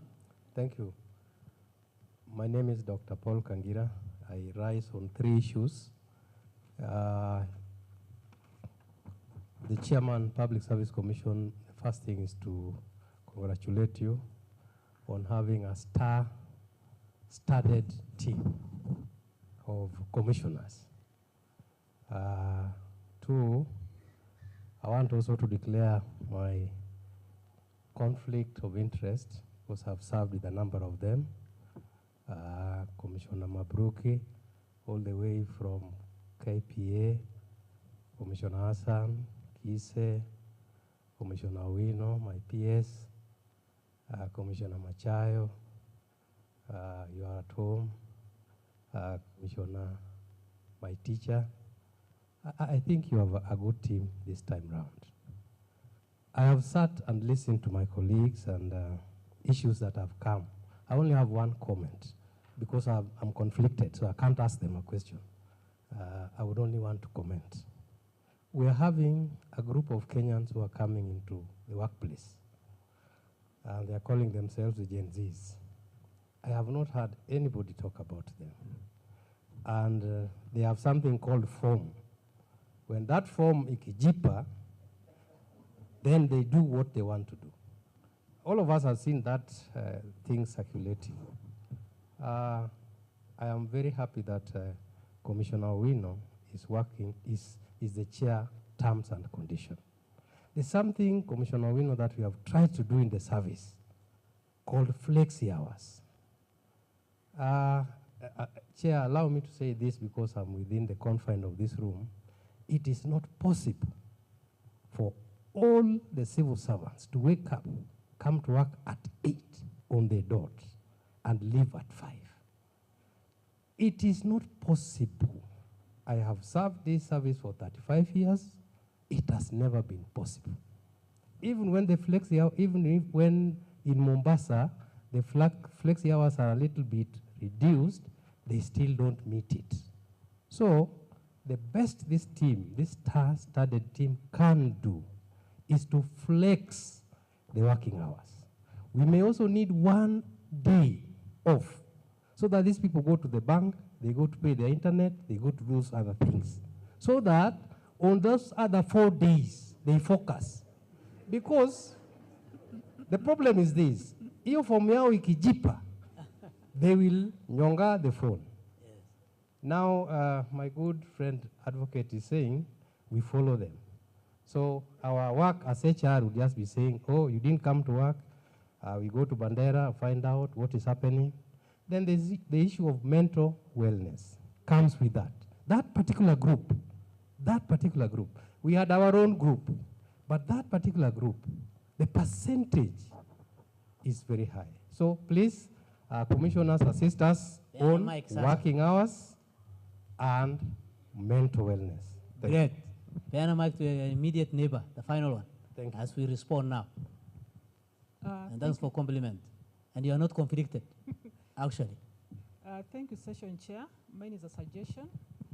I've been thinking about around this issue of certificates for quite some time now. The issue of certificate authentication, because when it comes to staff who deny that they didn't submit the certificates, at the onset when you're employed, we can make it a directive that all of us upload our certificates online, so that for ease of reference to the commission and even to HR officers who are here, so that we're able to verify in a very easy way, in a very smart way, without really going through a lot of paperwork. And then also it will assist us in doing shortlisting and even having online interviews, because you just go through the online certificates using a credential that you've been given, and it becomes very easy to verify, because when somebody is applying for a job on the first instance, normally they tend to be a bit honest, not so sure about that. But as we go along, they tend to upload more documents with time. So it will become very easy for us to access documents online as HR officers, to verify whatever is authentic by simply submitting, developing a system whereby you are able to submit in a bulk to the institutions that verify, like the NEC and even the universities. So that even if you get a feedback from the universities and from NEC, it comes in one response for all the documents that have been submitted. To me, that becomes very easy to avoid a lot of paperwork and a lot of back and forth, where an officer says that was not my certificate that I submitted, and again, it minimizes the issue of fraud, according to me. Thank you so much. Yeah, thank you so much. And now, as we respond, and by the powers that I have, I want to make some small amendment with consulting with the members of this bench. How, as a sitter, can we take 4 more and we close and we respond and we move to the most important agenda of way forward and recommendation? The members of, is that in order? In order, right? Yes, I think. So we will take 4, we close. I think that's fair. Good. Number 1, let me move like this, huh? What work open? Number 1, number 2, the lady. Number 3, the lady, you're the only one. Then 4, the gentleman. No, wamesha donate tuko. 4. Good. That is 10 now. Number 1, answer.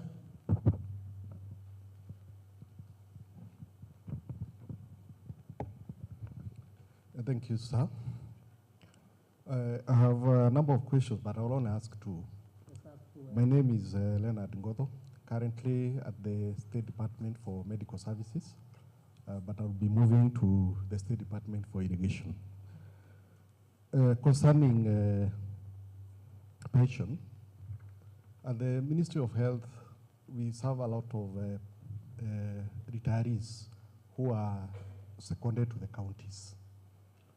And it's a big challenge because the counties don't treat these people or the staff that was seconded to them as their responsibilities. So there's usually a lot of delay in processing of their pensions because of delays in submitting of the files. And sometimes files come with missing documents, no promotion letters. So we've tried to do a lot of communication around this, but we still face the same challenges. However, one of the issues I would like to seek the advice of the Commission is extension of those officers who have disability. So you find those decisions have been taken by the county public service boards, and they may not have a stringent process as the Commission. So they decide to extend the age to 65 years. And I would like guidance from the Commission how to address that, whether these cases should come from to the Commission or the County Public Service Board decision is adequate. Then concerning the staff establishment and the organization structures, we've had a challenge at the ministry, and this concerns the Health Act vis-a-vis the Public Service Commission Act. In as far as the establishment of offices is concerned, the Public Service Commission Act gives you the mandate. But again, we have the Health Act, which has tended to registrate the structure of the ministry. So that has caused delay, even in filling of vacancies. The vacancies that you advertised, including directors and other senior positions, we've not been able to fill. And I don't know the way forward because the Commission has never withdrawn that advert. So those are some of the issues I wanted to raise. Good, thank you. Number 2.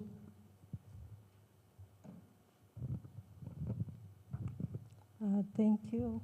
Name, my name is Grace Minor, currently a few weeks old in State Department for Forestry. I would wish not to mention where I'm coming from because it was just hell and back. And the first question I want to ask. It was hell, eh? Can we? Yeah, I came from hell. I'm between heaven and hell. Is that why you are masked? Yeah, that's why I'm wearing a mask. Let's go ask a question. My question is, where is the connection between this commission and our authorized officers? Because some of them feel we are junior to them, so they won't listen to us. I've had a case where you tell the PS this is what is done as a HR, and as you sit there, she calls one of you. Nimesema she, but ni sawa. She calls one of you na ananiwekea speaker hapo. So one of you says the wrong thing, and that will be followed to the letter. So where do you connect with them, and what do we do about that? Now, one of the issues we had is a structure that we did. I found some structures which are not really operational. And we had a whole directorate that has not worked for the last 2 years. They're so frustrated. because where they were put in the structure and in the career progression, they don't rhyme. We try to promote them and we write to you, you tell us they don't have a good career progression, yet you people approved that career progression. I tried my best to oppose. I was a loner in that place. That's why I'm saying I came from hell. That word I was bad. And then this rationalization, I always wonder, why should a driver somewhere earn over 100K, where another driver is driving and earning 40? One easy gari, anyway. Then we had you. Projects, the World Bank projects. I tried my best to advise on these people who are onboarded to run them.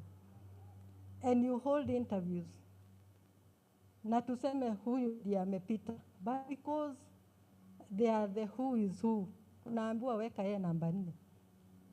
Na namba 4, hata what the State Department, what the State Department does, alishikwa.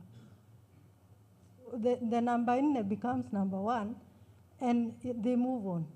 Okay. And then you hear they've been given a salary of 700, 800,000.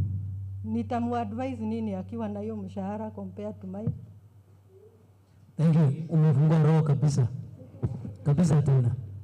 Yeah. The last one. The last one. Okay. Okay.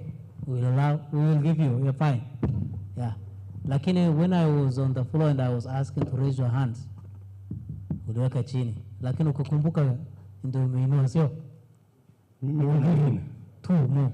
So anyway, I thought you were talking about me, and mine has been up from the first. From the first, eh? Na sijapatikana.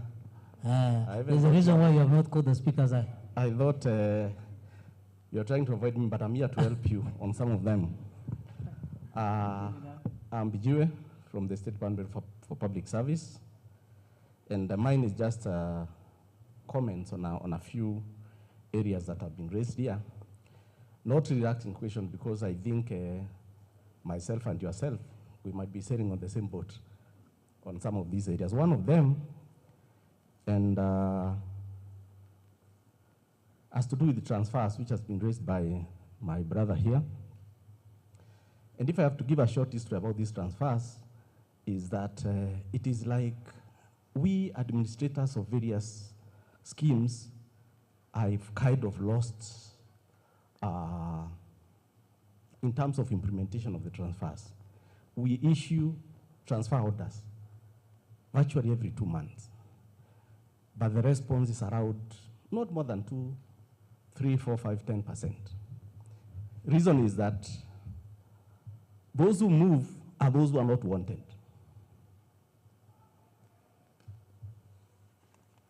Wale wanafukuzwa ndio wanatoka.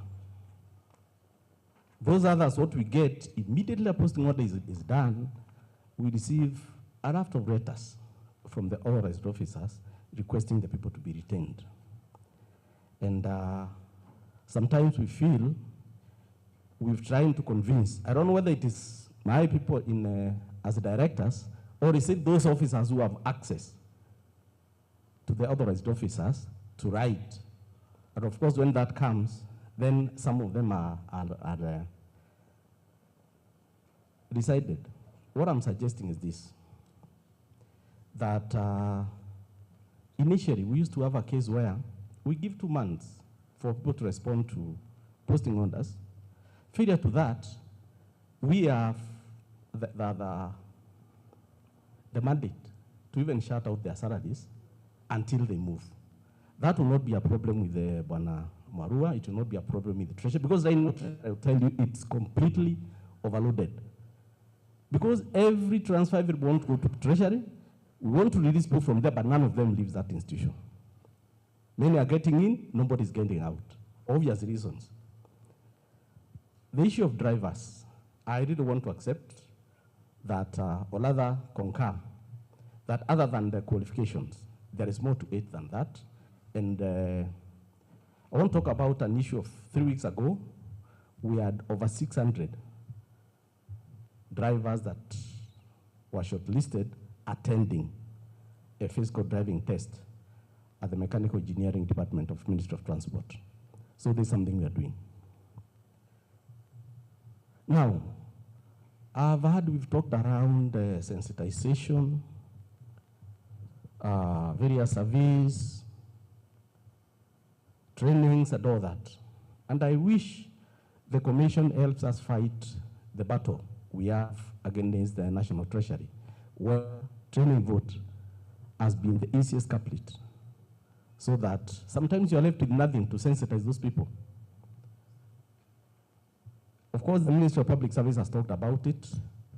We've always put these things in our votes, but it's always removed. I'm calling upon the Public Service Commission to also help us fight this battle, because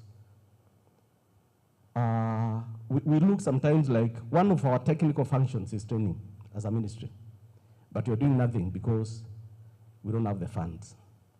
Now that other technical functions were not affected, then we believe that Ministry of Public Service, the issue of training should be considered technical, and there should not be suffering this.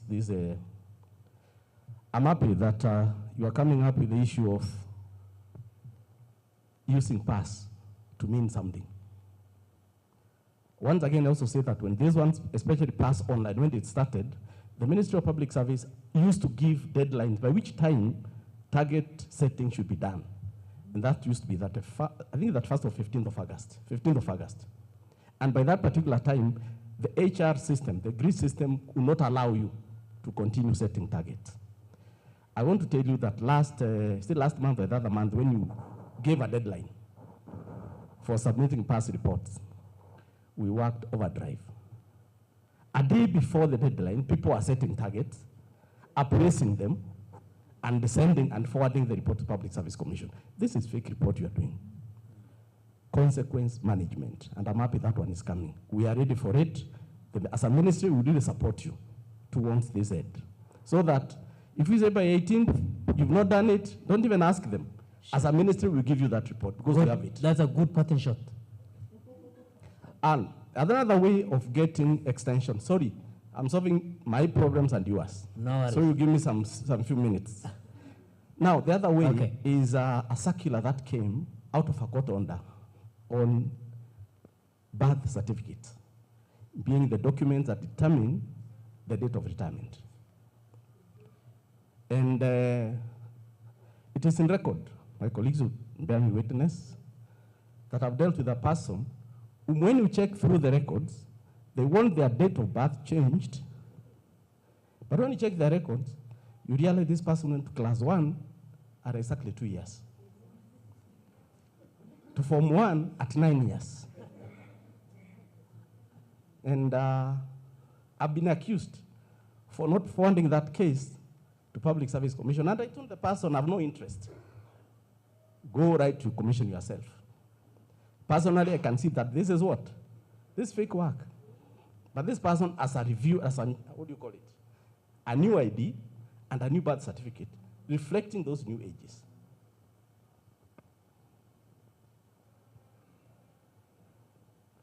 Mental wellness, once again, we request the commission. We are coming with a request to help us support the service by increasing the establishment of the counseling unit. We got an establishment in the year 2023, which expanded. We've recruited some few, but it's still a drop in the ocean. Thank you.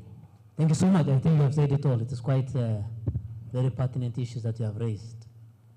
And we are privy to some of those, and we have already an internal conversation around. Who is next? As Chair of the Commission, Chair of the session, allow me to raise two concerns. My name is Mokwa, Director, Charity State Department for Water and Sanitation. There was something about deployment. This is in line with the circular that was released by the Public Service Commission that deployment from Main Street to state corporations is not anchored in any law, and therefore it is outlawed. But I'm just wondering how, this is out of experience. Sometimes back I was the PSS alternate in KVDA, and you can remember issues of Kimore and Aror when the entire senior management of KVDA was arrested. And therefore, as a ministry, senior officers were identified and deployed to the agents immediately to help the agents to continue running. How would you handle that scenario? So that is for the commission to respond. Number two, the commissioner, I think, released career guidelines for engineers, and there was also a circular elevating the position of the Roche Secretary to T1, and also elevating the headship of the technical directorates and divisions to T and S respectively. We'd like to ask, what is the implication in terms of how to deal with the engineers in the other state departments, because we do have them. Thank you. Thank you so much. I think, who is next? I think the final one, is that lady and this gentleman. The lady and the gentleman, I think those are the final. And then we respond. Yeah, there. And the lady here, and the gentleman here. The final. Thank you, Chair, for the session. I'm Mary Kemunto. I only want, one is a clarification, and this is from Commissioner Machayo. Say your name again. Mary Kemunto. It is, oh, and I thought ni jina yetu. No. It's a follow-up question from Alice, and I just need a clarification now that we are going to authenticate certificates. There are cases where universities in Kenya have closed, and when we ask officers to do the follow-up, they cannot be traced. How will those certificates be authenticated? Do we assume they are genuine? There is a case I handled and I just hit the wall, but that is why I need clarification. Number two, I want to make a proposal to this commission. Now that we are talking of PWDs, if you can, as a commission, now that we don't even have a card of sign language, as you recruit, if you can recruit one person for sign language for maybe all the ministries. I'm passionate about this because I've been having a front office with 2 officers who are deaf and dumb. So sometimes when visitors come, they think they have been ignored until they realize these are PWDs. So I wish, as you talk about PWDs, also talk of sign language, especially for the deaf and dumb officers that we have in the service. Thank you. Thank you so much. The final, the gentleman here. Wewe ndio unafunga kikao ya maswali.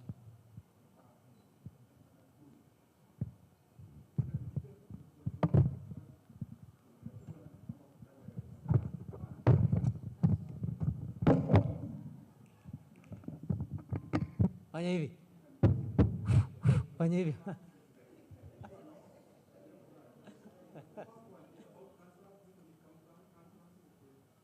Check. Fanya kama wanasiasa hivi bana. Fanya hivi. Hi. The issues, my name is Kibe. The issues are as follows. We also need councillors at the county level. I'm just supporting our secretary, Dr. Bijiwe. As we think about them, remember that at the county, they are also needed. I was there last week with some other officers, and that was one of the requests. I just thought of mentioning that. The second one is about the public service superannuation scheme. Some officers joined, and they ended up losing because it was new. There wasn't adequate sensitization on it. You realize that you might earn less if you retire on it. I know something has been going on, but I don't know how far. That needs also to be focused on. Because if you move from the older one to the new one, and you stay there for less than 15 years, there's an issue.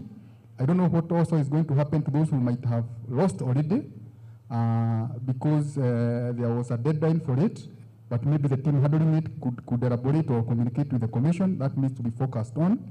And then on Kiswahili and the ule mkataba, customer care, the translation. That can be done through ChatGPT, but you need to edit. So it does not need to take so long. ChatGPT can assist, but you need a day or two for editing. And I hope we can have that maybe by the second quarter finalized. It's very easy through AI. And also, let's try to probably to increase labor mobility through Kiswahili, such that those who are good in Kiswahili in the country and they are looking for jobs, in liaison with the Ministry of Labor, something needs to be done so that more Kenyans may get jobs elsewhere, maybe not through the commission, but also through other institutes, by trying to focus on what Kiswahili can do in as far as labor mobility is concerned. That might not be our core duty probably as the ministry or the commission. There's a ministry for that, but probably through collaboration, that can be of great use to the many Kenyans who are still looking for jobs. Asanteni. Yeah, thank you so much. I think now we will start responding, and I want to give a guidance like this. The members of the bench this side will respond, and the technical teams that I have said earlier, I will even add some more. Yes. I don't know whether I will start with the technical team with the guidance. Yes. Juma, Wesley, Dr. Sylvester, the PS Murunge here, and then Jackie. And then the commissioners will respond this side. And if they also are banning the other commissioners who are in the front here will respond also, will give. And then the vice chair and the chair, if there is a response that you can make. If there is none, you will say none. And then I will pass the baton as a really runner to Commissioner Irene on way forward and recommendation. Is that okay? I hope I've guided you. Yes. Patini. Yes.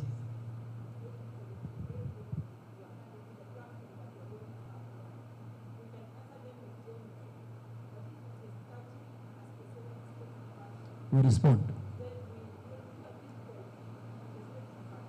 Very well.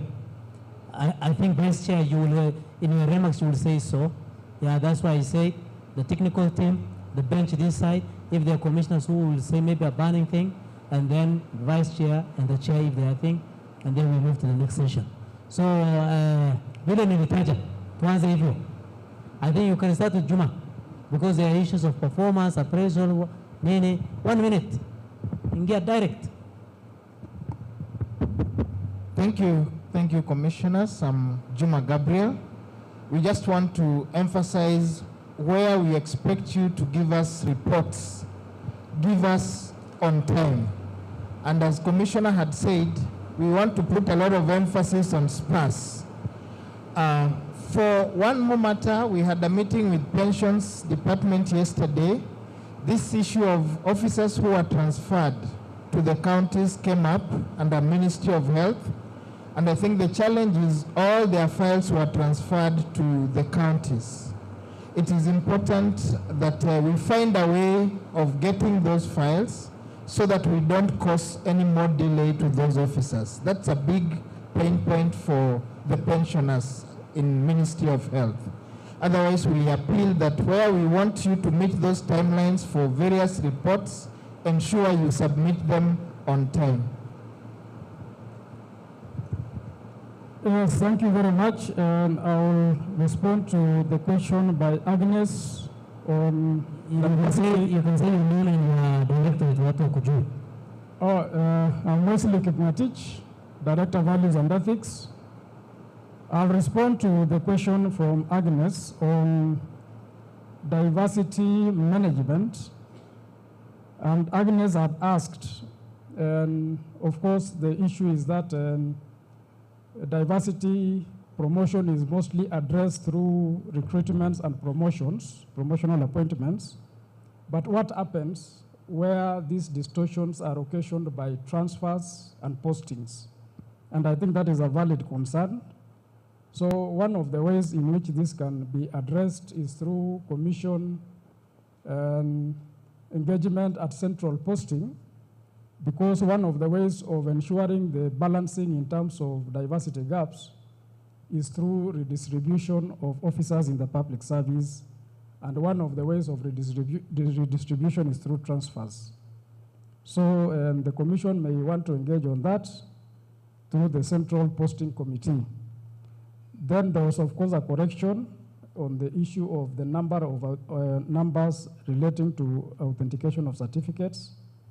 The numbers were that 38 MDAs had reported authenticating certificates, and 35 had reported cases of fake academic certificates, and 13 had reported cases of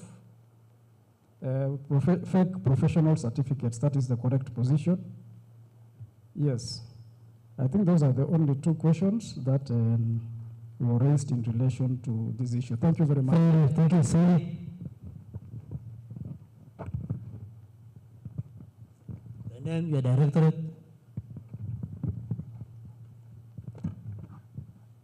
Good afternoon, everyone.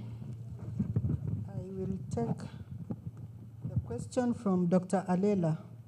One in particular was that why not allow directors HRM at shortlisting?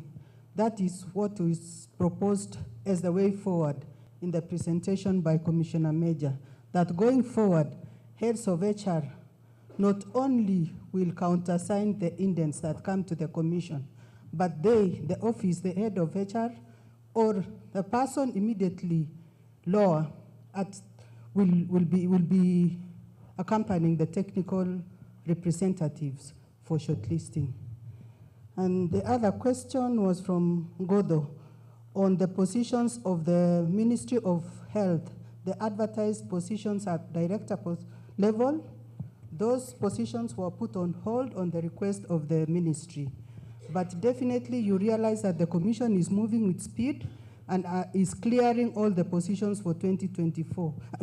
Yes, 2024. So the request to hold them pending may not stand for long. So therefore, commission will take that up and make a decision on the same. Chair, you will also allow me to add on to the presentation that was made by our commissioner on the interview process. There is a new kid in the block, the requirements for the state departments to submit possible technical questions for interviews. The requirement is that these questions should come to the commission in good time. And going forward, we are proposing that immediately after shortlisting, you will know that this post is responsive and that candidates have been shortlisted. Therefore, immediately after that, we won't wait for scheduling of interviews. You, as our partners in the state departments, start processing those possible questions. And the number we are proposing is at least 10 for every position. It is for the commission to decide on which one of the 10 for integrity purpose. Chair, there is also one other thing on processing of indents. One of the things that we are thinking will assist us is where the State Department, while forwarding your indents, give us, other than the data that Commissioner has asked for, we will also want the seniority list so that it helps us to be sure that when we are saying 3 years in the immediate lower grade, we are sure on our part that indeed there are people serving in the lower grade for those 3 years that we are asking for. Chair, that is my... Yeah, thank you so much. And now, I saw this CS Mwangi running up and down here. This is Mwangi, Jackie, this is Mwangi, and then Dr. Sylvester Omisho, wewe ni sometimes acting CEO, wewe wacha nipate protocol fulani. This is Mwangi, no, Jackie, Mwangi, this is Mwangi, alafu Dr. Sylvester in that order. On 1 minute. Wapi Mwangi? I saw him around. Yeah, there are some issues that were touching on your directorate. You can say something. Okay, Chair, now that I'm standing, let me just finish. Yes. The issue of appeals, that they should not be presented to Muharak, I think that's incorrect. I have personally not seen that circular, and the Vice Chair was whispering, wondering which circular you're talking about. So, and you noted in the morning the vice chair presented on discipline. If she's not aware, then there is something, maybe you can share it. And then there is the issue of the officers who are seconded to counties are no longer seconded officers. They were fully transferred from 1st July 2016. So the decisions on their disability and anything that affects their employment is made by the county public service boards. If the county public service board has decided that an officer is a person with disability, your work is just to implement that retirement age, or rather to deal with the pension when it comes at age 65. Then on the deployment, the question is what happens if maybe a state corporation has all officers removed at the same time? Regulation 80 of the PSC regulations gives the commission power to handle matters of exceptional circumstances that have not been provided for in the regulations. So if there are exceptional circumstances like those ones, you write to the commission. Then it is the commission to approve such deployment. Then there is the issue of PSSF. That issue is being handled between Treasury and the National Treasury and the PSSF board. There is a discussion, and in fact, actuarial evaluations are ongoing currently. Those who joined PSSF when they had less than 15 years to go, there's an actuarial evaluation being done so that it is determined whether they have more benefit remaining at PSSF, or if they have more benefit if they had remained. If it is determined that they had more benefits if they had remained, then they will be reversed after the actuarial evaluation. Then one last thing, I forgot to respond on the issue of resignation and entitlement to benefit, to pension. Those who have resigned also are entitled to their pension. It is provided for in the regulations. I wanted to tell you which one specifically so that you go and look at it. It's regulation, I had written it somewhere. Well, the regulations provide for people who have resigned. They are also entitled, Regulation 69, Sub-Regulation 7. Those who have resigned are also entitled to their pension. Thank you. Thank you so much. Thank you, Commissioner. Good afternoon, colleagues. I work with the chair of the Terms and Conditions. We run the secretariat of that Terms and Conditions, and ours is fairly simple but also complex. Simple if you follow regulations.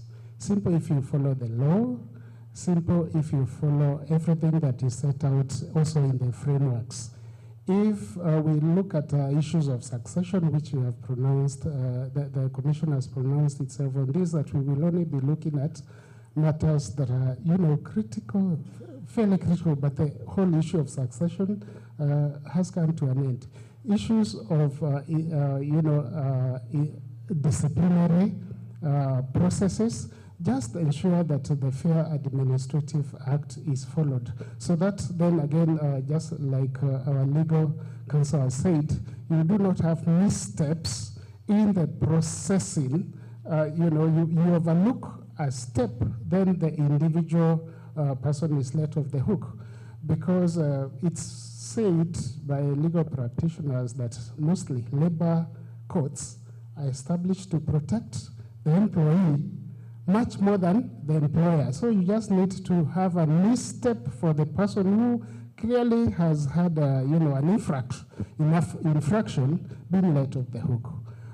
These other issues, the documentations that you bring to us for processing, whether it is deployment, whether it is secondment, all those documents, so long as they are put together in accordance with the frameworks that the Commission has issued from time to time, things will work out very well. But now we have had occasions whereby I think most of us write to us to just get some of the HR officers or some of the officers in their ministries off their backs. They just want to pass the buck to the Commission that who ananisumbua naandikia Commission to deal with the issue, instead of sitting them down and ensuring and advising them that whatever it is that you are interested in cannot work in this occasion. Yeah? So let us help each other to ensure that we improve efficiency and effectiveness of our respective directories within the Commission. Fair enough. Thank you. Thank you so much. DCS Murugi.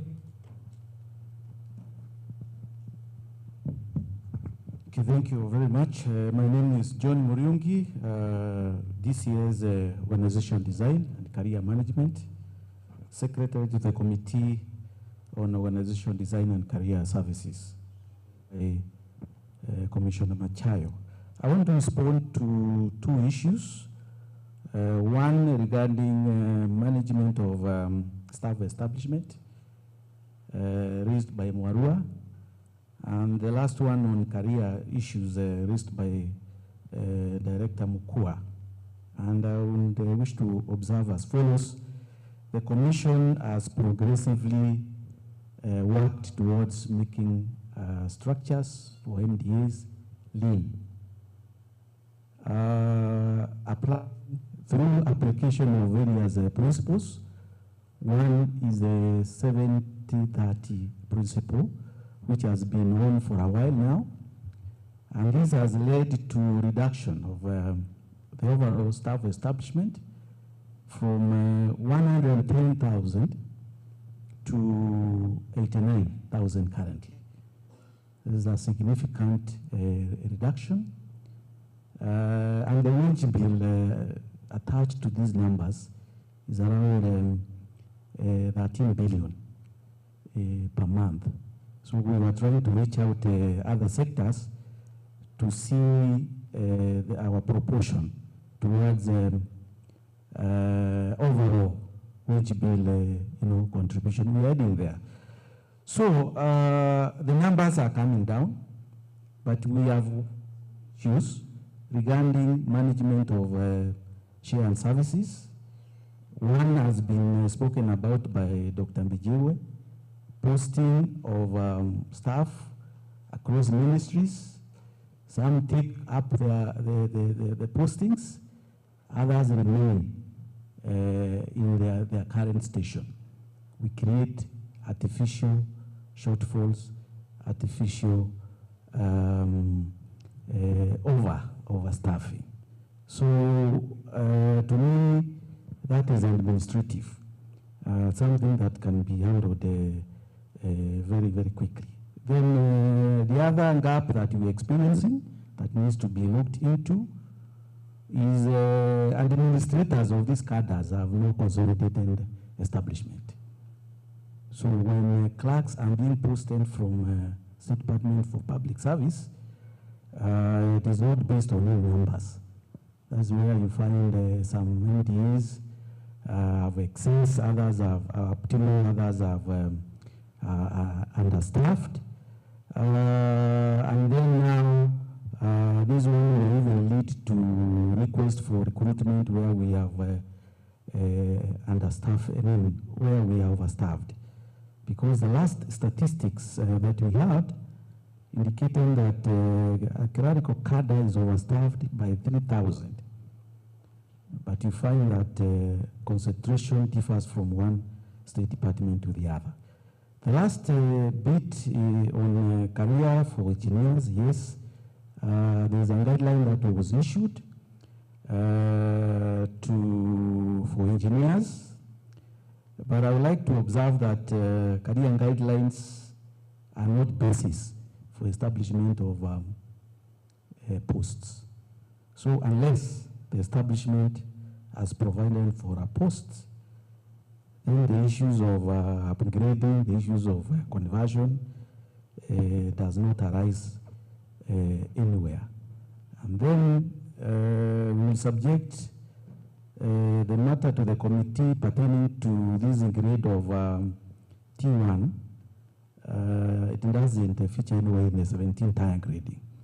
We are working towards that, upon which now you'll be guided on the way forward. So those are two issues that are urgent. Good enough. I think that's fair enough.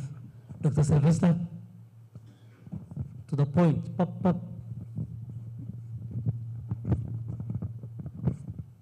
Thank you very much, Chair. Sylvester Obongo, Deputy Commission Secretary, Performance and Compliance. I service the Committee on Values, Governance and Ethics and Performance.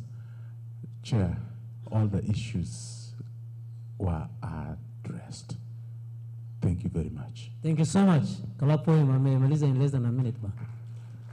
I think on the technical bench, Mr. Sio nikimalizia na wewe before I come to commission, is it in order? 1 minute.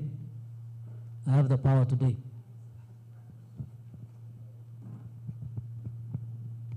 Thank you very much, Chair of the session. I want to appreciate the directors, and I want to inform them that the Public Service Commission has that critical role of promoting efficiency and effectiveness in the entire public service. And I want to assure them that efficiency and effectiveness is going to start from the Public Service Commission itself. And the directors are welcome to consult with the Public Service Commission at any one time. You know, Mr. Chairman, it was indicated that it is difficult to access the Public Service Commission. Many of the directors seated here have come to the commission, have always given them what I call expedited service when they come to the commission, because I consider them as my officers whenever they are there. I don't look at them as other people. They are my officers who are helping the commission in the delivery of service out there. Directors of HR are the ambassadors of the Public Service Commission out there. You are our foot soldiers. If you fail, then we fail. But if you succeed, we also succeed. And because you know we want to succeed, then we must support you. There are a number of issues that they have raised regarding their placement. And I think as a commission, Mr. Chairman, that is something we could be able to take up when we go back and we see how best we can engage further on that matter so that directors feel motivated enough as they deliver on this onerous responsibility that we have placed in their hands. Thank you very much. Thank you so much, Banasio. I think we will respond from this side. I think now the Tanzania upande here, right? Commissioner Mabruki, then we go this way. Thank you, Chair. I think I will just associate myself with the comments of DCS Sylvester. Most of the things have been canvassed very well. Probably on the issue of mental wellness and counseling. In my presentation, I did talk about workplace and environment and a wellness program. This is something that the Commission is taking very seriously, and going forward, we want to assure you that programs will be put in place so that we take care of the staff and their performance in this public service. Thank you. Thank you so much. Thank you very much, Chair. I think most of the issues actually have been dealt with. I don't want to repeat any, but let me comment on the issues, my final comment on the indents. I think there was an issue that is raised here that sometimes there's a lot of politics in these indents. I want to encourage you, because you are the ones who get to know some of this politics that goes around. Please find a way of quietly finding that information to the Commission. The reason why I think we have a security of tenure is to deal with such kind of issues. So kindly let us not shy away. Where you think things are not right, look for a way quietly to pass that information, then we shall deal with it. But for me is to thank everyone for your contributions. Thank you for the wonderful ideas. No idea here is not allowed, including even variation of working hours. It's something that we must start looking at things differently. We live in a dynamic world, keep changing. We must also be able to be flexible enough to adapt to the changes that we are seeing. And I think for me, I'm very happy. The expressions that we have seen here, let's continue working together. And I'm sure we shall all be proud and happy with the results that we shall be achieving working together. Thank you very much.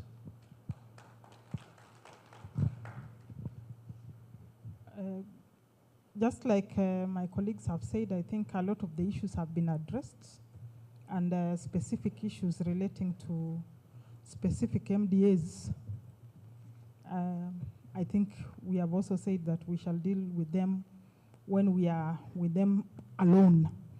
I would like to just tell Kangira that the Gen Z issue or the flexi time issues, in fact, even in the September meeting, if you recall, we talked about it, and the review of the HR policies and procedures manual is taking consideration of that in terms of just providing policy direction on how to deal with the flexible working hours. And we are aware that it is really an emerging area which we cannot ignore anymore, just like we cannot ignore AI. Then I would just, I'm just surprised at Grace Minor's issues that a directorate remained non-operational for 2 years while you are just there, you know. And she was in hell. She said she has been in hell, so I don't know. I think that is a level of inefficiency that we cannot tolerate. And I think that is something that an HR director can take into account, even by just writing directly to the commission. And we are also getting to understand, and maybe this is where we need to give some direction, that we are not able to manage all the projects, and we don't even know which projects are in the ministries and how then the politics around projects. So maybe that's an area that we are taking home, and we could give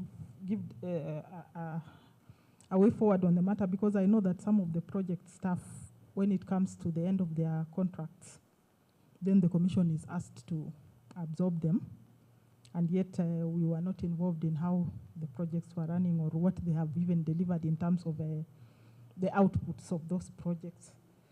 So I also look at the issue of authentication of university certificates for universities that were in Kenya and were closed, and those that are abroad, as an emerging issue that needs other direction. And I think we can just do this is the area of Mwangi. I think Mwangi can deal with that. It looks to be a problem. If we are going to do authentication of certificates for all other officers, then this is an emerging area that we need to have direction on properly, because it doesn't seem to have a solution right away. And for the sign language interpreters, we were waiting for the bill that is in Parliament. I don't know if it has been enacted, that was giving effect to the sign language as a recognized language, and interpreters as a cadre, and it was even establishing the description, the work that they shall be doing. And based on that bill that was being proposed by Senator Sige, we are supposed to do now a career guideline for the public service, and probably try to come up with an establishment and how to recruit for that cadre.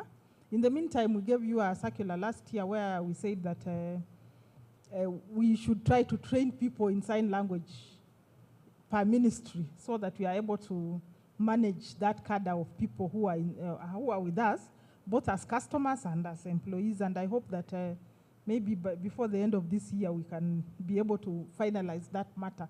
It's live with the commission. So thank you so much. And from Binjiwe, on the issue of councillors, we are waiting for you to bring a proposal on the numbers to establish, and the justification of those numbers. Then we can establish, and you give us even the budget, and then the commission shall do the necessary and just put in place the cadre. So once you are ready with the proposal on that, I think we are alive to the fact that the issues of mental health and how to deal with employees of different generations is something that we need to handle. Thank you so much, Commissioner. Yeah, thank you so much. I think before yours truly make his less than a minute comment, the commissioners in front of me, if they are burning thing, I can see Commissioner Molu. Is there anything burning? Commissioner Molu only, and then the vice chair, and then of course it's just pertaining to this question and answer. And then from there, yours truly will make his less than a minute comment and invite the next session chair. I think that's fair. Commissioner Molu. You guys, you cannot live here before the chair leave, eh? Okay, anyone? How can you leave the chair alone here, man? We're already living together. Less than a minute. I can see the duo in you is still very active. Now, I know people are tired. Having been recently appointed, when we are doing interviews, we are also trying to get feedback from the officers who appear before us for interviews. So we normally ask them, what are the challenges you are facing in your state department? Just to get a feel.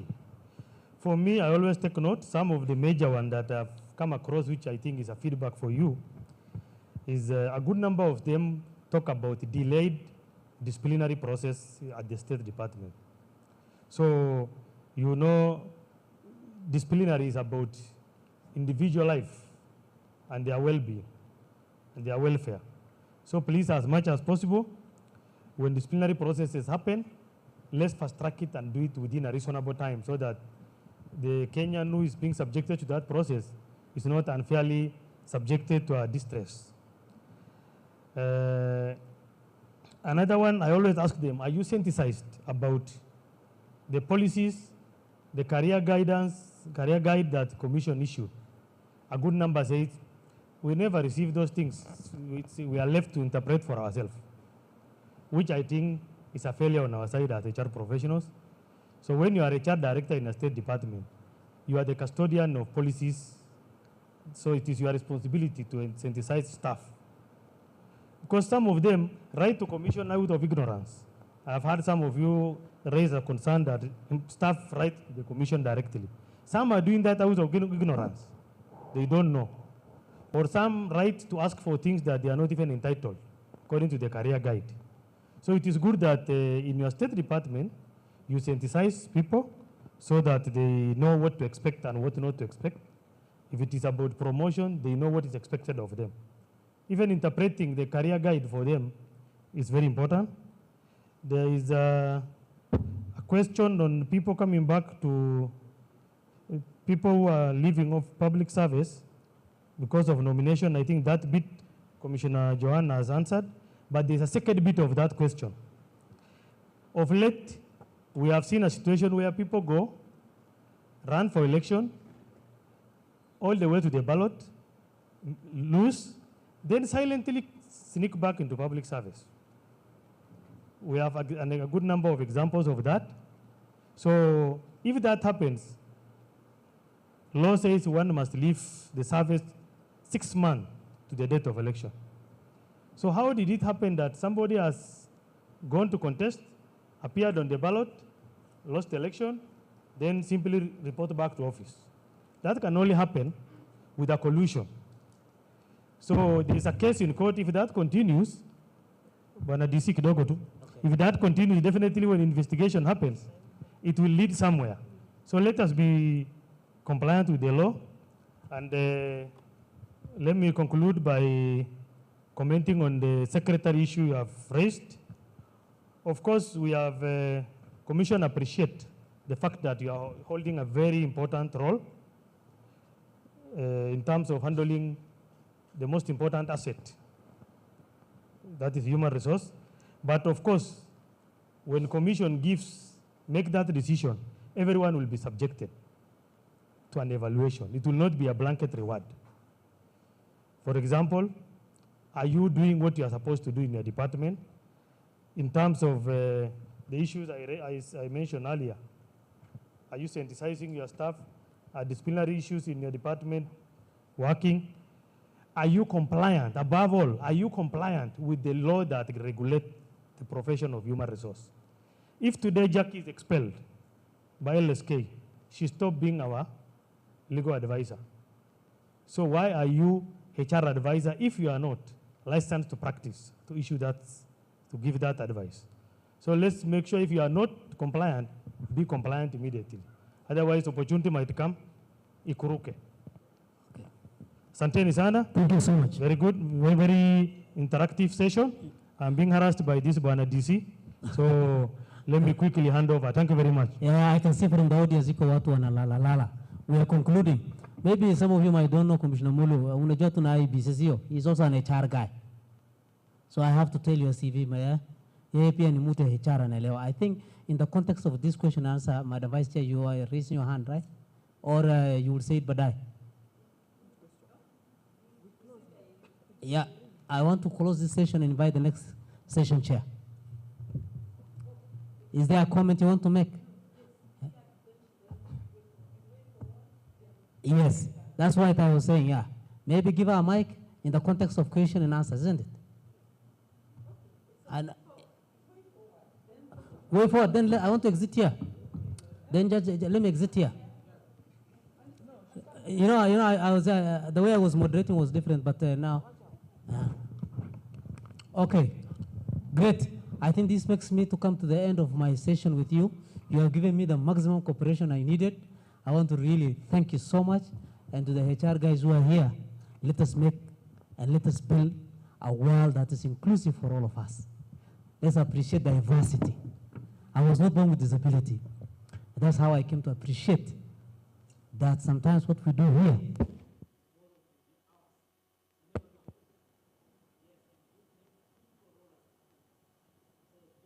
to promote the values on inclusivity, values on diversity, and values on inclusion generally. Otherwise, nimeshukuru sana. Wacha sai niende pale nyuma huko nilikuwa nakaa so that the shepherd can lead the flocks from behind. Sina Mayor. Thank you so much.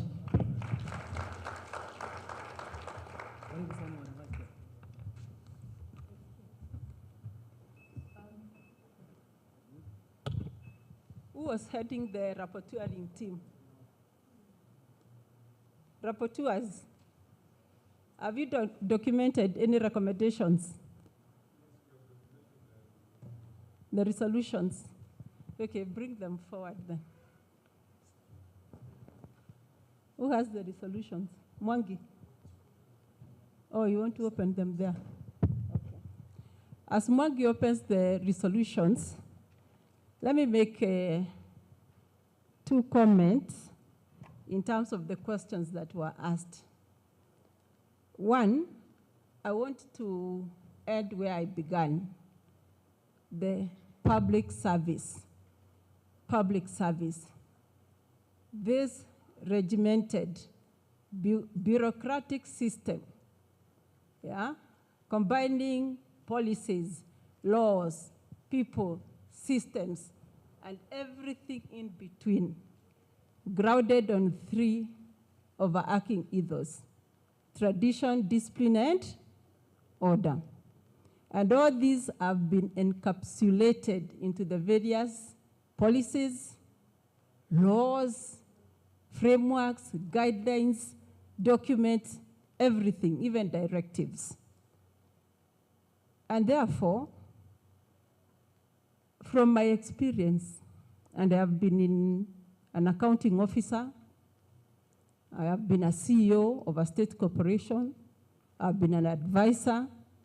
The government doesn't have vacuum in terms of frameworks. What we might be suffering is lack of knowledge or awareness of what may be there. And that is why we said reading, sensitization, and awareness creation is important.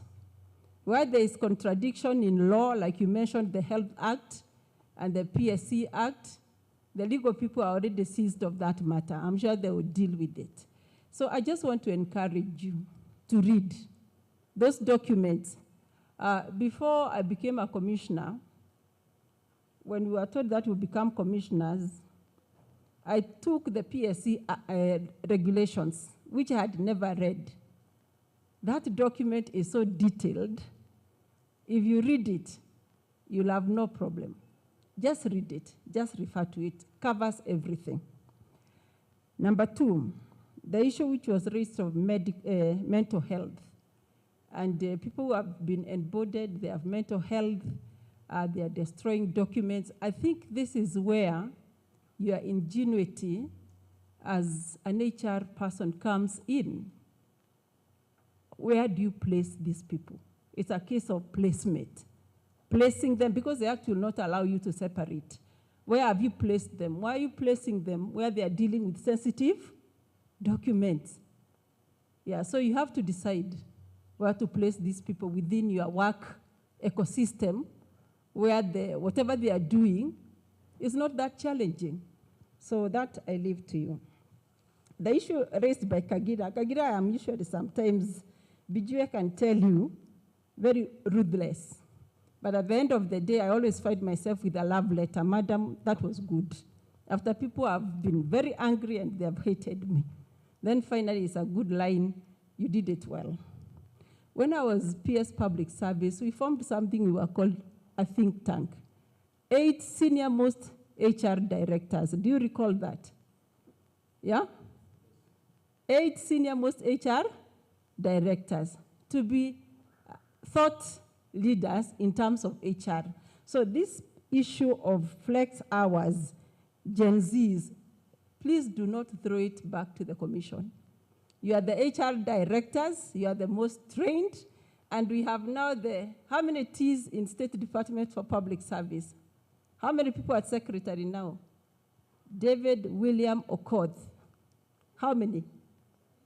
How many are they? You don't know. How many, Dr. Bijue? Establishment of 6 at secretary level. There's a reason. Secretary is deputy to a PS, isn't it? A thought leader, an advisor. So we expect that we'll see thought leadership in that area from the State Department for Public Service.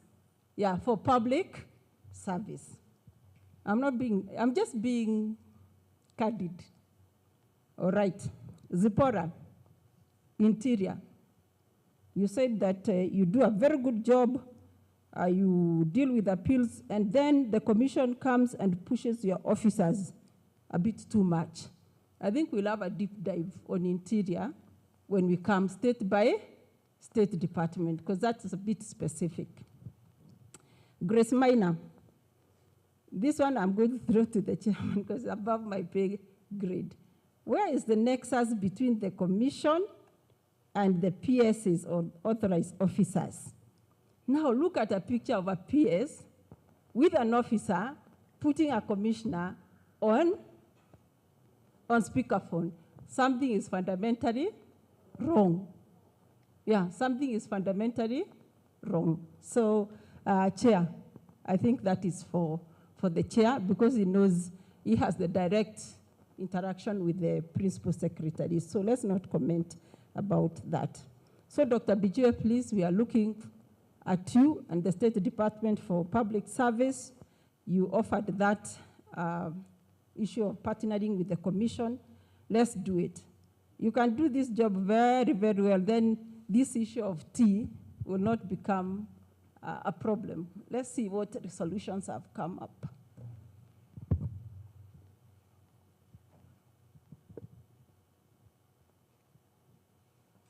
So as we do our resolutions, one of the things we said is that we are going to have this road trip. Is it called road trip, or it's called a road show? State Department by State Department. So the first ask here is the HR directors start documenting your issues. Document all the issues that relate to your State Department that are touching on the work of the commission, on management of human resource. And if possible, send those issues to the commission so that we can look at those issues and determine which technical officer will come for a road show with which commissioner. Are we together there? Now, the technical officers in the commission, the secretaries, are also documenting their issues. What has been their experience dealing with State Departments? So we'll have 2 documents which will determine our interaction. After that, then we'll leave it to the chair to deal with the accounting officers. So following discussions on the issues that we raised during plenary sessions, these are the resolutions that adherence to relevant laws, Constitution 2010, Public Service Commission Act, and so on and so forth. They are very, very many. These frameworks are very many. So just that, and I said, let us read them. The Commission will partner with MDAs as we start the new journey of accountability and transparency in management of the human resource in the public service. Issues of upholding integrity, honesty, and confidentiality, adhering again to the provisions of the Act on Data Protection. The Commission will liaise with the Kenya National Examination Council with a view to reduce the cost of certificate authentication. The Commission will consult with the State Department for Public Service and the Kenya School of Government to undertake customized artificial intelligence programs. Did I miss one? Directors of Human Resource Management and Development shall provide technical advice to authorized officers, implement PSC decisions. I think next time we have, I will take a few minutes and unbundle the tradition, discipline, and order, because those ethos are there. Actually, the fourth one reads that technical officers must be allowed the chance to give what? Free advice to the accounting officers. It's one of the ethos of public service, and we have told them. If the PS was here when we were doing the induction for them, that is one of the things we have agreed with them. They must open their doors for advisory from the technical officers. The chairman will deal with that if it's not happening. The Commission will deepen its engagement on HR matters by engaging with MDAs directly through meetings scheduled for the month of June, not June, I think July. Beginning with the first 10 MDAs, you will get that schedule of the meetings, and we are hoping that going forward, we'll have more interaction. I'm sure when the Commission comes to you, it will send a very strong message, even to the employees, of the direction we are taking. As I end, let me say this Commission will finish its tour of duty in 2031. So this is a legacy commission, because then we'll just have finalized, we'll be taking stock of Vision 2030. We'll take time also to take stock of this commission, and this is a legacy commission. We hope we can make a difference and leave the service better than we found it. If there's one way forward we have missed, we could include it here. You can write it down and the rapporteurs will take it. We'll do the comprehensive report and give it to you as a document for you to read as we go forward. Now, I think we are coming to the close of our session. And because it's a way forward, Commissioner Irene, I think it's fair we ask the chairman to say something before we give the vote of thanks. Ambassador Muchiri. Thank you very much.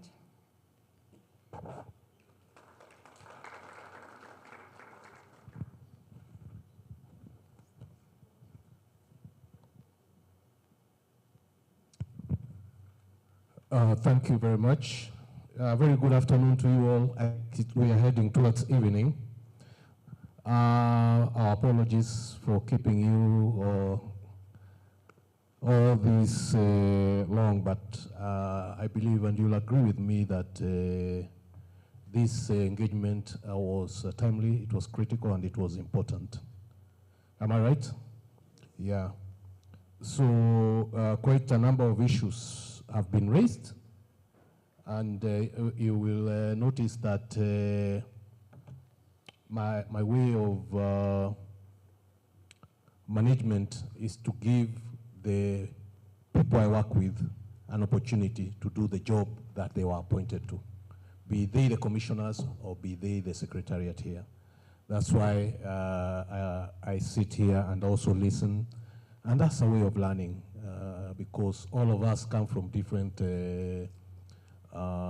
backgrounds, and I always encourage you, all of us, to listen, because everybody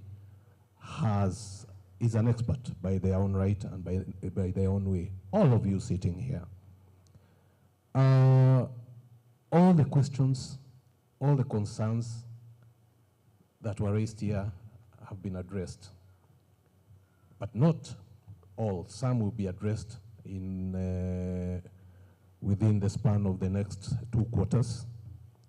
And the issue that is burning most will be addressed once we finish with the roadshow, as my vice chair puts it.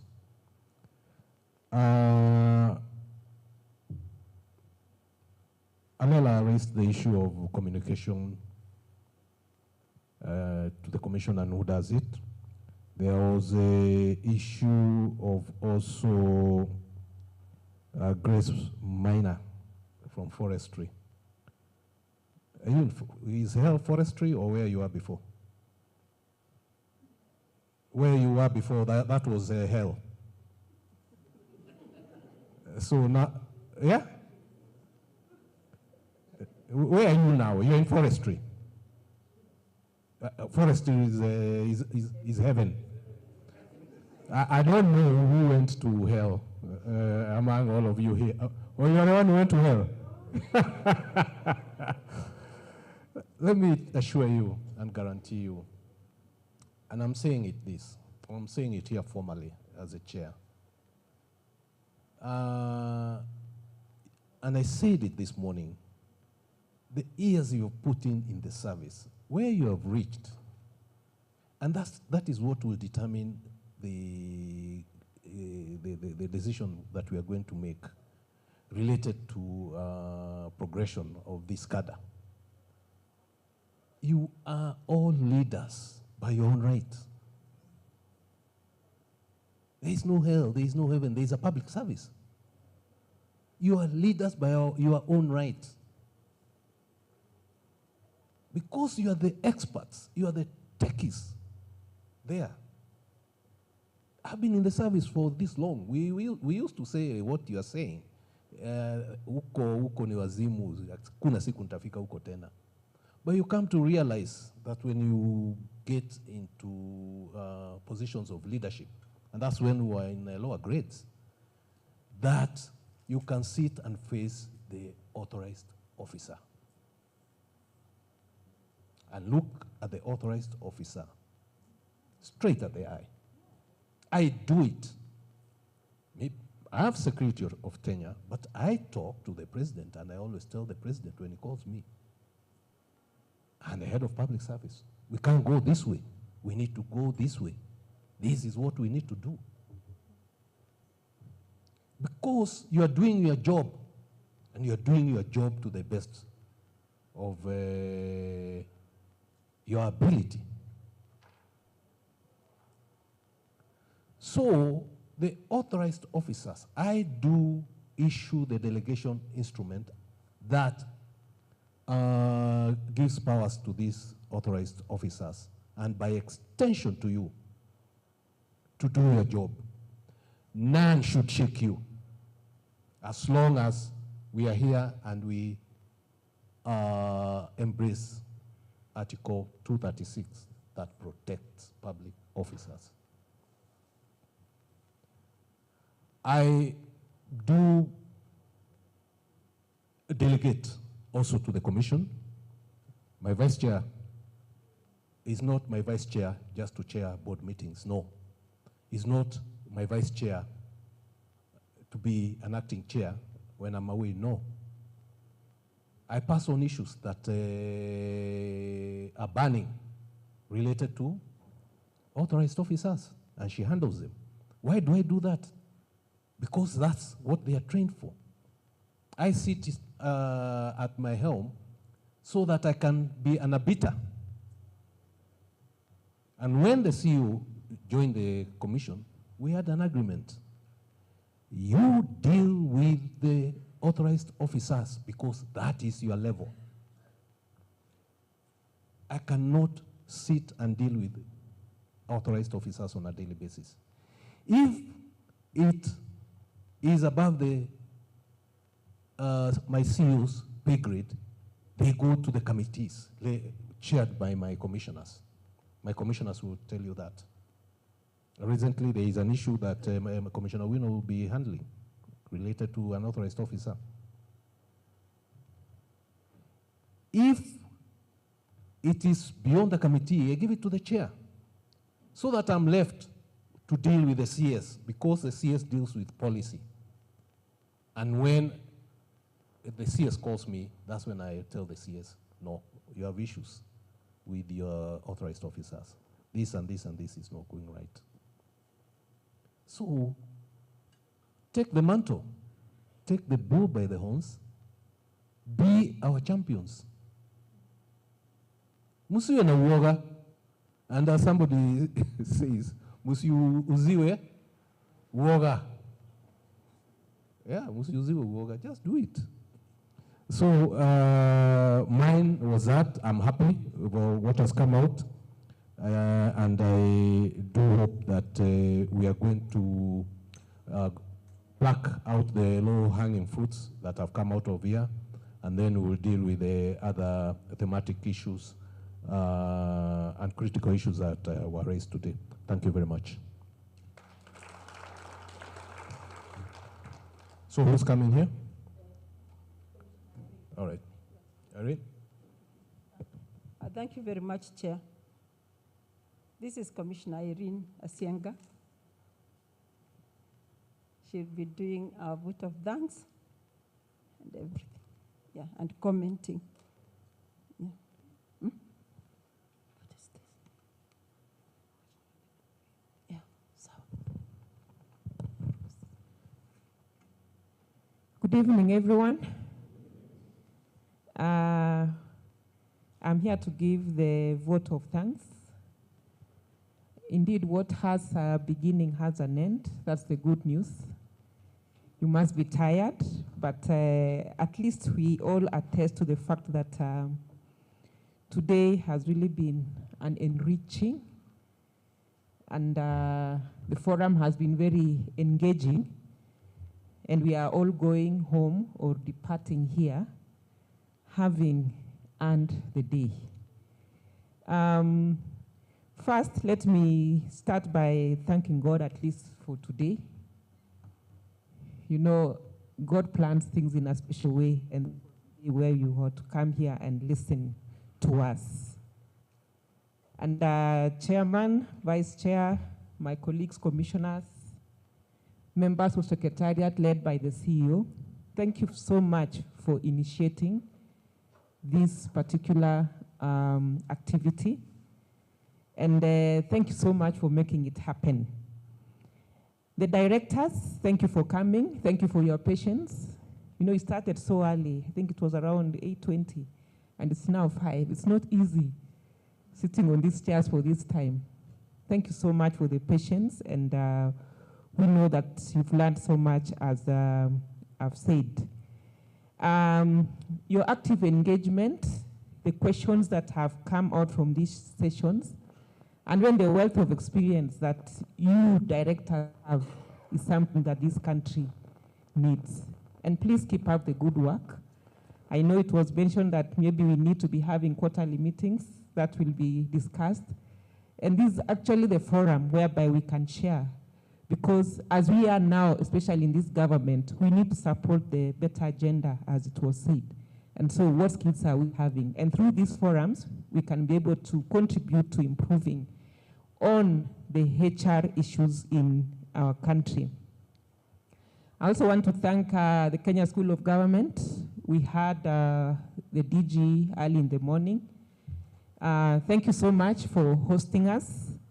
Thank you for the hospitality, and looking forward to coming again. And thank you for the good work that you do from day to day.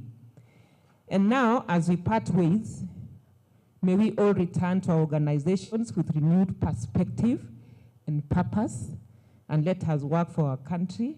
Kenya is our country. We don't have another country to go to, and God is going to see us through in all. But before I pray, I give the prayer, I just want us to appreciate all of us. I don't have flowers to give each and every one of you. We will not do the Nyayo style, 1, 2, 3, fungua. But let's just do some factorials, about 5, to thank everybody. Maybe 5 factorials will do. 1, 2, 3, 4, 5. 1, 2, 3, 4. 1, 2, 3. 1, 2. one. So receive the flowers on the behalf of the commission and on behalf of everybody. So, sorry? Okay. Thank you. So let's stand for a word of prayer. I don't know whether I was supposed to pray or somebody else was supposed to pray. It's me. Okay.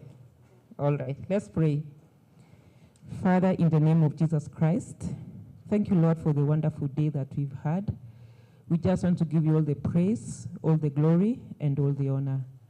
Lord, when we started this meeting in the morning, we asked for your guidance, we asked for your wisdom, and thank you, Lord, because you have done all that.